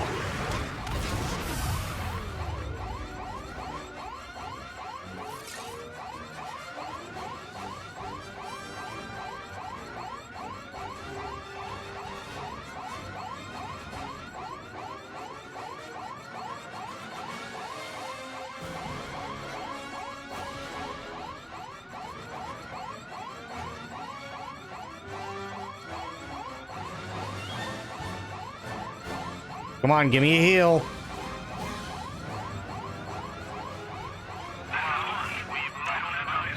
Copy that.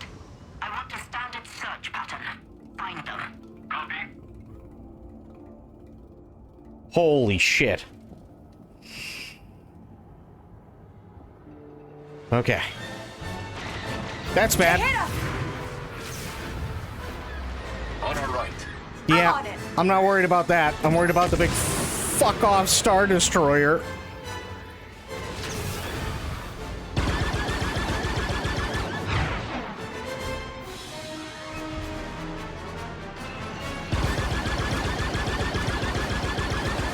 Focus fire on their weak points, Kay. Shields down!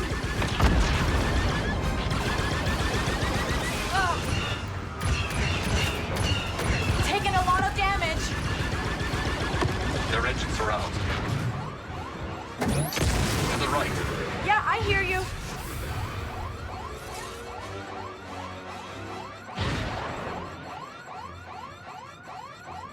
Holy shit.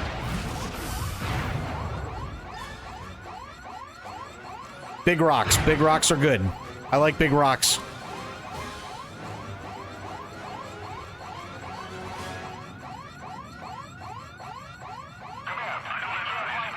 Message received, Kappa 1.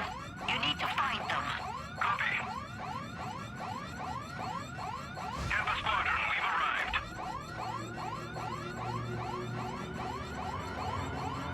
Directive. Repairs are back up. Give up the search. Good. They're... Oh, thank God. Okay. Then I just gotta destroy that cruiser. Which is a lot easier said than done, but we're doing it anyway. Hold on. This is gonna get fucky! Enemy left. I got it.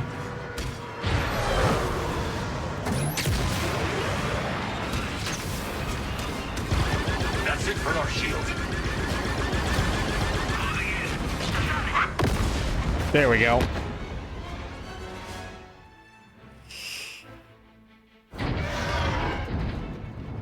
I've lost control. Why have I lost control? We're locked in the tractor beam. Sara, acknowledge. Then, did you get out? You can say that.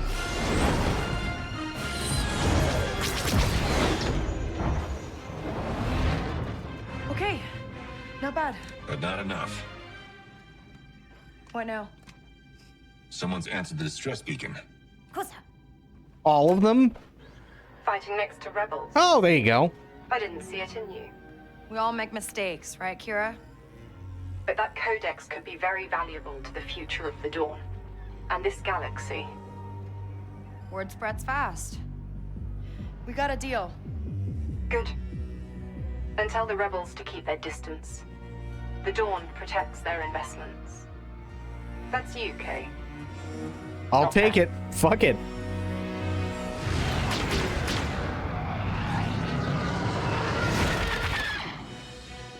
Syndicates Ambilio Krish Turamna. Zongri. Jivan das tut mich juno. How about we get moving before they change their minds? Agreed.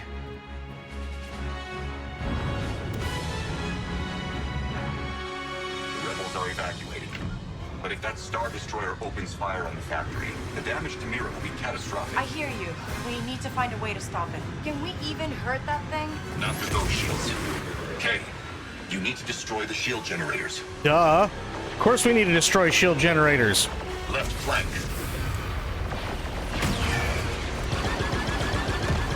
Turret down! Okay, Denyon. Tell me straight. Do we stand a chance against this There's always... I'd say 80-20 Empire. Oh, not bad odds. Good. Keep at it, Ken. Yes! Nice shooting. Come on. Target's almost in range. Okay. On our right. I know. Crimson Dawn ship. How does it feel to fight the Empire in the open? Turret destroyed.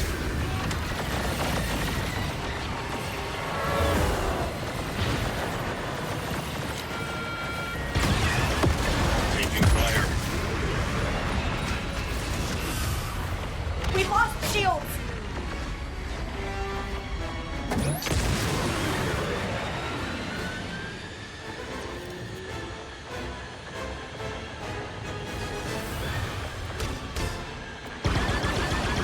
Hey, Crimson Dawn. Ever get tired of trying to plant spies in my unit? Rest assured, Rebel. We have agents throughout your organization. Hello? How about someone helps me with these ties? We're taking hits. Shields offline. Shields are down. The reactor is vulnerable. Got it. Signal our friends that we're starting our attack.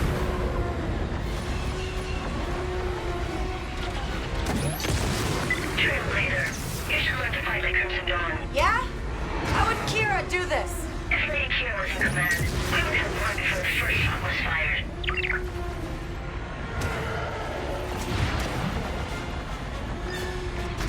You're being hit, Kay. Shields down.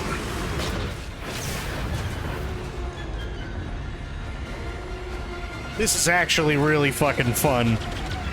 We're taking damage. Hey, Rebel. We share many of the same goals. But Lady Kira believes your methods are misguided. Don't let her fool you. We're not fighting the same fight. That's for sure.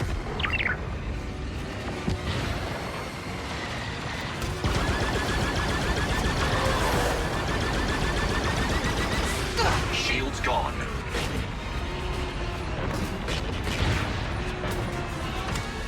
Hey, Vess.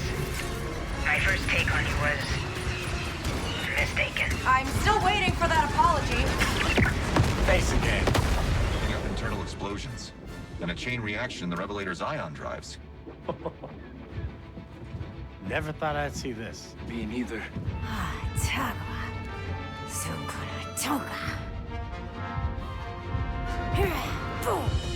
Oh, that looks good. Let's get out of here.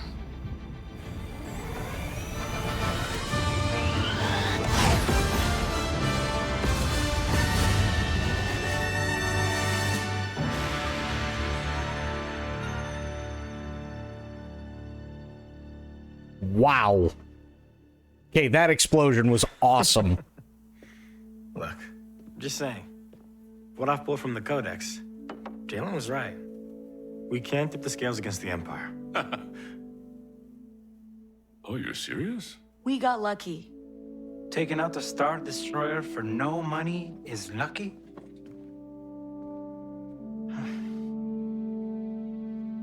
We could use you, Kay. I think I'm done being used. Just be careful out there, Sarah. What about you? Danke danko. Ventaminor luna de tabola, Chinuma. Titokitas legatun. That's too bad. I think I got the job.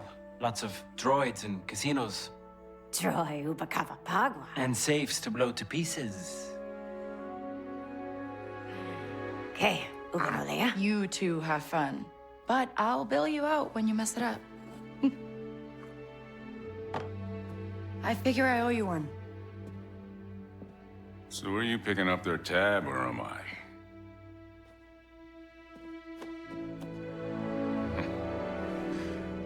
You still want your room? Just keep the lights on, Bram. As long as you need.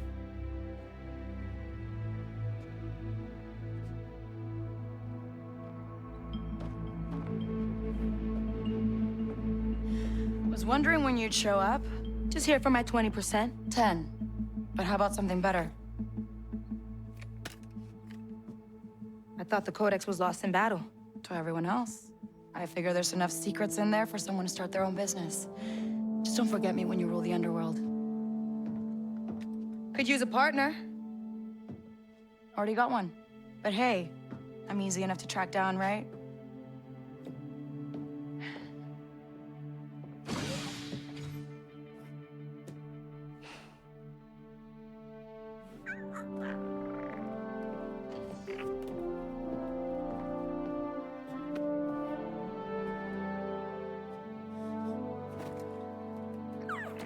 So, where do we go next? Anywhere we want, Andy.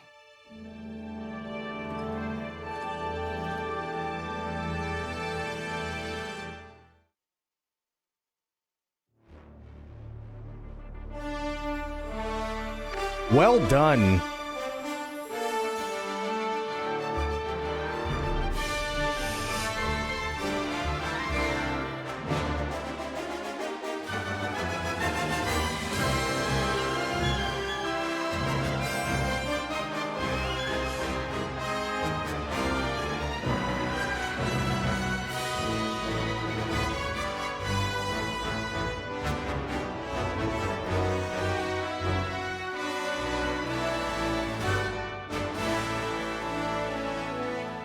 Really well done.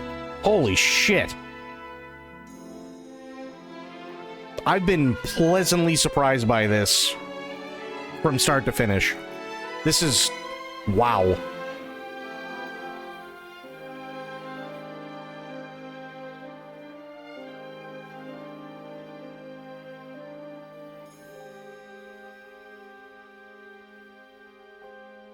Oh, are we getting post credits? Ooh, okay. The best slicer in the galaxy, caught for using March credits. Jalen Brax was clever, wasn't he? I see you read my file. 10 crews in 9 years. No home, no family, and absolutely no attachments. Except for one. You have any idea what this is? Cheap bet at the fathier track? A tracker. A strong one, too. Custom build. I'd say at least 10 years old. Whoever built this wanted to know exactly where their mark was at all times. Makes sense. You can't trust someone's always gonna be there. But that's what makes it matter when they are. Not bad. For an Imperial. I'd say this one needs a bit more time to think about what she's done. On me, Trooper.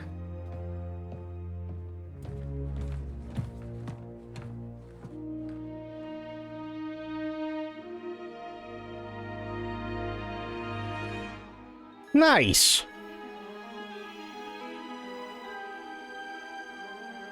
Yeah, this was very, very, very well done. Yeah. Zero complaints, honestly.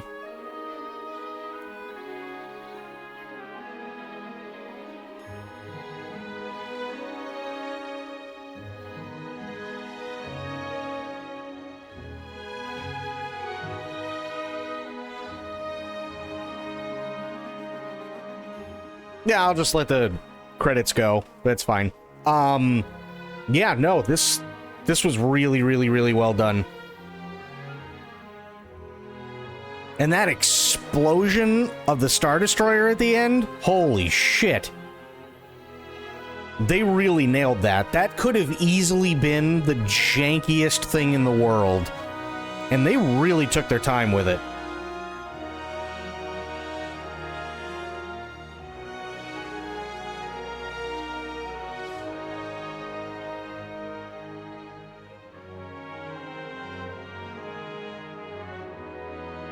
So, yeah, I mean, is it sad that they're not going to be making another one at least any time in the near future? Yeah, actually, it kind of is. But there's still a lot of stuff to do. From my understanding, there's also a new game plus for this. So you can go back and get everything and all that good stuff. And yeah, you can do all the side quests and you can get all the uniforms and weapons and upgrade everything and so on, but is it worth buying? Absolutely it is. 100% it's worth getting.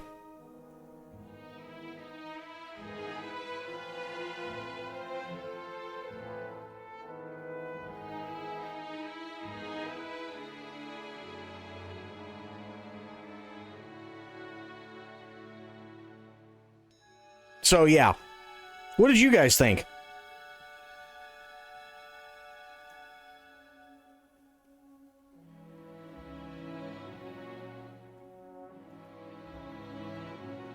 Because typically we end up with either two things. We either end up with a really, really, really good Star Wars game, or we end up with stuff that seems really fun, but unfortunately kind of tends to be somewhat crap. I'd put this in the former, though. Easily.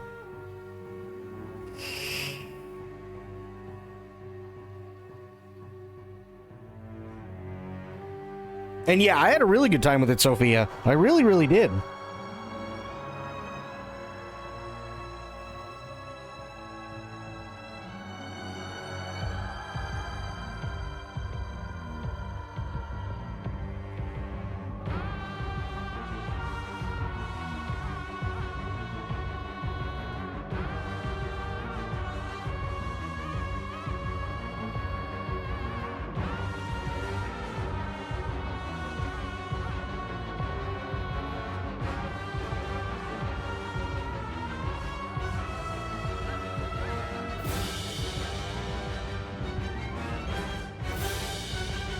So yeah, what did everybody else think of this?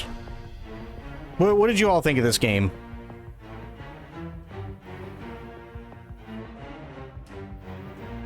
Pros, cons, anything.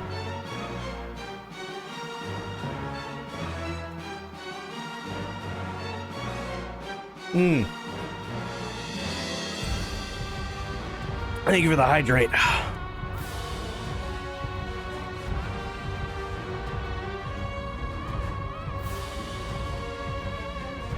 Missed too much of it? That's okay.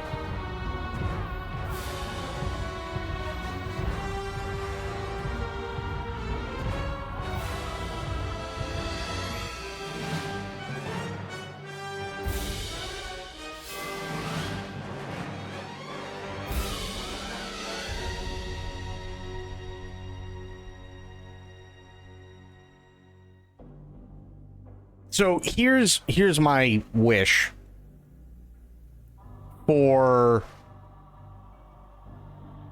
I guess you could call it a new, not a new franchise, because obviously Star Wars is the franchise, right? And Sophia coming in with 500 bits. Thank you so much, Sophia. Really, really appreciate that. Very generous of you. Thank you, thank you, thank you. This seemed overall like a great Star Wars experience. It was. And this is my hope. And this is going to sound really, really, really weird coming from me, because I have always been very critical for a long time when it comes to Ubisoft. And I think they said it was done by Massive Entertainment as well. I think they nailed it. And I'd like to see them make more. Maybe not necessarily Star Wars Outlaws if they don't think it's going to be, like, you know, profitable, but they nail the aesthetic for Star Wars. They absolutely nail the aesthetic. Everything, nothing feels out of place. As much as I didn't like the FedEx truck that was Kay's ship, the only reason I didn't like the FedEx truck is because it doesn't feel like a hero ship. Right? And I don't mean hero in terms of oh, K-Vess is the hero and yada, yada, yada. I mean, by movie standards, a hero ship, right? Something that you look at and you go, that's it right there. You know what I mean? It doesn't have that gravitas that the Millennium Falcon or the X-Wing or Slave One or Darth Vader's TIE Fighter or Dash Rendar's Outrider or Kyle Katarn's ship or like any of those ships have. It doesn't have that gravitas. It just looks like a FedEx truck. But to their credit, it definitely looks like something that would absolutely be in the Star Wars universe.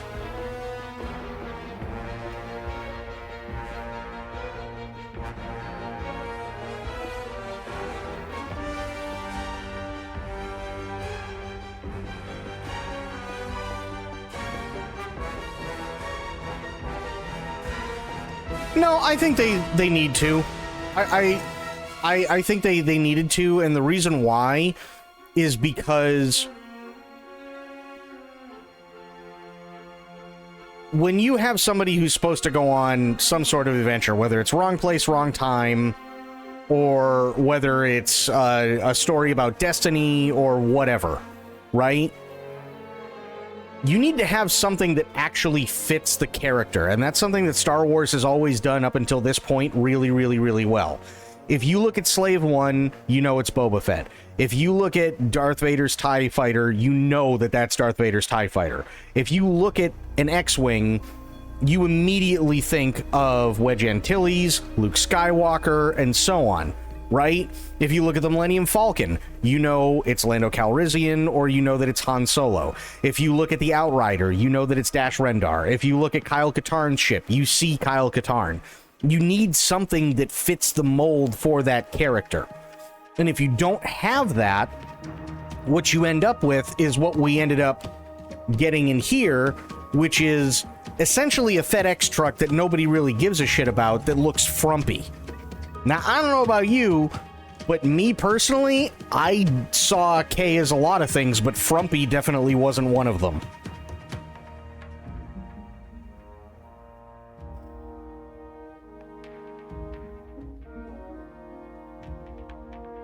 She's a literal nobody in no position whatsoever to have a ship like that, other than a beater of a ship that beats the odds. Right? What do you think the Millennium Falcon is? That's my point. The Millennium Falcon is iconic not because it's just a damn good looking ship, but because it also, if you look at it, it fits the emotion and it fits the character that uses it, whether it be Lando or whether it be Han. But in universe, it's an old bag of shit that for whatever reason just keeps beating the odds. But it doesn't mean it has to look like a box with a giant fuck-off window in front.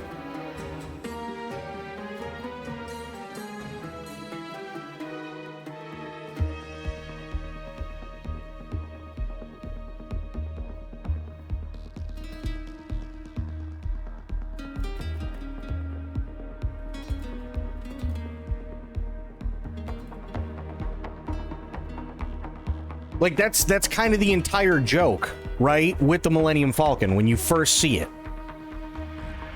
This is it? This looks like a hunk of junk. That's the point. It is a hunk of junk, right? As much as I don't like to give credit to the Solo movie, we also see how it originally looks in the Solo movie, and compared to how it looks in that movie, it looks like a bag of shit.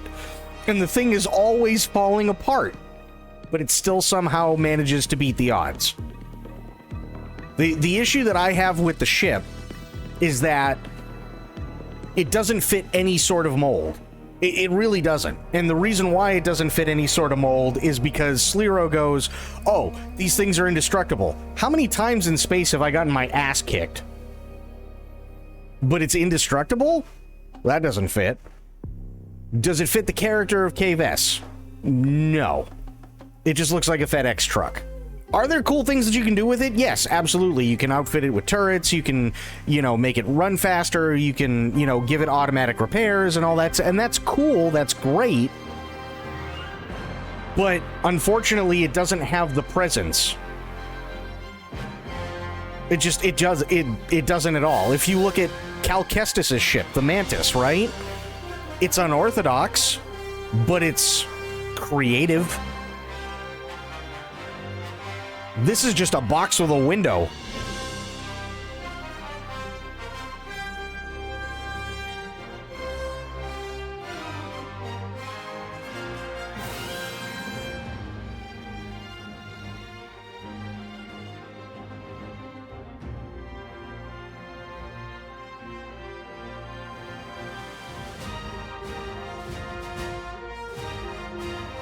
And I don't know, maybe it's me, but thematically, especially considering that this is all supposed to be a space opera, right?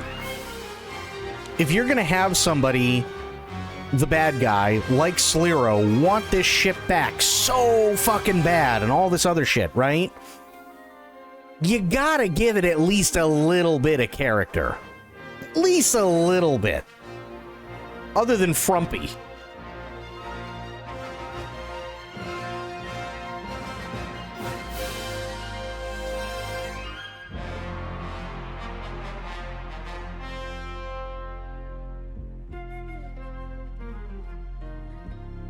I understand what they were trying to go for as well, but you mean to tell me that they have God knows how many hundreds of artists that are working on stuff that are going to work within the Star Wars universe, and the best they could come up with was something that at its worst looks like a box with a window and at best kind of looks like a futuristic FedEx truck?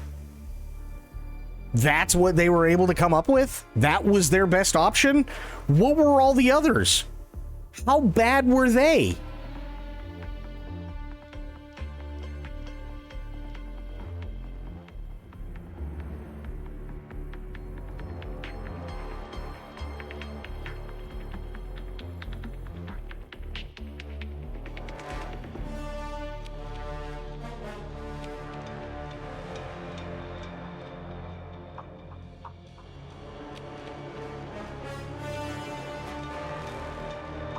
And that's kind of my, that is my issue with the ship, is just, it doesn't fit. If you took all of the Star Wars, like the iconic Star Wars ships, right? And you lined them up. It doesn't matter if they're from video games, doesn't matter if they're from the movies, doesn't matter if they're from TV shows, doesn't matter if they're from comic books. I guarantee most people will literally be able to sit there who are like mega Star Wars fans, and they'll be able to go, okay, this one's from this one's from this is this one, this is that one, this is Han Solo's, this is Luke's, this is Darth Vader's, this is Boba Fett's. The list goes on, right? And then they get to this and they go, what is that? Something that you usually see in the background? For like half a second when they do a Vista shot?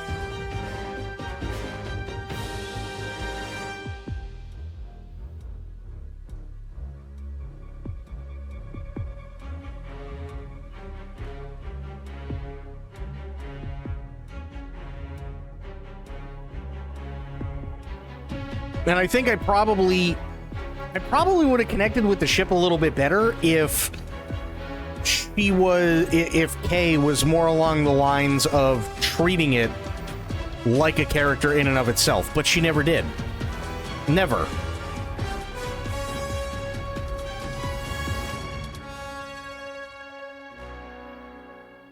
Oh yeah, the ending was awesome, Fafo.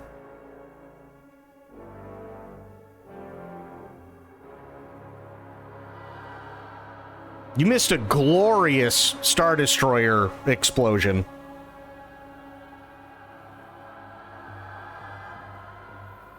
Absolutely glorious Star Destroyer explosion. It was really, really, really well done. I was actually thoroughly impressed. There were parts, especially during that cinematic, I swear to you, they must have gotten people from Lucasfilm, and I know it was done in conjunction with Lucasfilm, but they must have gotten some serious people from Lucasfilm, because and I know this is going to sound really weird, but I haven't seen shots like that of a Star Destroyer blowing up or not, in that end cinematic where it does blow up, I have not seen shots to the point where it looks like it's an actual physical prop since Rogue One.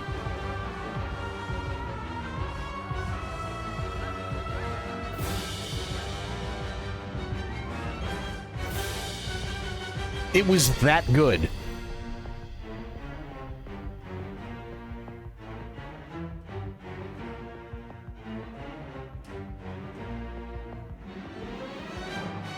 Whole fight felt like it was straight out of a movie. I agree, wholeheartedly.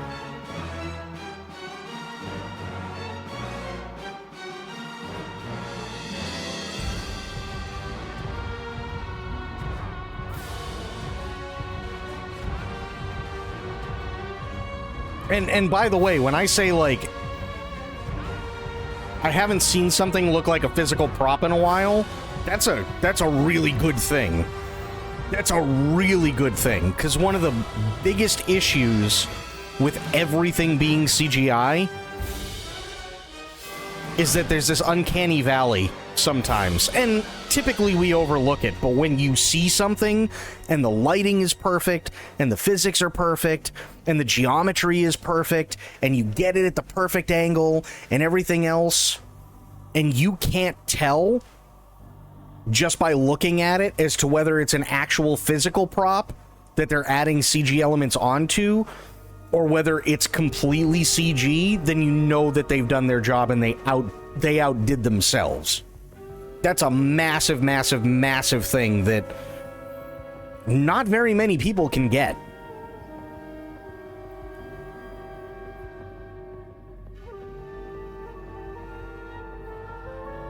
That's a really, really tough thing to pull off. So seriously good on them.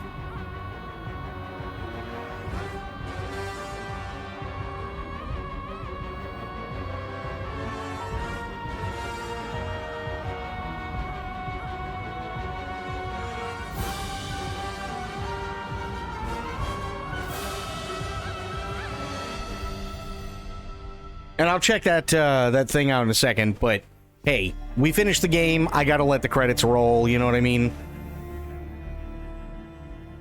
One of those deals. But I will definitely check it out, because we got ourselves about an hour and 15 minutes left anyway.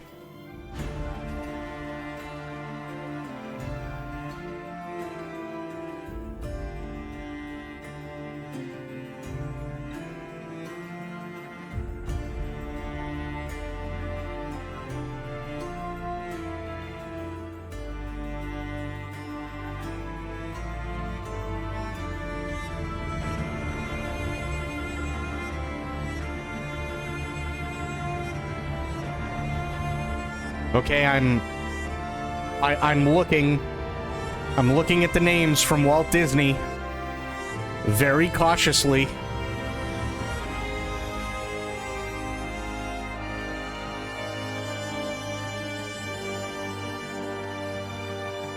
Nice. Okay. Crisis averted. God damn it. Oh, that's right. Kathleen Kennedy's now Lucasfilm. Motherfucker.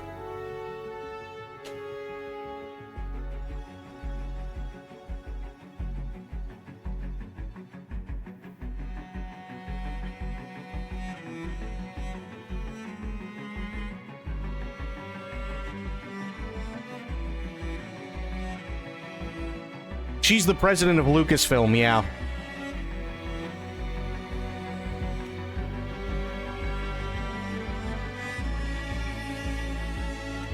The sound design, by the way, holy shit. Skywalker sound always delivers. Always, always, always delivers. Skywalker sound, Industrial Light and Magic, those two have been used for literally some of the best special effects in movie making and video game making. Like, they really have.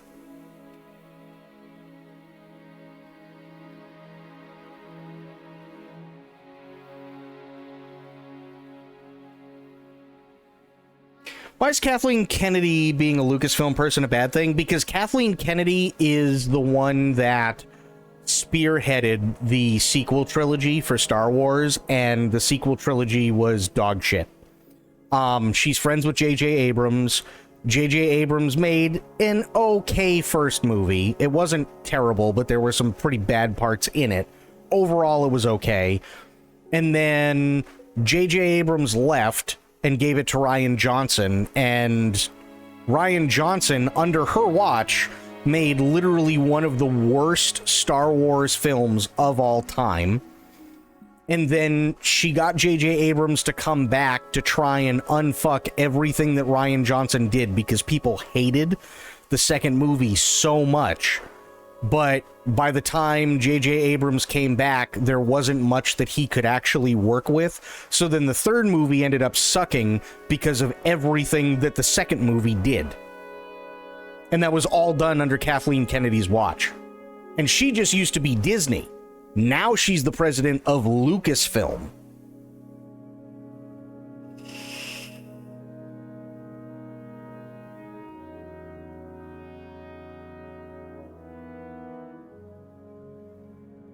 So she's notorious for making bad decisions.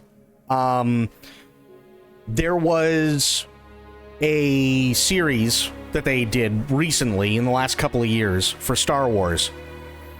And they've done a lot of them. But there was one called The Acolyte, and it was terrible.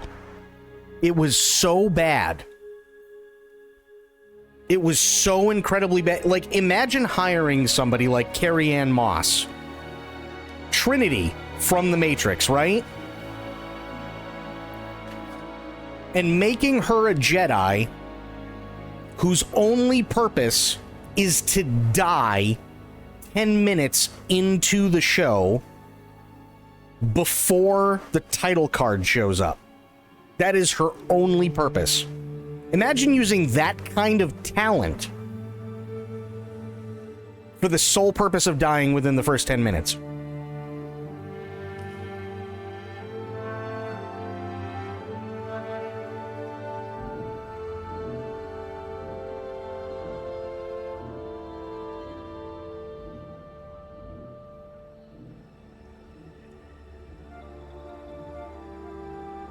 Like, it just doesn't make any sense. It absolutely doesn't make any sense.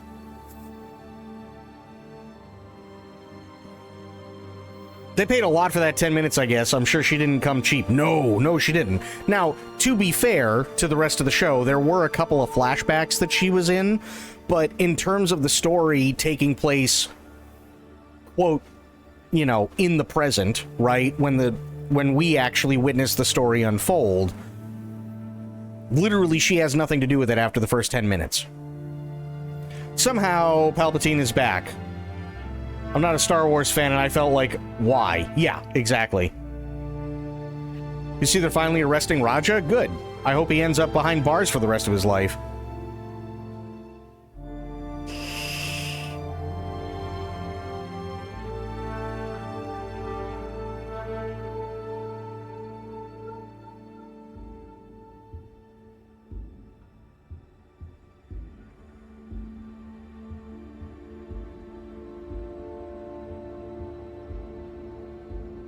So yeah, there have been a lot of massive blunders. There was another show that everybody loved, called The Mandalorian. First 2 seasons were insanely good. It was they were epic, right?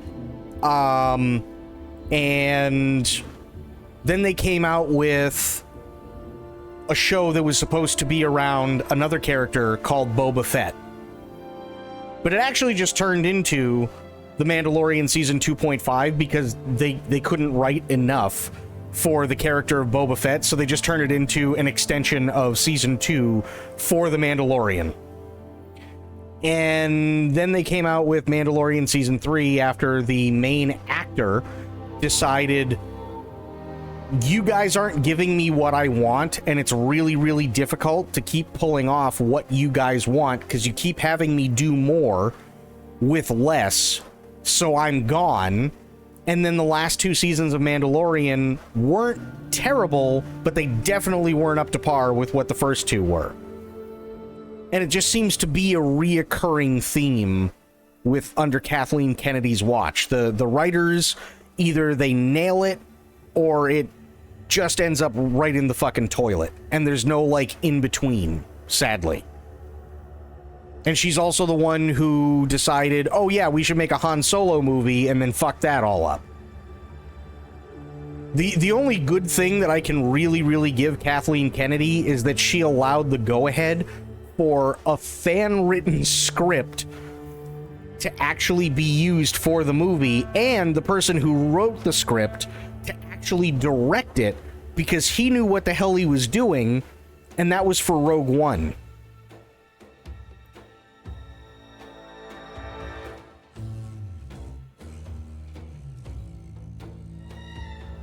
Why do I always feel y'all are on a page 487 and I'm on page 2? Okay, so in terms of Raja is the son of Quentin Rampage Jackson, who used to be a massive MMA fighter, right?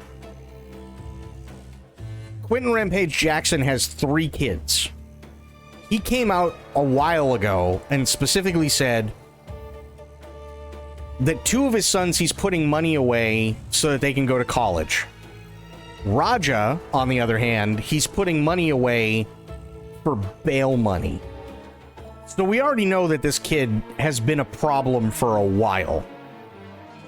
Raja decided to try and follow in Daddy's footsteps and fucked it up so bad that he's not even allowed anywhere near the UFC anymore, because he lost his first match ever after they dumped God knows how many thousands of dollars into his training. And then he decided he was going to become a streamer on Kick. And he decided he wanted to do like a pro wrestling thing with like I guess you could call it like a local or a regional independent like wrestling circuit kind of deal. And there was this one guy, and the guy had never met Raja before, but he knew he was supposed to, quote, fight, but everybody knows now that pro wrestling is scripted. So he was trying to sell the angle, and he crushed a beer can on Raja's head. And then after the camera stopped rolling for the bit, he talked to Raja. He realized then Raja didn't realize this whole thing was a work. He apologized to him, said, hey man, it's about the job. I'm not trying to, start anything or so on. And Raja accepted the apology. There was another wrestler who kept, like, digging into his ear that, oh yeah, no, he's just an asshole and this, that, and the other thing, and you should fuck him up and you should give him a receipt. A receipt is basically really fucking hit him in the ring to let him know you don't do that. But even then, it's only just once. So he got Raja all worked up, and then Raja spent like 2 days talking about how he was live on stream, talking about how he was going to go in there and he was going to fuck this guy up and he was going to kill him and throw him a beating and everything like that. And then the day of the match that he's supposed to be in there, he's sitting there on the sidelines while the first match with this guy is going on, and he's sitting there going, man, I stand on business. I don't give a fuck. How many, and somebody asked, what are you going to do? You going to kill him in the ring? He's like, I don't know, man. Tell you what, how many subs can I get if I go in there and kill him? So then it's Raja's turn to go in, and Raja goes in, picks the guy up, body slams him, gets on top of him, hits him in the temple, the guy's out cold, and then keeps hitting him another 20 fucking times as hard as he can, to the point where this guy is literally twitching out cold in the middle of the ring. And ever since, Raja's been on the run.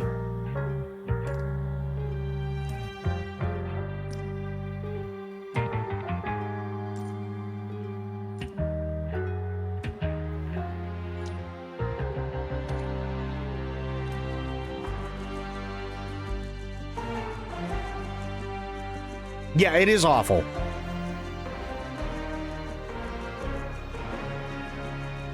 It is awful. And then somebody called him. He was still live on stream when he ran, right? Somebody called him and said, bro, you have to get back here. He's like, no, I'm sick and tired of these people calling me a bitch. And this, that, and the other thing. He's like, do you have any fucking idea what you just did? He goes, you're now running from the law. He goes, that dude is in the ring bleeding from the ears, twitching. They don't know if he's gonna live. And all he did was, my bad.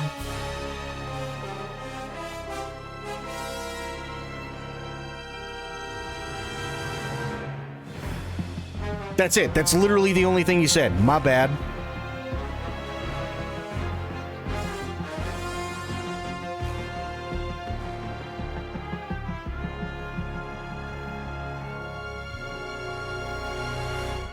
He's allegedly only charged with assault.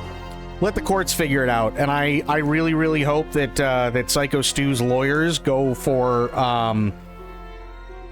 at the very least, try and get him for second-degree murder. I really, really, really hope that they try and get him for second-degree murder. At the very least. Because Raja does not deserve to be free. He deserves to be behind bars for the rest of his fucking life. He is a problem. He doesn't know how to control his anger. He's too stupid to do anything without getting pissed off. And you know what? He may only be like 24, 25, but at the excuses that were given by his father, oh, well, he had a concussion. I can't tell you how many fucking concussions I've had in my lifetime, and not one of them has ever pushed me into a murderous rage where I'm just going to keep punching somebody to the point where they're bleeding from the ear and I don't know whether they're alive or dead.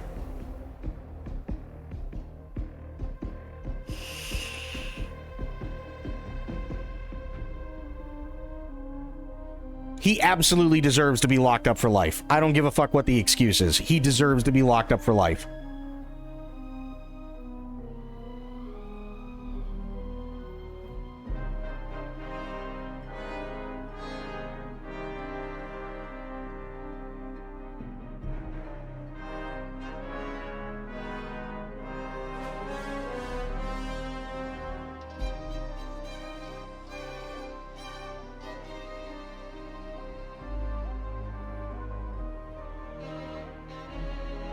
So, yeah, that's what's going on with Raja Jackson. He won't, but that's the world we live in. I agree, and it's really, really, really sad. And I sincerely hope, even if criminal charges don't necessarily stick, I sincerely hope that Psycho Stu turns around and takes him to civil court and takes him for literally fucking everything he's worth. And his father. I really, really, really do. Psycho Stu may never actually wrestle again. Raja hasn't learned his lesson. The only way somebody like that learns their lesson is if they're actually fucking arrested and they're thrown in big boy jail. Like big boy fucking prison. That's how you learn your lesson. You don't learn your lesson because daddy used to be a big shot and paid the $50,000 bail bond. Who gives a fuck? The only thing that he's learned at that point is daddy will bail me out whenever. That's it. He hasn't learned shit. 24, 25 years old, he hasn't learned a goddamn thing.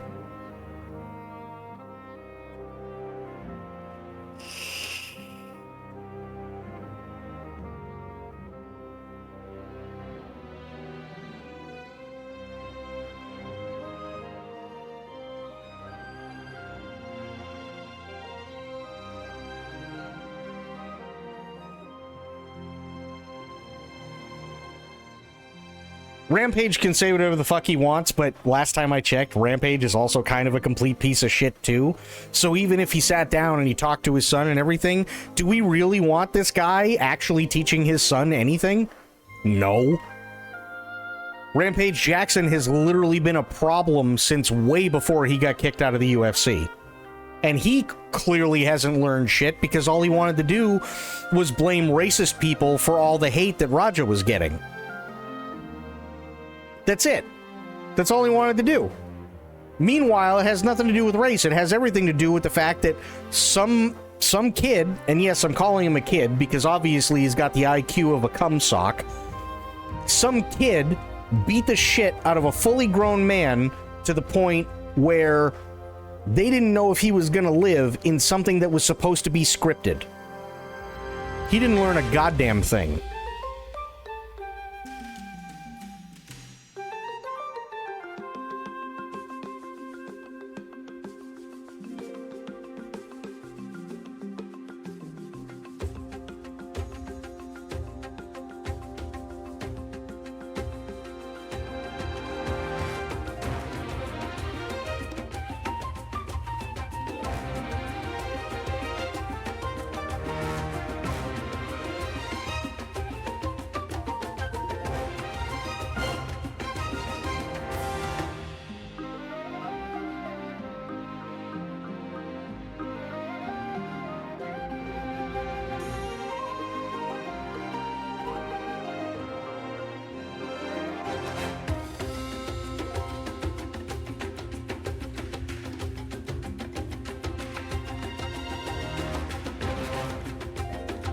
And I'll tell you this much, and this may be a hot take, but I don't give a fuck. Okay? If they're gonna sit there and say that this is all due to a concussion, and if that's what they're gonna go with, then the UFC better be getting investigated and shut the fuck down. Because if it can happen to one person like this, and it can happen to somebody like Rampage Jackson, who also took one hell of a beating multiple times in the UFC, how many other people are just ready to snap?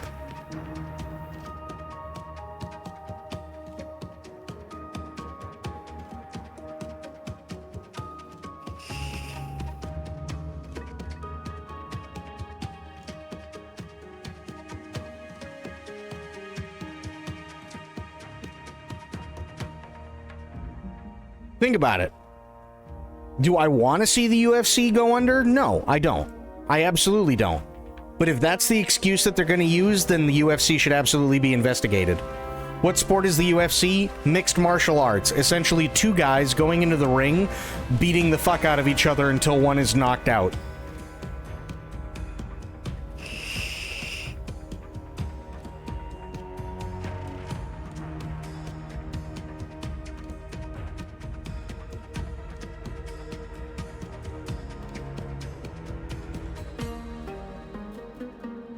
Yeah. So if that's the excuse and that's the argument that they're going to go with, and that Rampage Jackson, his father, is using, they should investigate the UFC, and the UFC should be shut down indefinitely. Because do I personally think that it's, you know, the UFC's fault or that it's MMA's fault? No, I don't.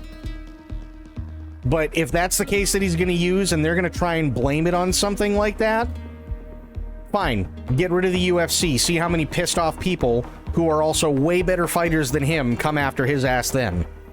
Then he's gonna wish he was in jail.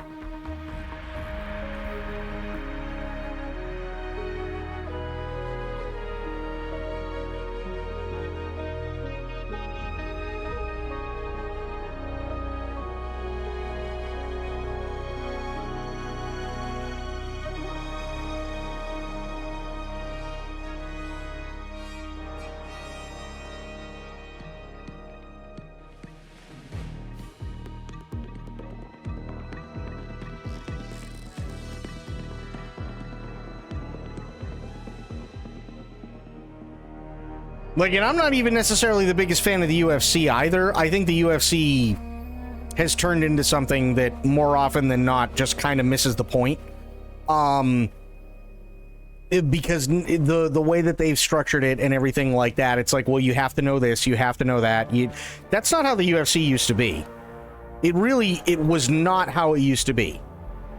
It was who was the best martial artist representing a specific style of martial arts. And then it turned into, okay, you got to learn Brazilian Jiu-Jitsu, you got to learn judo, you have to learn boxing, you have to learn all these different strikes from these different things and so on. And it's like, okay, but now where do you go? Now it's just two people beating the shit out of each other until one person's body can't take it anymore. That's all it is.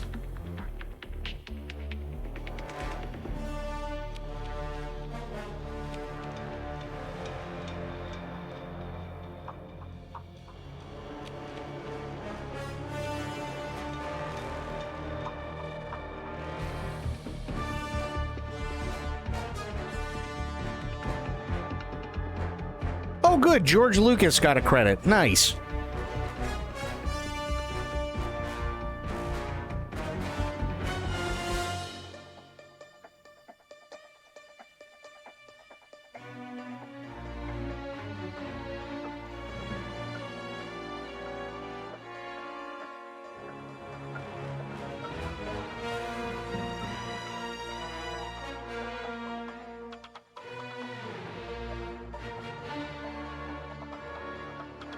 So yeah, I got some really, really, really strong feelings when it comes to Raja Jackson, and his father's just as stupid as he is.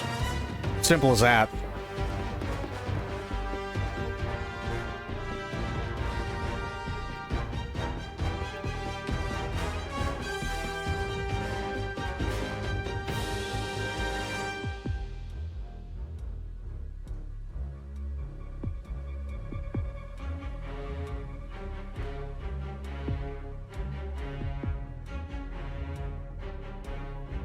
Also, these credits have been going for a while, and this makes me think, you mean to tell me that all these people could have had a second job for essentially the foreseeable future, making a sequel to this, and now none of these people have this job anymore? That's actually kind of sad. That's actually really sad.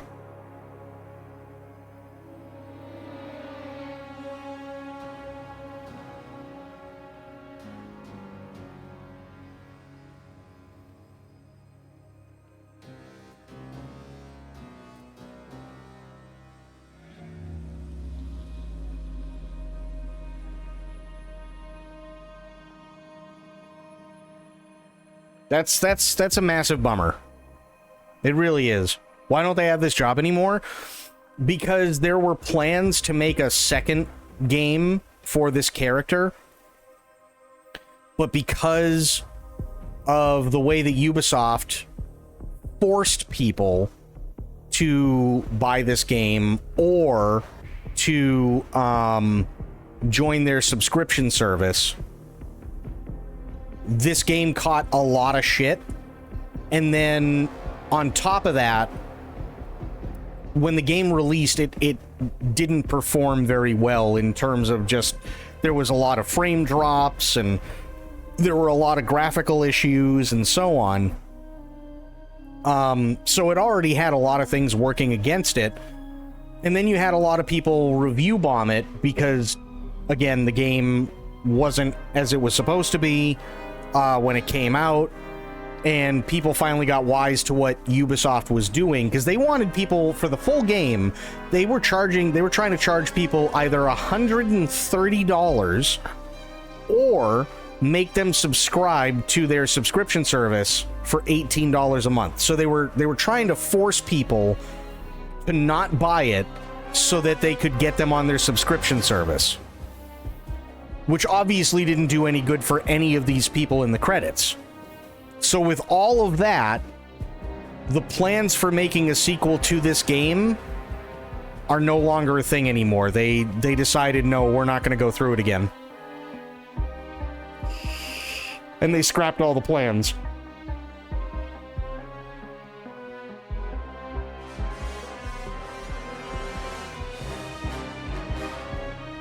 It is a shame. It's a massive shame. All these people did really, really, really, really, really good jobs.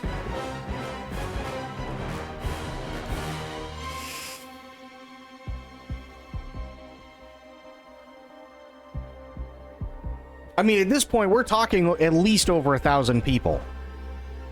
Like 1,000 different people whose names have gone across this screen, just in the credits alone.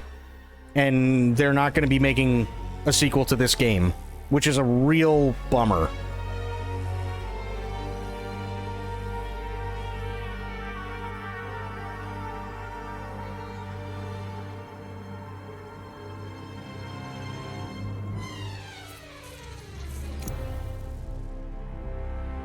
Some disabled dude rug pulled his community. The comments are horrible.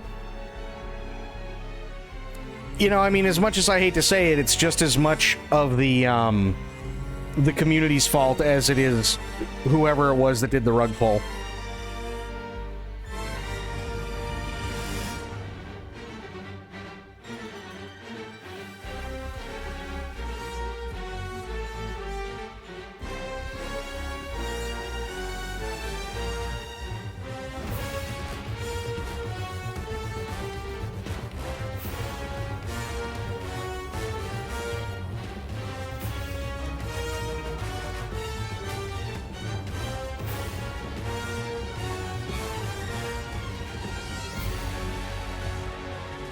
Holy crap, we made it to the cast.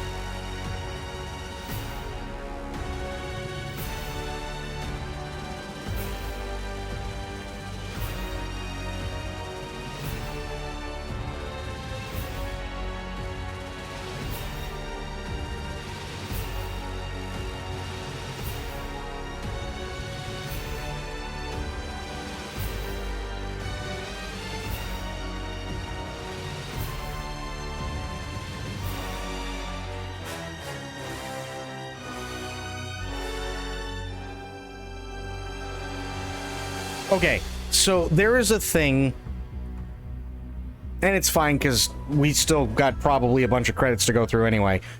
There is a thing in the world of cryptocurrency called a rug pull, and essentially what it is somebody creates what is now being called a shitcoin, right? Which means that there's this new cryptocurrency out there, and it isn't worth anything. But then somebody famous comes along and they dupe all of their fans into investing into this cryptocurrency. And then once it gets to a certain point or a certain threshold that they deem as being enough, they take all the money out of that account and just leave everybody high and dry. So they're duping investors into investing in something that they're just going to pull all the worth out of it anyway, and that's called a rug pull. And unfortunately, it's happened a lot. And one would think, especially over the last, 5-6 years, since this has been a thing, that people would get smart to it, and they never do. They just never do. So at this point, as much as it sucks that yes, a lot of people lost a lot of money, I also have no sympathy for them because they should absolutely be a lot smarter considering everybody else who's done a rug pull. Some of the biggest fucking names on YouTube and some of the biggest names from mainstream and stuff like that have done rug pulls. And yeah, it's just as much as the investor's fault as it is the person who did the rug pull in the first place.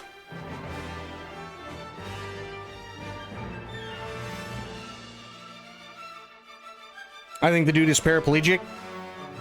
I don't care if the dude is a quadriplegic and is having to breathe through a tube.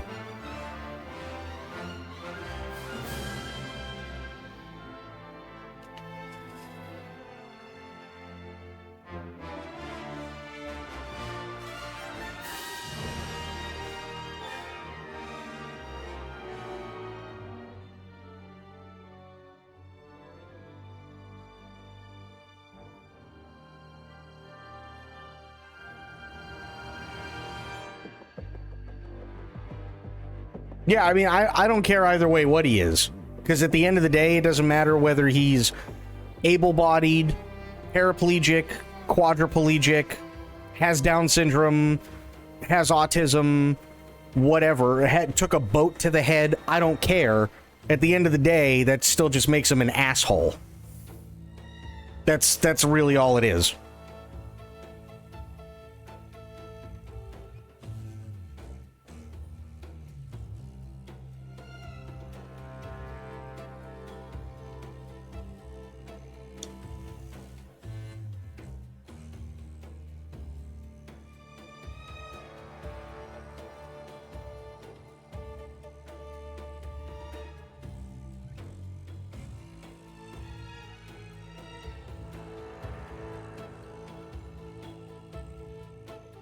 So this dude has a stream. I'm assuming he does, or at least did.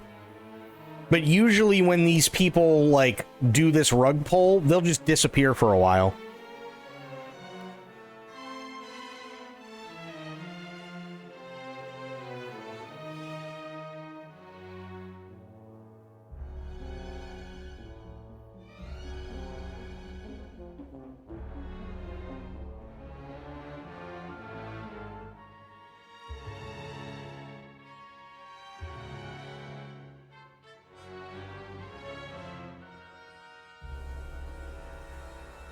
People always ask why I hate most streamers. I don't blame you.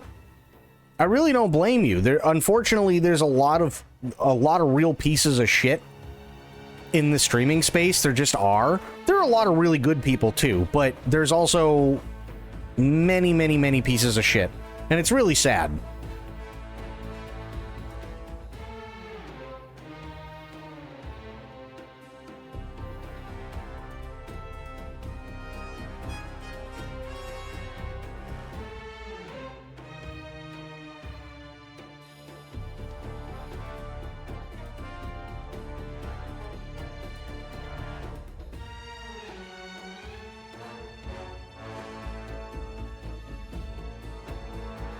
So yeah, it's a bummer, but I mean, again, I would put the blame on both parties. I really would. Because if people aren't smart enough now to see a rug pull way before, and especially when somebody's saying stuff that's way too good to be true and they want your money for it, oof. Mega oof.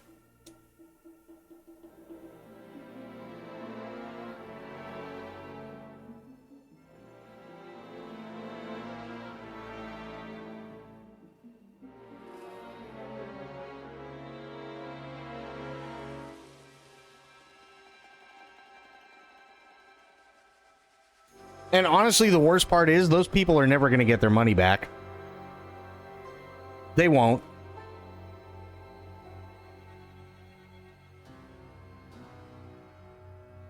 I wouldn't buy a Bitcoin if I was covered in caviar. Fair. I mean, especially now. But, yeah, that's what these people do. They just take all the money and run. And I don't understand how people keep falling for it. I really don't. It's really fucking stupid. It's really stupid. Like, I want to feel bad for these people, but I mean, I'm sorry. I've watched all these videos about Logan Paul doing rug pulls. I've watched all these videos about all these other YouTubers doing rug pulls. I've watched all these videos about, remember the Hawk Tua girl? She did a rug pull.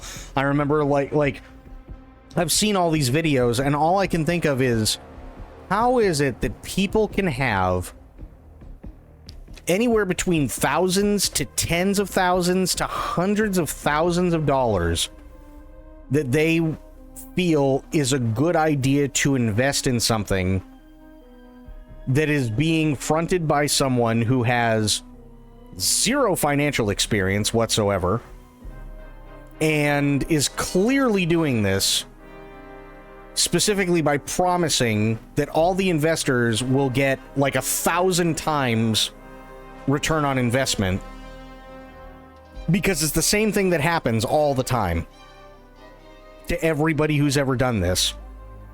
And then they dump all this money in, and then sure enough, said famous person just pulls the rug right out from under them, takes all their money, and that's it. Now they got nothing.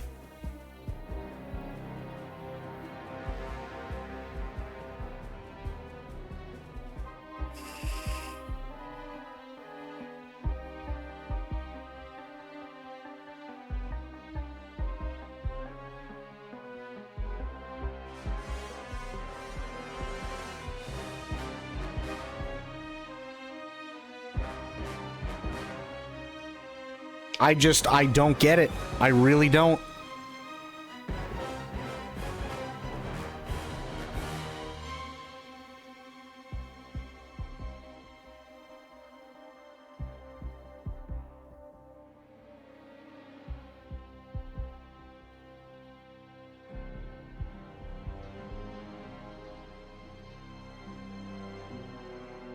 What's a game franchise that you consider doing a marathon playthrough of like you do the MGS games?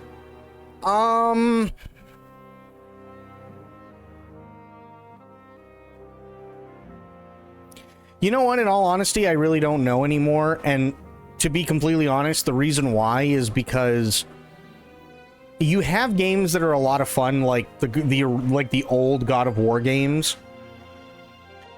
And then you have the last two God of War games, which are still really, really, really good. But those games are so... those last two games are so fucking long. It's insane. Right? Plus, I've already done that. Now, granted, it was fun when I did it, but it took quite a long while. The Arkham games, I did it. Same thing. They were a lot of fun. It was the first time that I had gone through the entire thing. I had a blast with them, but we're talking 500-600 hours. Right? That's a long time to watch the same kinds of games over and over and over and over and over again. However, I will say something that might be interesting. Hello Kitty Racing. I did Hello Kitty Racing. It took me 2.5 hours to beat it. The whole thing. With all the extras.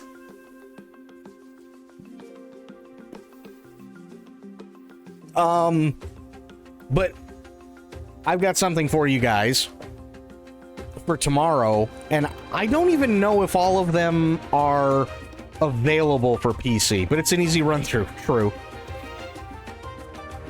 I don't even know if all of them are available, but it is a series that I have never touched, and we're actually going to be starting it tomorrow. Bayonetta.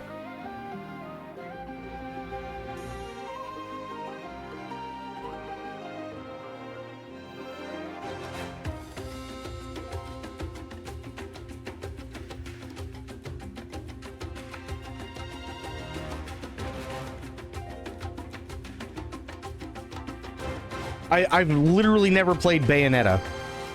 Bayonetta is like an action, like, beat the crap out of him game. And that's all well and fine. However, the main character, Bayonetta, is a dommy mommy.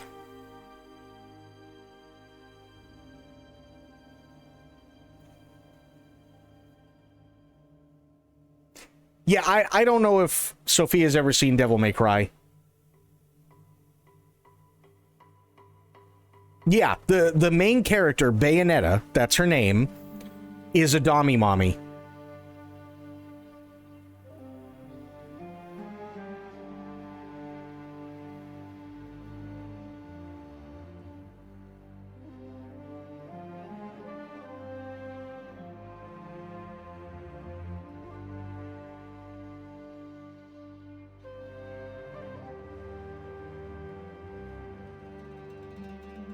Said that twice. I still know. Okay, you know what a oh my god, I'm blanking right now. Hang on, I gotta sneeze. Okay. Oh, I gotta sneeze again. Fuck. Hang on. Ow.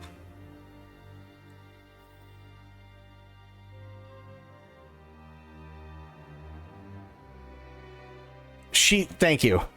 Okay. Here's the thing, though.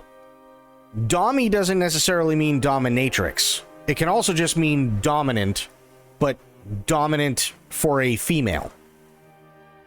Right? In the BDSM world. from what I gather, she's a mixture of both. So they take the more out there stuff and they kind of put it into like a funky mix, but stuff that's you know, it's not like you're gonna see her like, you know, tie a rope around somebody's cock and then just keep pulling until it rips off or anything like that. You're never gonna see crap like that. But what you are gonna see is she definitely wants things her way, and they have no problem adding in, you know, maybe chains and whips here and there and stuff like that, and latex and leather and so on.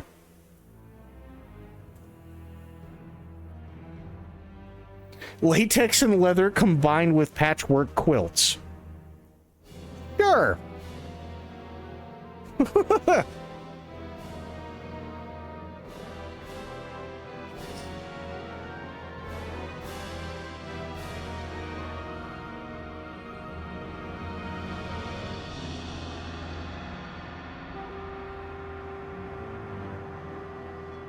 But we're going to start that tomorrow.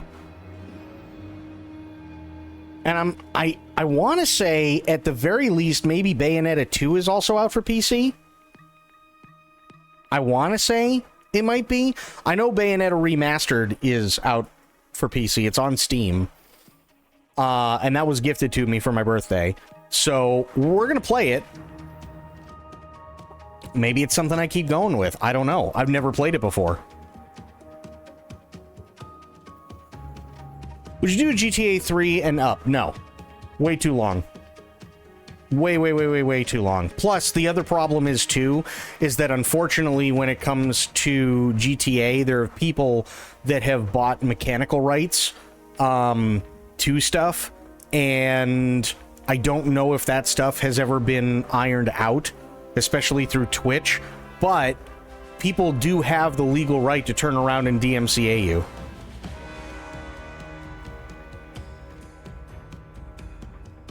So, for instance, one of the biggest problems with GTA 5 when they first started out with doing the roleplay stuff on GTA 5 was people were actually getting DMCA'd for the police siren sound. To the point where all of a sudden now there are people that in a matter of hours have literally lost their entire channel. So they had to come up with a workaround. And most people have the workaround now where it changes the sound effect so that it's something completely different and the mechanical license doesn't matter anymore. Have I played Fort Solis? The name rings a bell, but I'm going to have to say no, I haven't.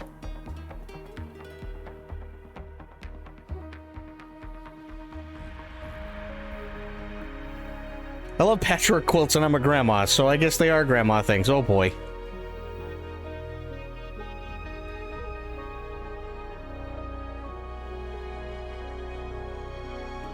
Hang on, let me see something.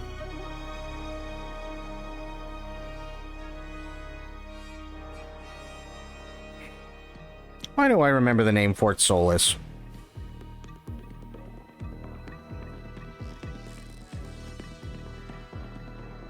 Okay, well, it's a console game. Oh, no, they do have it out for PC. Okay, cool.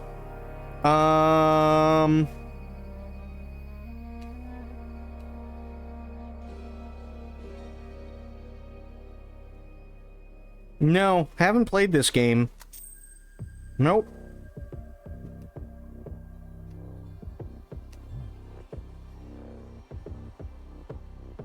No, you know which one I'm thinking of? You remember that one that, like, you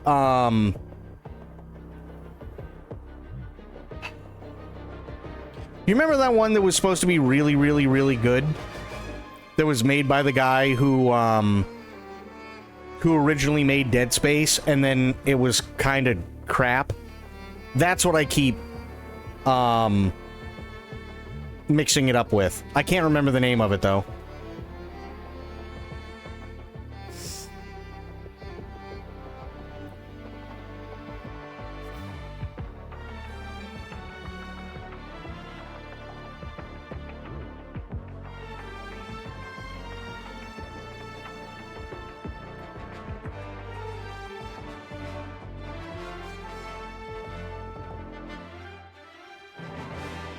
No, they didn't start over.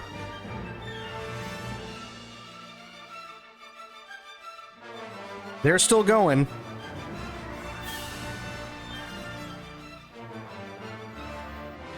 Calypso Protocol. Yes, thank you. Yeah, if we've already seen these names, I'm going to do this. How much longer does this go? We've been going for literally over 40 minutes.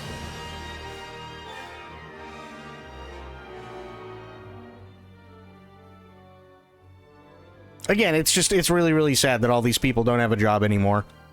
But, I mean, if we're seeing the same names over and over and over again, I refuse to think that game is a real game. Totally fair, actually. Here, we're just gonna... Yeah. It's been over 40 minutes. Oh, there we go. Post credits. What do you think we should do now? And this is New Game Plus. Yeah, there's not going to be a second... They don't have a sequel that they're going to be doing to this game anymore. Which is a massive bummer. So either they get moved on to other projects, or that's it. There's nothing else for them. And they just get let go. Because they canceled the sequel to this after all the backlash this game got. And mostly because of Ubisoft. Yep. Okay. So, two things. I gotta read this thing really quick here before I lose it. If OBS will let me. There we go.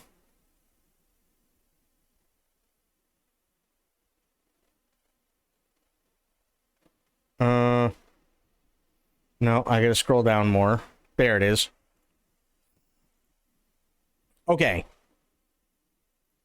Yeah. Okay. Here we go. Designing ships for any space-based game is an intense process. It's building a home base, a fragile thing in a dangerous place. It can also be designing a weapon, a means of travel, and in a way designing a character as well, which I agree with. For Outlaws, K-Vess's ship Trailblazer has to be all those things and more. Again, I agree. There's no question that ships in Star Wars are iconic, and Outlaws is no different. I think it's iconic for being boring. From more general designs like X-Wings, TIE Fighters, and N1 Starfighters to legendary ships like the Razor Crest, Millennium Falcon, and the Ghost, each design is recognizable and fits broadly within the aesthetic of the galaxy far, far away. Game Rant spoke to creative director Julian Garrity, narrative director Naveed Kavari, and game director Matthias Carlson about the process of designing something that fits with that legacy. Okay. Space is vast, dangerous, and lonesome. A ship is a home, a vehicle, and the only thing between its crew and a rapid, painful death. A ship's design in any form of fiction has to keep these in mind. But in Star Wars, there's also a long legacy to follow. Garrity explained both the gravity of that and the excitement a Massive had taking on the challenge. Okay. Starships in Star Wars are iconic and all immediately recognizable due to their striking silhouettes, and it really was very exciting to create not only a new ship design, but also a backstory for this ship, too. It really has had quite a journey of its own before K permanently borrows it, which is all well and fine, except it doesn't. Because if it's so valuable and it's indestructible, why is it that I got my ass kicked so easily? So, there's that. Second, it looks like a fucking FedEx truck. It's incredibly important that a ship central to a story, a hero ship, be well thought out and given character and flair to keep the setting, often revisited and relied upon by protagonists engaging for viewers or players. These ships have to radiate personality all their own. Star Wars has traditionally done this to great effect. Even when a Star Wars hero ship is a generic model, like Ahsoka Tano's T6 Jedi shuttle, it will typically be personalized and of a model rarely seen elsewhere in the franchise. Again, totally fair, except there's not much personalization when it comes to playing the main storyline of the game, unless you spend like 100 hours playing the game just to actually be able to do that stuff. And second, you're not in it enough to actually care much about what's going on inside the ship. It's used as a vehicle to get you from point A to point B, and that's it. She doesn't treat it like a character. Neither does the bad guy that she stole it from. It doesn't have a character. It's just a ship. That's kind of the problem. That's a tight needle to thread even before considering that without the presence of the Jedi or the Force, the Trailblazer is one of the most important ways to establish the Star Wars feeling for players. That was a primary consideration when crafting the worlds and story in Outlaws, said Kavari. Okay. For us, the journey of K, Nix, and ND5 navigating the criminal underworld through the cities bustling with scoundrels, an open world filled with exotic wildlife, or jumping into dogfights with the Trailblazer brings an immersion into the Star Wars galaxy that we feel players will have never experienced before. I will say that the space combat is absolutely phenomenal, and I loved it, and there's nothing wrong with that. However, the ship still sucks. The Trailblazer looked for shapes in its design that would be both practical for a starship, but also cut an iconic shape and feel against a starry background. Garrity and Massive looked turtles and armored trucks for inspiration, drawing on the shell plating design. It also incorporated elements of toy design from the 70s and 80s to try and evoke the feeling of classic Star Wars trilogy, which debuted in that era. So it's supposed to be an armored truck, but you get your ass kicked? That was an important touch of the character of the Trailblazer. Star Wars Outlaws takes place between the original trilogy's movie Empire and Return of the Jedi. Despite taking place distant from those grand battles, Vesta's story is set against a backdrop, so her ship needed to represent that snapshot of the galaxy far, far away. Which, to be fair, it does look like it would be in a galaxy far, far away, but unfortunately, it also looks like one of those ships that you'd see for half a second in a Vista shot. Right? You see it for half a second, and then years later, some YouTuber comes in and goes, well, you have this Trailblazer, you have the Trailblazer, and this is what it's officially called in the lore and everything else, and yada, yada, yada. And here's the picture of it, and they have to draw the red circle around it and zoom in, like, to the point where even when it takes up the entire screen, it just looks like a giant blob. That's what it looks like. Ultimately, the thing that drives Vess forward is a simple dream. She wants to live on her own terms, flying the galaxy with her pal Nix by her side. She doesn't so much want to tear down the system as be unbound by it. Like in the cult classic show Firefly, the ship symbolizes freedom for a downtrodden Vess. No, it doesn't, though. For Carlson, that was the core fantasy Star Wars Outlaws wanted to give players.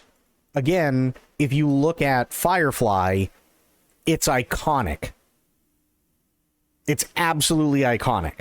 Firefly nailed it because that is literally a ship you don't see anywhere else.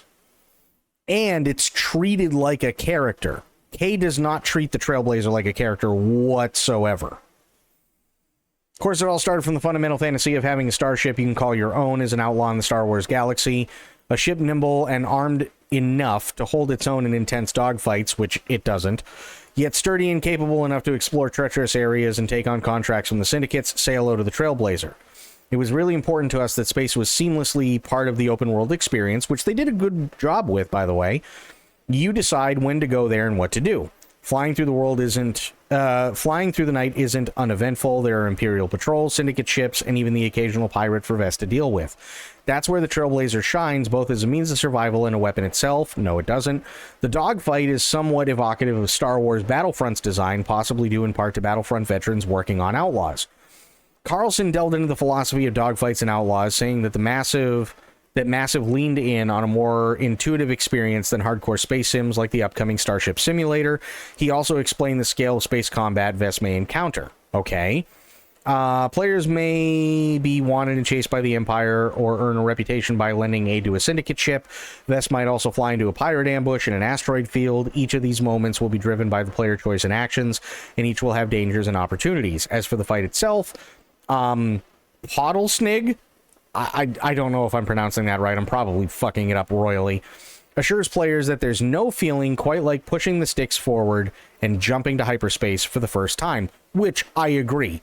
But again, I could bring up literally any and every iconic sci-fi ship, and you guys could probably instantly tell me what it is. And if maybe not specifically which version of a ship it is or something like that, you could easily tell me where it comes from.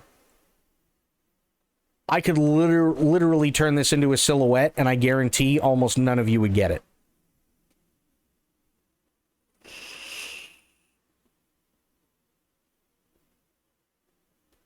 So I think maybe they were kind of huffing their own glue a little bit too much.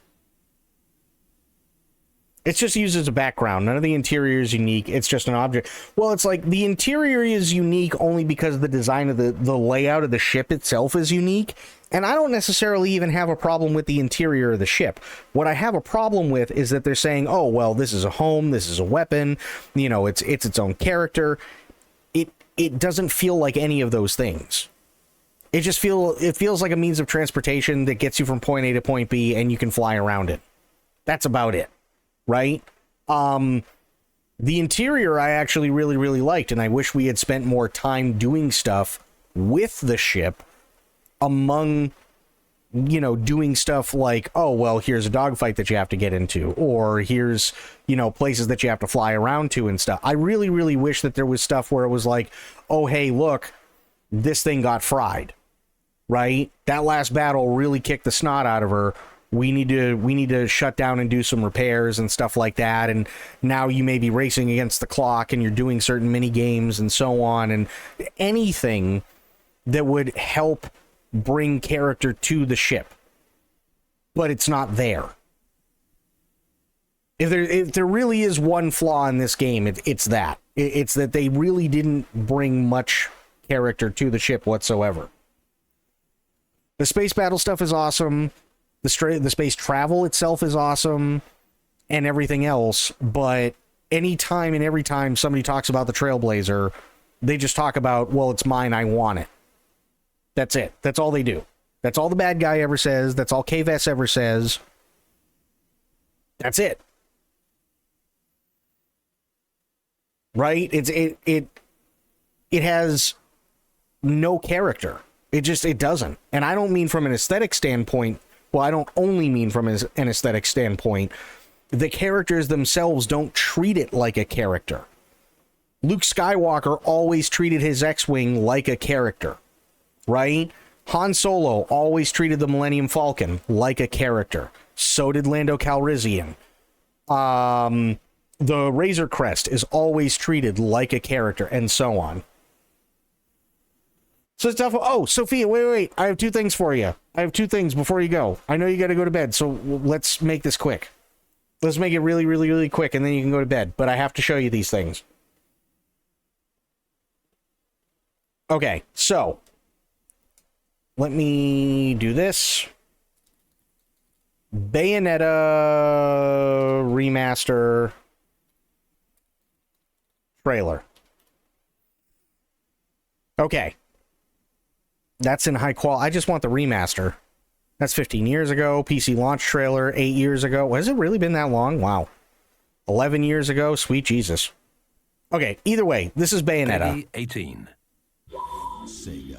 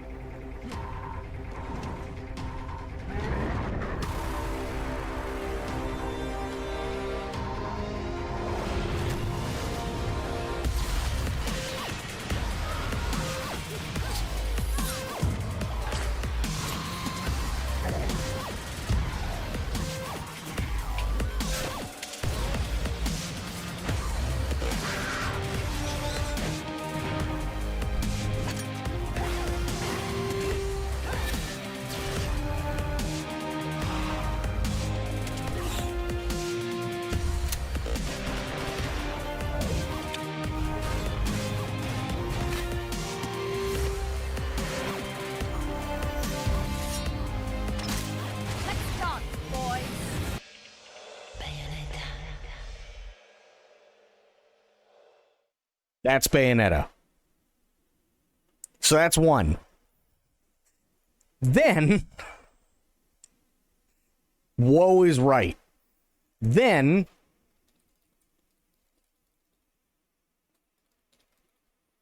there's a game called I Am Jesus Christ. Now, this has not come out yet. It does say Q4 of this year. This is the official trailer for it. At least I hope this is the one. Many people have attempted to write about the things that have taken place among us. Reports of these things were handed down to us. There were people who saw these things for themselves from the beginning. They saw them and then passed the word on. With this in mind, I myself have carefully looked into everything from the beginning. I'm Simon. This is my brother, Andrew. We're trying to catch fish. But I'm afraid the wedding appears to have a small issue. I don't know, but I thought you might be able to help.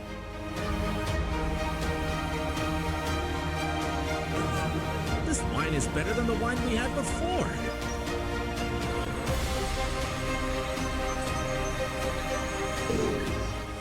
Please, Lord, just heal my son.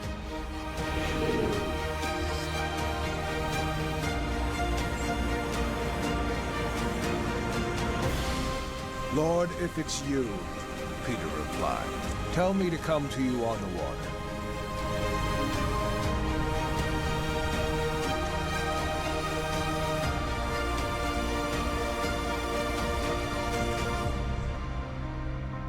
I am doing this for you. I want you to know that the things you have been taught are true.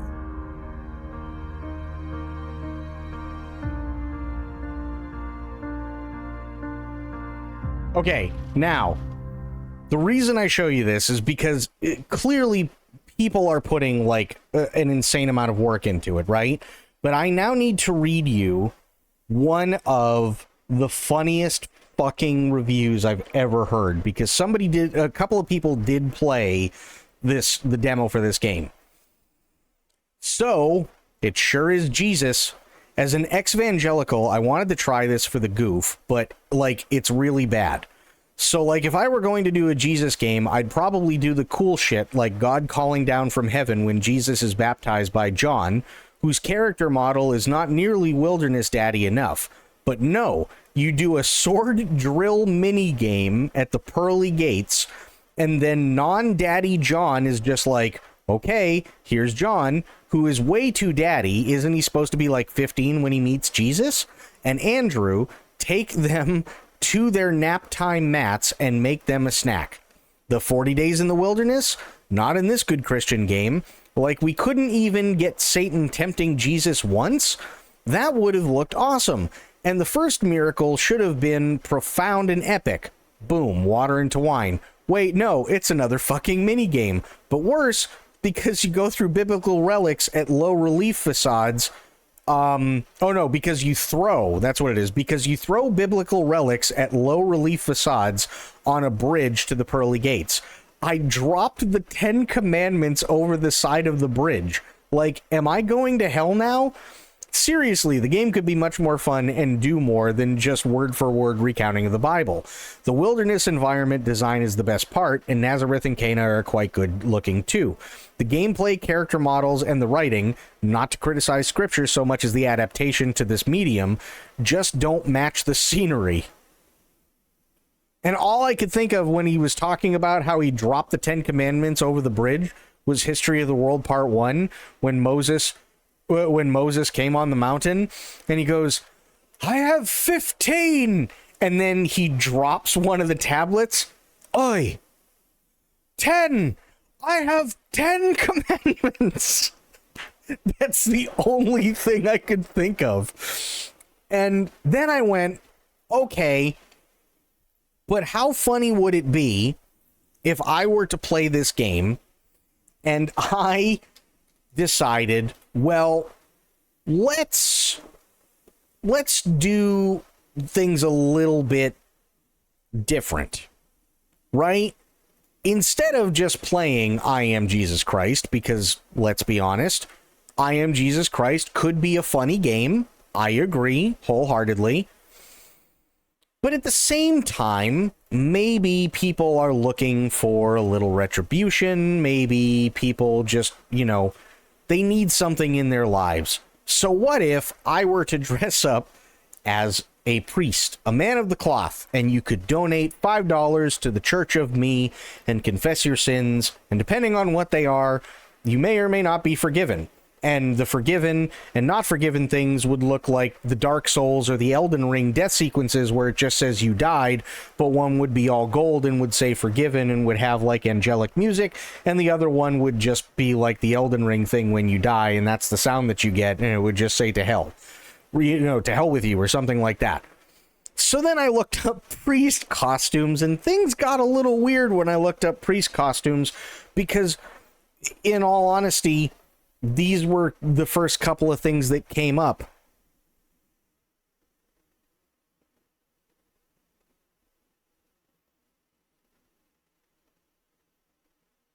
But wait, there's more. There's also this one. and then my personal favorite, superhero Jesus.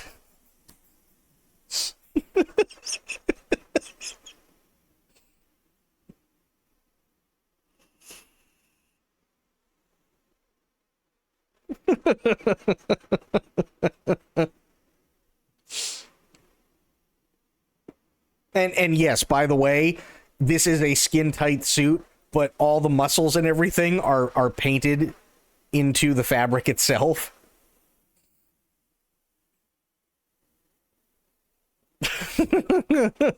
So yeah, things got a little out of hand. Really cool. Like, I saw cool ones and I was, oh look, you could be a cardinal, you could be a regular priest, you could be a bishop, you could be a Gregorian monk, you could be like an Anglican who just wears like an all black cassock.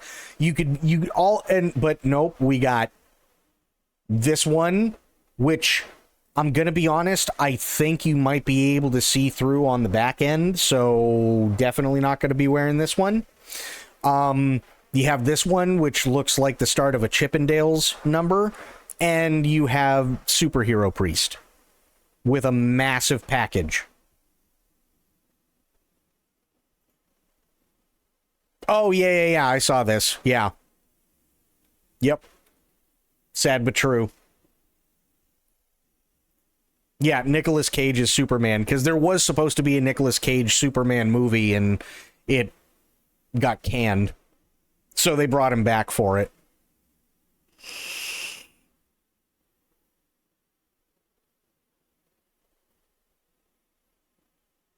So, yeah, I was just like, oh, okay. Right. He had no clue they did it? No kidding, wow. Yeah, so, I mean, the idea is still up in the air, but it does say that I Am Jesus Christ is supposed to release Q4 of this year, and I'm pretty sure we're getting close if we're not already in Q4 of this year. So the only thing that I can think of is that they were planning on releasing this thing on Christmas, which would have been fucking hilarious, especially if I dressed up as a priest. But I'm going to be completely honest with you, I don't think this would pass Twitch TOS.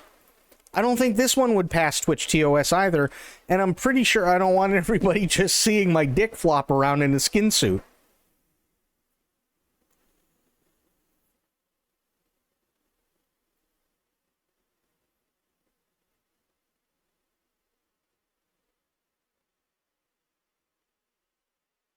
Now, again, like, if I go, why is it so edgy? Because this is a full bodysuit, right? And because it's a full bodysuit, you can't wear underwear because everything, the underwear would show, because this is all skin tight. So there's literally no underwear, right? So, God forbid I stand up, you're going to see everything in the crotchal region.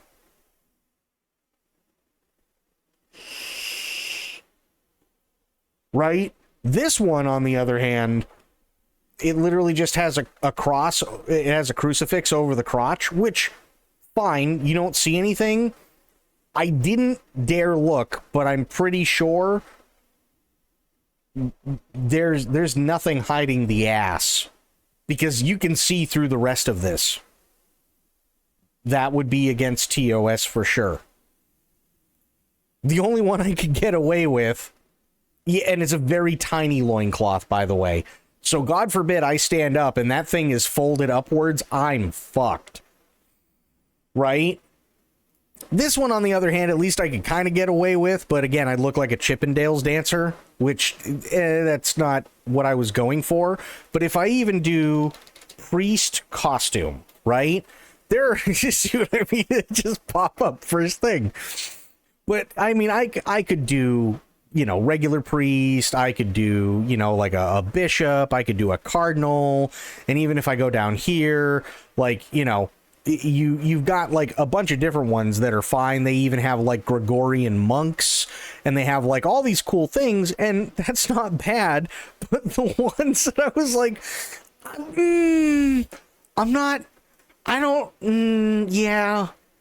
yeah, you know what I mean? Like, oof.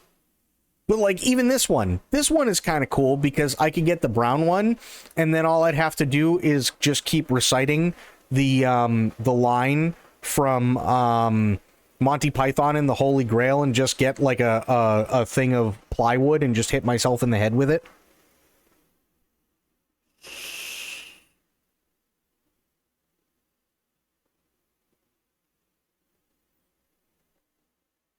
Which line? Hang on, I gotta find it. Monty Python and the Holy Grail monks.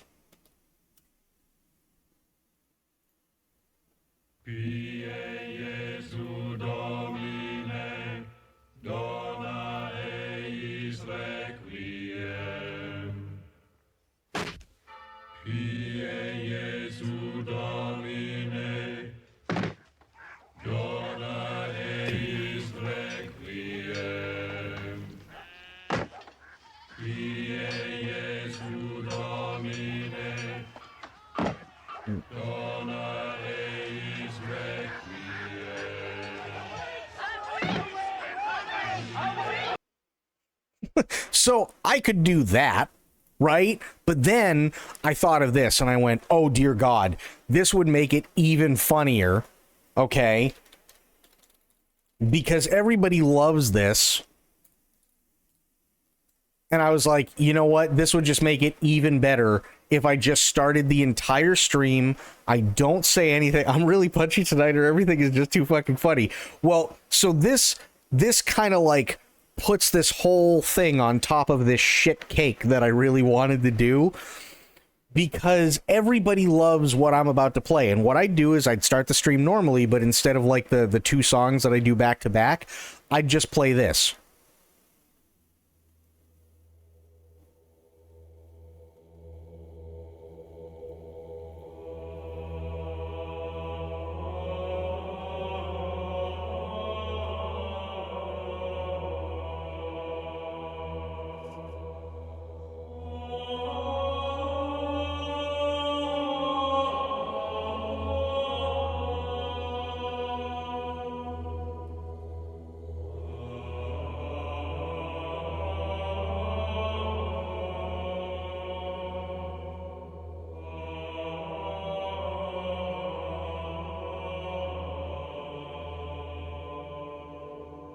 It's beautiful, it is, but it's also the theme song to Halo, which has nothing to do with Jeebus.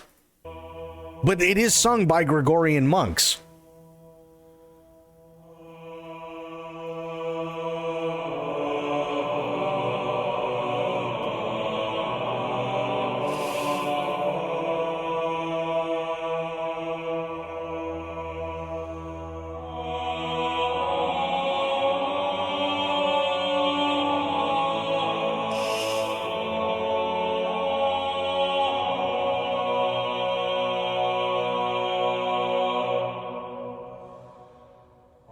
So it literally just be me in, like, how funny, how fucking hilarious would it be if all of a sudden this music is playing, right? And it just cuts to me and I show up on camera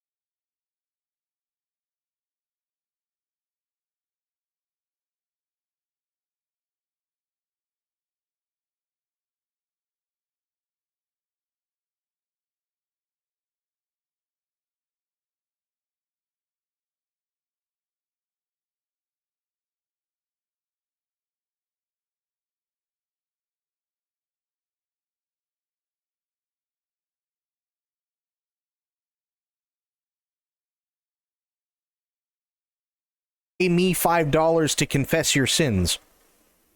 And it's all being donated, quote unquote, to the Church of Me.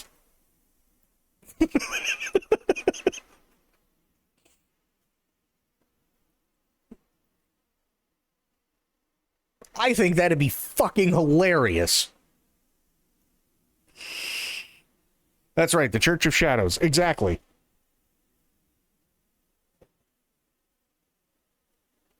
Absolutely. I think it would just be, it'd be insanely funny. Again, if people want to go along with the joke, right? Because there have been people who have done stuff like this before. It's not out of the realm of possibility. Like I know Connor, like Sea Dog, he's done it. Pay Money Wubby has done it, but his people are fucking insane. So there's this one guy, and he goes, "Well, there was this girl, and I worked with her at a supermarket, and like." I wouldn't say she had autism, but you could see it from there. And well, I mean, you know, she kind of liked me, and I'm gonna skip ahead. I fucked her ass in the backseat of a car, and then he just hung up. It's like, oh my God, dude.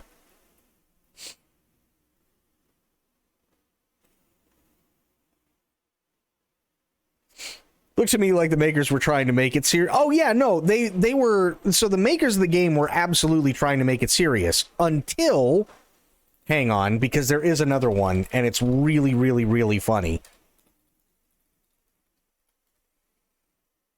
It might be this one. This was 5 years ago, though.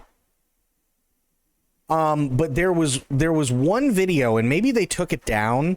There was one video where you fight Satan. Oh, this is it. Okay, perfect.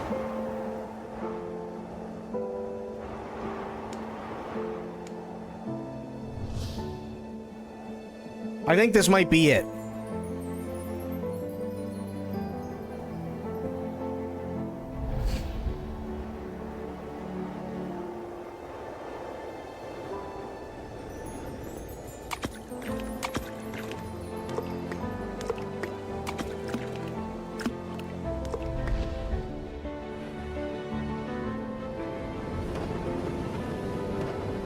There he is, walking on water. Okay, doing great. Good job, Jeebus.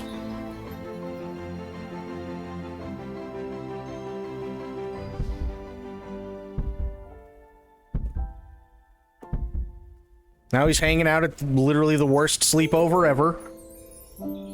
There was one, and I'm trying to find the... I wish I could find it, but there's one trailer for this game where he literally goes to fight Satan, and he's literally firing Iron Man style laser beams out of his hands fighting Satan.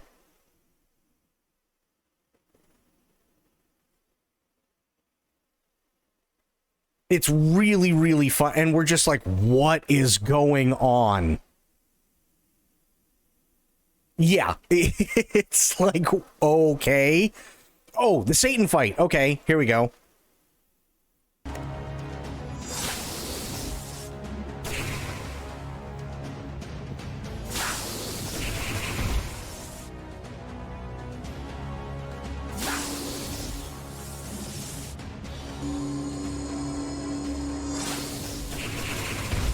He's not doing a good job deflecting Satan's shit, but okay.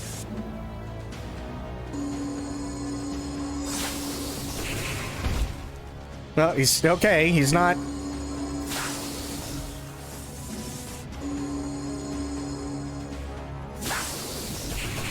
No, you okay? No, Jesus, you're missing it.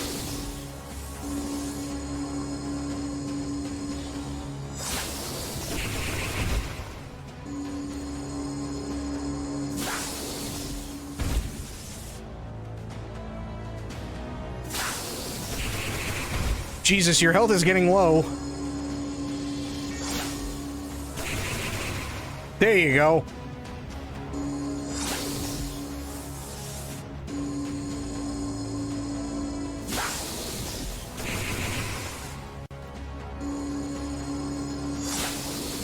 God, how long? I can't watch 7 minutes of this. Oh, wait, here we go. Yeah, there you go. Now he's shooting Iron Man laser beams.